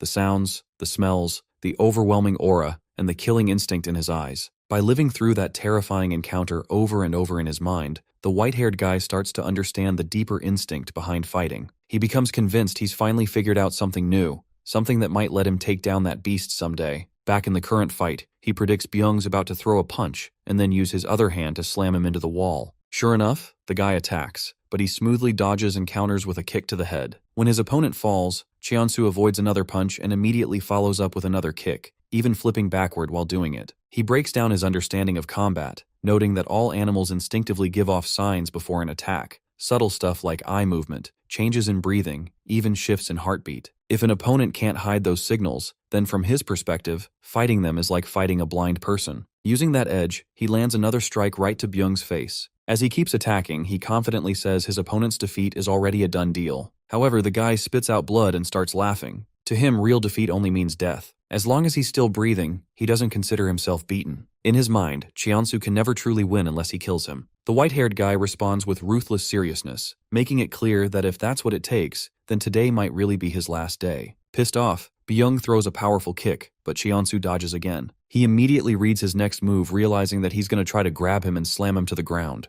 As the guy reaches for him, he shifts aside at the perfect angle, knocks the attack away, blocks another incoming strike, and drives a punch straight into his face. With this, the fight gets even more chaotic. The white-haired guy tells him that just charging in mindlessly like this isn't going to solve anything, but his opponent thinks that it can still create the opening he needs. He eventually lands one clean, heavy hit. Byung insists that in a fight where you're risking your life, the most important things are strength and endurance, which he sees as his biggest strengths. Meanwhile, the white-haired guy calls that more meaningless trash talk. He leaps over the man with an acrobatic flip and crashes down with another brutal kick right onto his head, keeping the pressure on non-stop. Soo-hyuk and the other elite guy watch the fight closely and admit the situation is starting to get legit concerning. Lee starts questioning Byung, wondering if he's not even taking the battle seriously. Even though he wasn't a normal human, Lee personally picked him to stay by his side, yet he still can't take down one of Ryan's guys. The boss warns that if he really intends to lose, then he himself will personally deal with him afterward. Byung calmly tells his master he's got no plans to lose. Even so, he keeps missing attack after attack. His punches whiff, his kicks get dodged,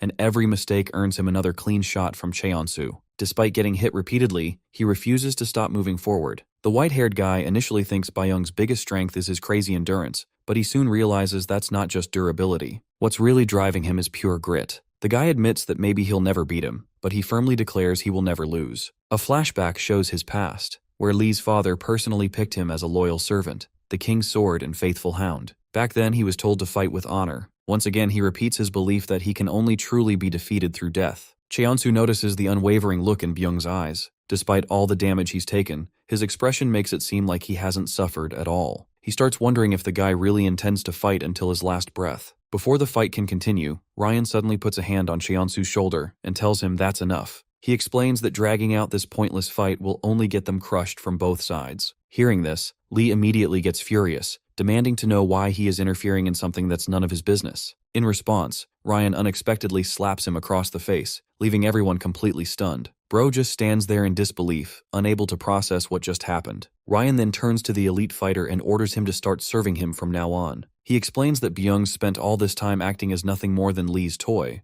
but in reality, he's an employee of the Seongsan Group and has a responsibility to protect its real interests. He forces the guy to make a choice. He can either keep being a tool for a selfish, immature brat like Lee, who puts his own ego above everything, or he can stand with him and combine Nexus's strength with Seongsan Group's elite forces. Hearing all this, the man pauses and thinks it over. A flashback shows him once asking Lee's father if being the king's sword also meant being Lee's obedient dog. The father explains that although he serves Lee now, a day will come when Ryan will need him as a sword too. Since Ryan shares the same bloodline, he's destined to one day show his true claws. When that time comes, he will be free to choose which king he wants to serve, the one truly fit to lead Seongsan. Back in the present, Lee angrily grabs a club and tries to strike his brother for daring to humiliate him like this, but the guy simply smirks. Before the blow lands, Byung steps in and catches the weapon. He then calmly announces that he has chosen to follow Ryan. Lee is completely outraged. He can't believe that someone he considers a mere servant would dare make a choice against him. In his eyes, Byung exists only to obey his commands. However, his brother ignores his outburst and orders him to kneel. The elite guy immediately grabs him by the shoulder and forces him down onto his knees.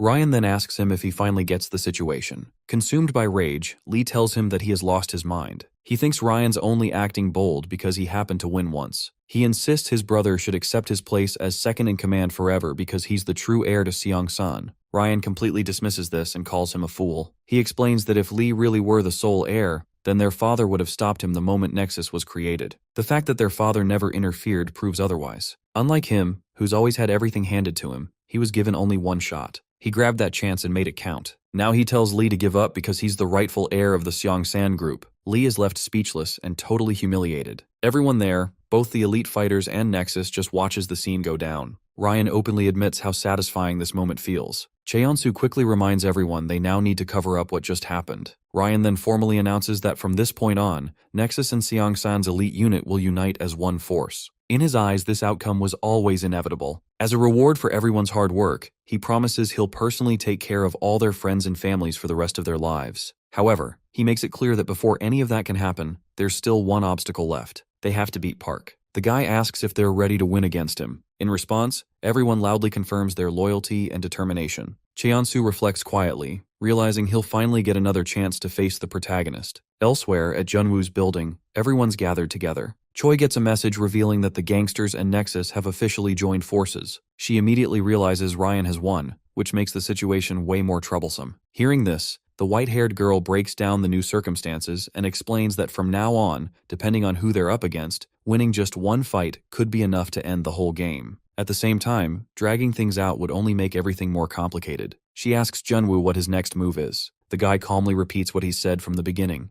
No matter how much money they have to burn, all they need to do now is prep for battle. In fact, he thinks this war might actually be simpler than he originally expected. The next day, Ryan is shown staring out toward the horizon, thinking that only one final step remains. Just then, he notices a car pulling up. When the driver steps out, it turns out to be Junwoo. Ryan immediately comments on how terribly the car is parked, joking that only a criminal would park that badly. Junwoo jokingly thanks him for what he chooses to take as a compliment, then changes the subject and asks if Ryan liked his present. The gift turns out to be a massive pile of evidence. Documents exposing corruption, tax evasion, Seong-san Group's ties to Nexus, shady dealings going back generations, and illegal activities involving politicians, lawyers, and TV companies all connected to them. Ryan asks what he actually wants in exchange for all this, and the guy reveals that he wants the permanent dissolution of both the organization and the whole game itself. Hearing this, Ryan casually grabs the briefcase full of evidence and chucks it down from above, making it clear he doesn't see the Seong-san Group as something so easy to threaten.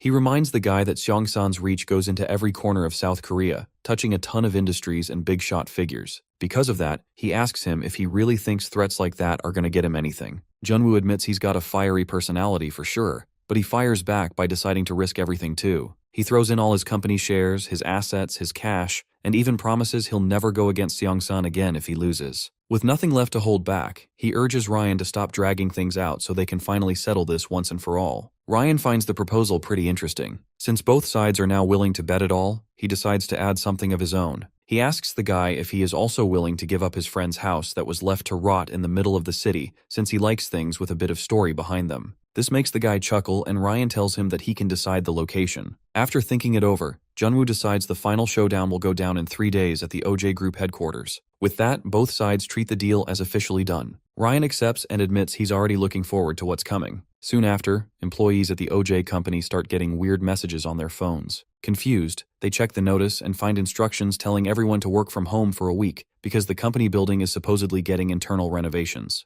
That same night, Seong-ah comments on how insane Junwoo really is. Betting a huge fortune on a single battle that'll decide everything seems reckless, but at the same time, it's super clever. In her eyes, he's both shameless and brilliant, probably the craziest person she's ever met. She asks him how it feels to finally be at the moment he's always wanted. Junwoo quietly wonders what else he can even do at this point. As he thinks about his friend, he questions whether worrying now would even matter when everything's still unfinished. With a tired and kinda sad look, he admits all he can do now is clean up the mess. The rest is in Park's hands and the people fighting beside him. Meanwhile, at the hospital, Insu has finally recovered and says he's feeling way better. Gyubin brings up the news that they now owe Junwoo a debt, and even though this might not technically be their fight, Incheon really needs to get involved. The guy agrees. He thinks repaying the favor Junwoo once gave them is just the right thing to do. Because of that, they need to pick a side in this mess. Even if it doesn't erase the fact that Incheon once helped build Nexus, he still wants to take some responsibility and chip in what little he can. To him, it feels like the morally right move. Elsewhere at the store, Jonghyun asks Choi if everyone around them seems to have some kind of tragic backstory. She confirms that it does seem to be the case, though she admits she personally doesn't like stories like that. She then asks him what his actual plan is, because from where she's standing, there's no clear reason for him to get involved in a dangerous fight against Nexus. She even points out that if he really wants to stay out of it,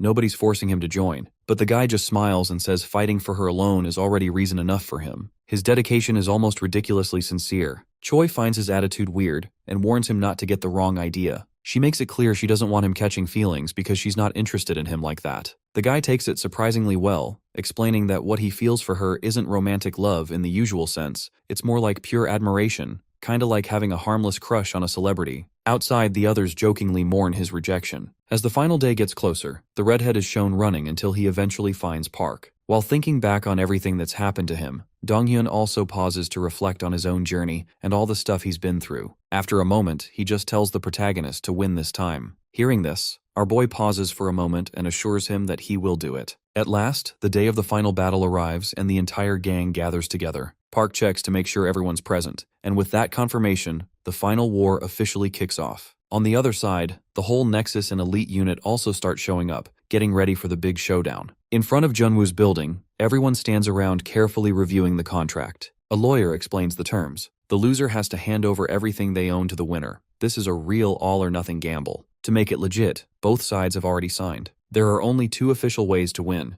The first is simple. Each side has one representative, Park and Cheonsu. Whichever rep reaches the top of the building first gets declared the winner. The second condition kicks in if both reach the rooftop at the exact same time. In that case, victory goes to the one who beats the other in a straight-up fight. Junwoo adds that once the battle's over, the official seal will be placed on the rooftop, and after that, no more changes or disputes will be allowed. Ryan listens and says this setup is exactly what he wanted. It's then announced that the moment the clock hits midnight, the battle will officially begin. Before things start, the lawyer asks both Junwoo and Ryan to head up to the rooftop. The blonde guy pauses in front of his team and talks to them sincerely. He reminds them they've been through a ton of hardships together. Their journey's been full of crazy situations, dangerous challenges, and all kinds of madness. But now all of it leads to this final fight. He tells them confidently that they're absolutely gonna win, and urges everyone to make sure they leave this battle with no regrets. The redhead immediately teases him for being overly dramatic, calling his speech embarrassingly sappy. Insu, on the other hand, says with confidence that he's got no intention of leaving any regrets behind. Meanwhile, our boy Park straight up says there's no way they can lose. Hearing all that reassures Junwoo, who admits their confidence is a relief. On the other side, Ryan addresses his own crew. He tells them that if they win this fight, they'll get control over everything. He orders them not to just try, but to make victory happen no matter what. And above all, he commands them to show absolutely no mercy. His whole group responds in unison, loudly backing his order as they gear up for the final showdown. As the clock ticks closer to midnight, the final step of the plan finally begins.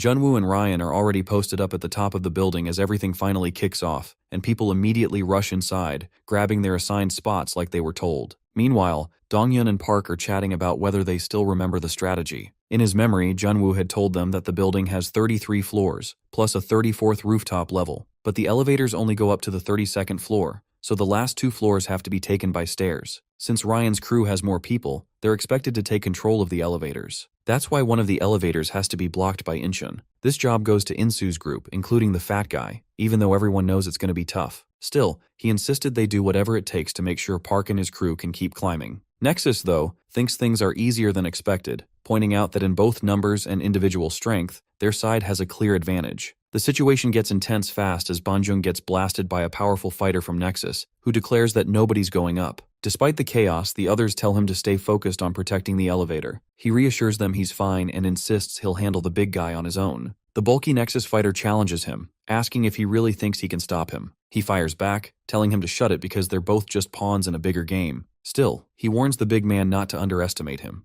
The opponent, though, shrugs off the warning and says it's a shame things came to this, since if the guard had just stepped aside, he could have walked away unharmed. Without hesitating, he throws a heavy punch and a full-on fight breaks out. All around, crazy combat erupts as people yell for each other to hang on. In the middle of the chaos, the elevator suddenly starts moving up. The big fighter is shocked and wonders how that's possible if nobody got in. He quickly figures out that the other group probably used the stairs and then called the elevator from a higher floor. Before he can fully process what's happening, he gets grabbed from behind. We learn that the fat guy has been a freak since birth. After hitting puberty, Bro stood at a height of 200 centimeters and weighed 243 kilos. However, right now, he is even heavier since he has gained over 30 kilos. In other words, the guy from Nexus isn't going anywhere as long as he's holding him. While fights are going down on multiple fronts, the elevator keeps rising without stopping. One fighter thinks his mission is almost done as he watches the fat guy manage to take down the big opponent, but the guy tells him not to give up, insisting they have to keep fighting to stop Nexus from advancing.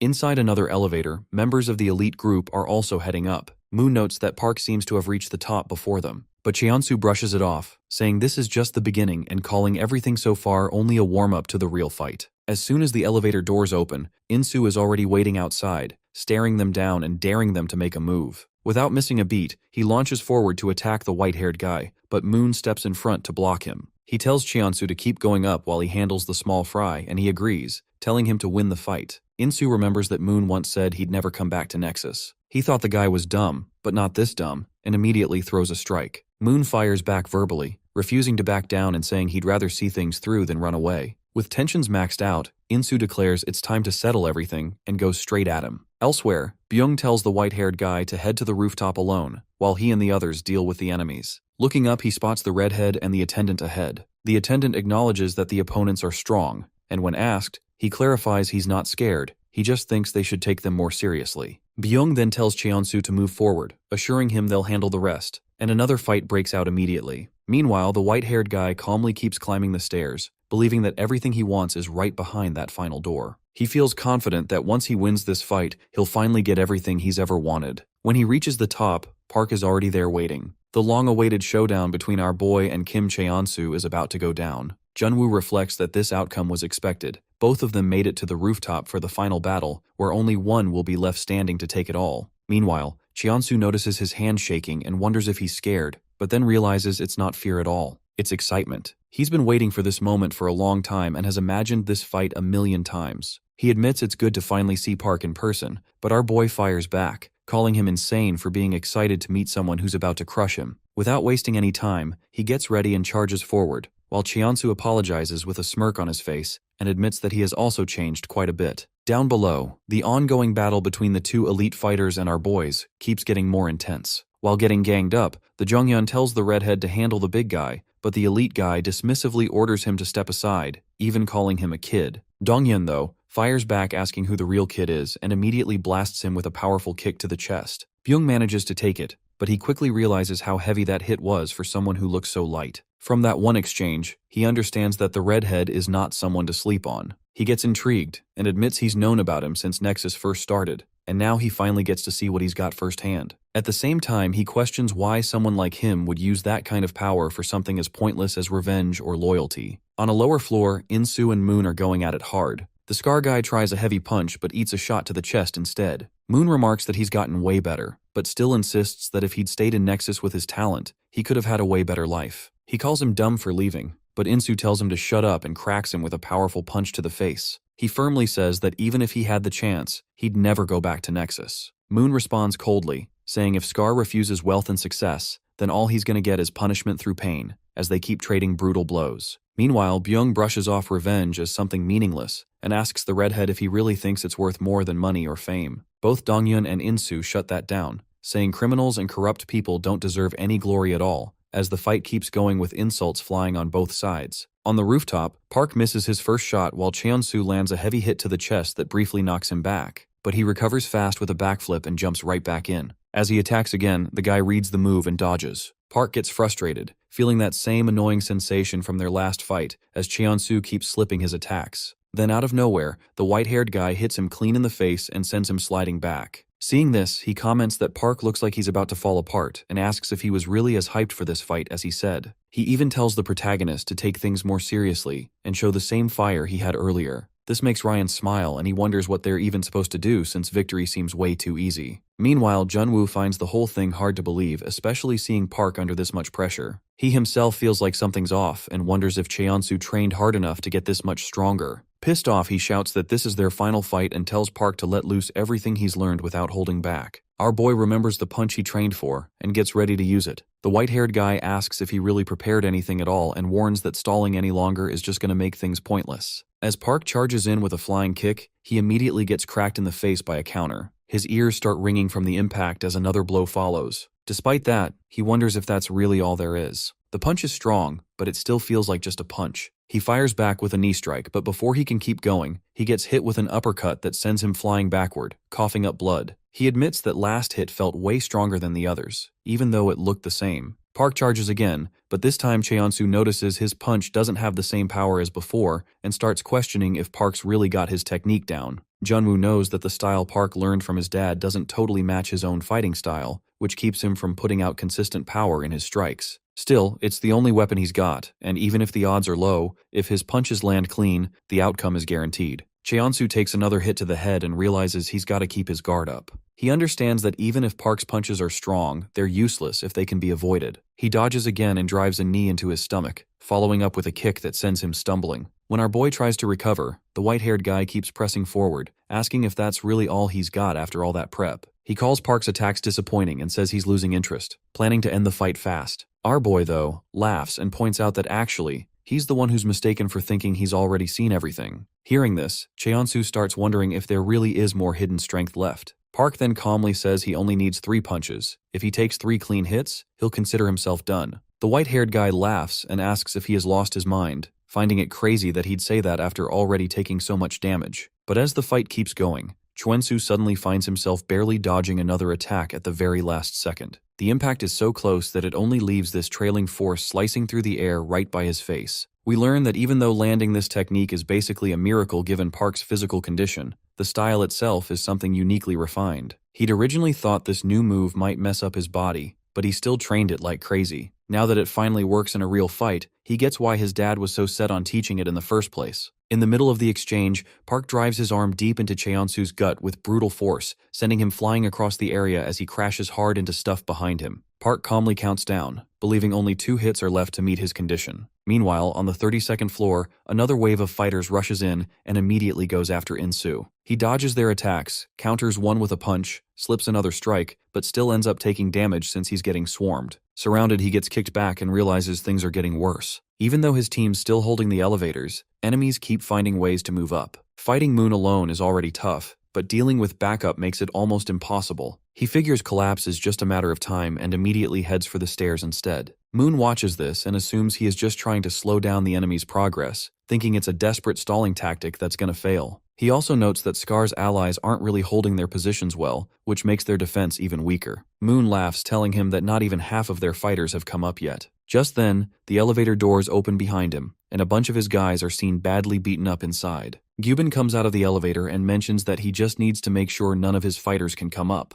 Insu is shocked to see him and asks why he showed up. The guy simply scratches his head and tells him that he just wanted to change a bit. All of this makes Moon annoyed, and he lets out an evil laugh, challenging them to keep the same attitude after this fight is over. Meanwhile, Byung keeps overpowering the redhead, while he tries to sweep his leg as a counter. The elite guy catches it easily and comments that he is super unpredictable, admitting he's one of the toughest opponents he's faced. He adds that if things had gone even slightly different, he could have been one of the strongest dudes in the country. But then he declares Donghyun's fate is sealed, and with a powerful motion, he hurls him into some nearby tables. The redhead crashes hard but manages to recover with a flip, landing back on his feet. He refuses to make excuses but recognizes the huge physical gap between them and admits he can't guarantee a win. Despite that, he tells Park to end things fast, knowing they can't hold their position much longer. Back in the main fight, Cheonsu feels the force of Park's strike and briefly wonders if this is really the technique he prepped for this battle. He figures 2 more hits would end it, but instead of fear, he feels excited and starts climbing the stairs fast with agile moves,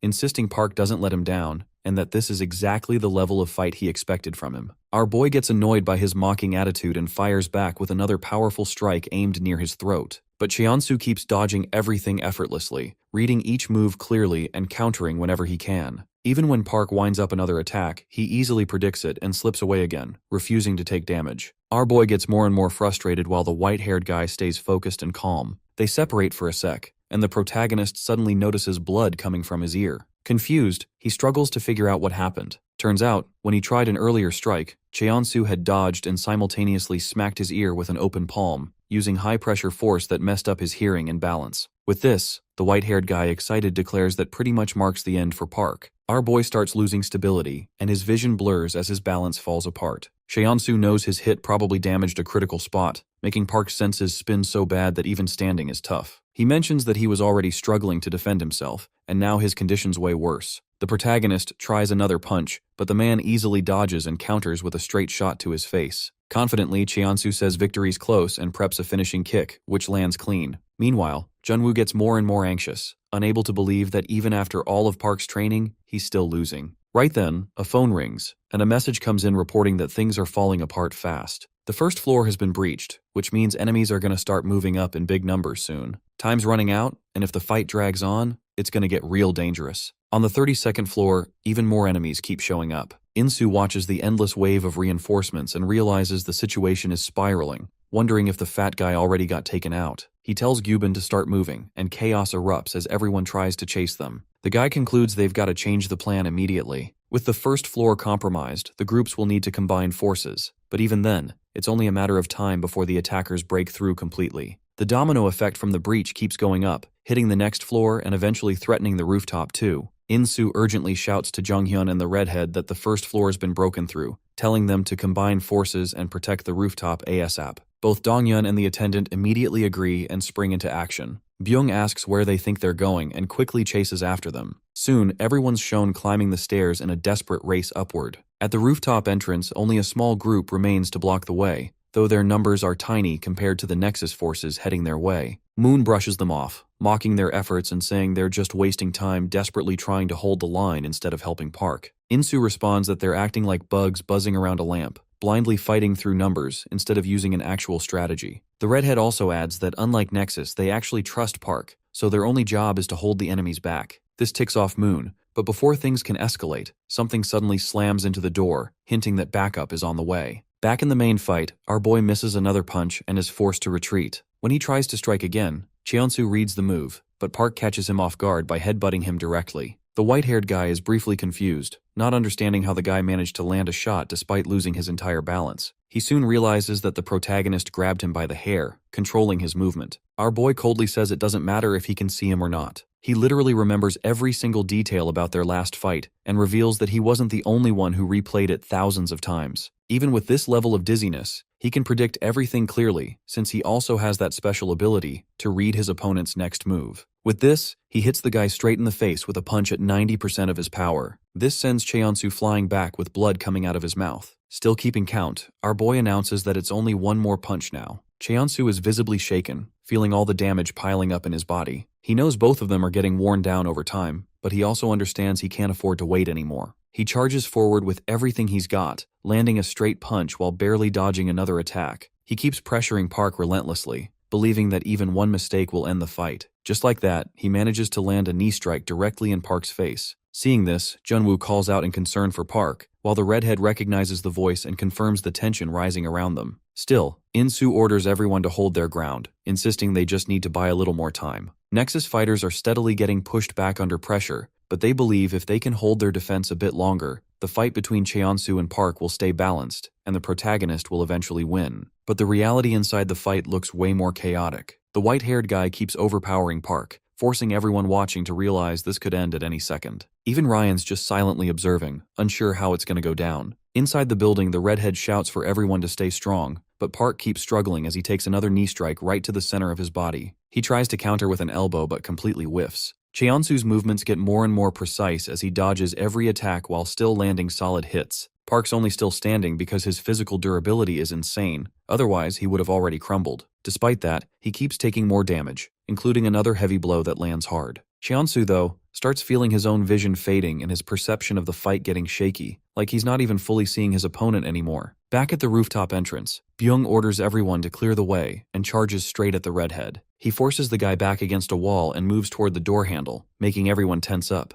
Jongyun recognizes that he is going for the door and shouts at his friend not to let them forward. However, the pressure just becomes too much when Moon also joins in and reaches the handle. The next moment, all the fighters from Nexus start pouring in through the door and reach the rooftop. But the scene up there freezes everyone in their path. They reach the rooftop exactly as Park and Cheonsu are about to exchange hits. As the punch is coming towards him, the white-haired guy looks at every possible outcome and realizes that he is screwed in every dimension. Bro simply accepts his fate with a smile and gets smacked with the killer punch. While everyone watches in shock, Park tells the man to go to hell and sends his flying back. The battle ends in silence as everyone processes what just happened. Byung asks if Cheonsu really got defeated, and they see him lying on the ground while Park's on his feet. While still on the ground, the white-haired guy thinks back on where everything went wrong. He wonders if it started when Nexus was formed or when he failed to properly take out Park earlier. Despite everything, he believes he made the right calls at the time, but now realizes his ultimate mistake was ever going all out in a fight with Park. At this point, there's nothing left for him to do since he's completely lost. Meanwhile, Ryan worries that since Cheonsu has fallen, he might lose everything he's gained and will be forced into another fight just to hold on to anything at all. Just then, our boy walks up to him and calmly asks if he wants to get beat down too. Ryan's visibly shaken, but Jun-woo steps in and tells Park to chill, assuring him there's no need to take things further. He then turns to Ryan and reminds him that the contract he signed was made very carefully, which means that he can't really win even if he takes them to court. So now, he only has two choices. He can either accept defeat and give up everything he has, or continue to fight like the stupid guy he is. Ryan pauses for a second and furiously tells him that he won't forget everything that happened today until the day he dies. Jun-woo, however, is not really scared and invites him to fight anytime he likes, since the outcome will still be the same. Shortly after, only Park and Jun-woo remain on the rooftop. The guy thinks back on their past, remembering the day everything started and how gratitude once flowed between them. Now he realizes he's the one who should be thankful. He sincerely thanks Park for everything, admitting he wouldn't have made it this far without him. Our boy just smiles and responds in a roundabout way, hinting that their paths might cross again someday. Jun-woo silently accepts that this is probably goodbye, understanding their story has reached its end. Months later, Ryan transfers all his assets to Jun-woo like they agreed. The guy uses part of the money to pay back a debt, while the Seongsan group does nothing, busy with their own internal drama. After the fight with Park, Cheonsu gets medical treatment for a long time before disappearing completely. The violent groups connected to Nexus eventually get arrested, bringing stability to the country over time. At his old house, Jun-woo reflects alone, admitting he can't really feel relief without his friend around. He wonders if wiping everything out completely would have been better, but eventually chooses to just live with the discomfort. He expresses silent regret and looks at his friend's photo, hoping his actions brought some peace. After leaving the house, he lets the demolition begin. He then meets Park on the street, who asks him what he plans to do next. The two of them smile at each other and decide to live for tomorrow. In the aftermath, society slowly becomes more peaceful as we see a random thug get ignored in his class, even after shouting that he is from Nexus. The other kids just tell the guy to focus on his studies instead of this dumb crap. The redhead attempts the physical education endurance exam even though his academic performance is low. He manages to hit a crazy jump on his first day and impresses everyone. One of the candidates even starts sweating as he realizes how he is competing against. Back in the days, Dong-hyun used to struggle from a lack of talent, but through his hard work, he has reached a stage where others are scared of facing him. Meanwhile, Choi started studying for the high school equivalency exams. Even though she struggled at first since she has really involved in destroying Nexus, she eventually got used to it thanks to a good teacher. Jong-hyun quit his job at the convenience store to work at his dad's company, but also quit that job after 3 days. He eventually ended up as a mango farmer in Jeju along with a bunch of other friends. Bro was just trying to find anything to overcome the pain of breaking up with Choi. Insu returned to Incheon and passed all the certification exams he had been studying for. He even learned a lot of other skills while working on site and added a new family member. Gyubin, however, doesn't think that he belongs in Incheon anymore since he spent too much time outside. Just then, the athlete arrives and asks him why he is worried about things like that. He mentions that once he comes to this place, he will belong here forever. After finishing his work, Jun-woo quit his job and started traveling around the world since he was trying to find something to do in his life other than revenge and money. However, while traveling, he finds Seong-ah in the seat next to him. The two of them eventually get married. Meanwhile, our boy wasn't the type to be doing things, so he spent some time literally sitting at home doing nothing. Sometimes he would stand in front of the punching bag and sit back down. He kept repeating it until he finally made up his mind and told his dad that he wanted to become a fighter. This makes his dad smile, and with that, the story ends on a happy note.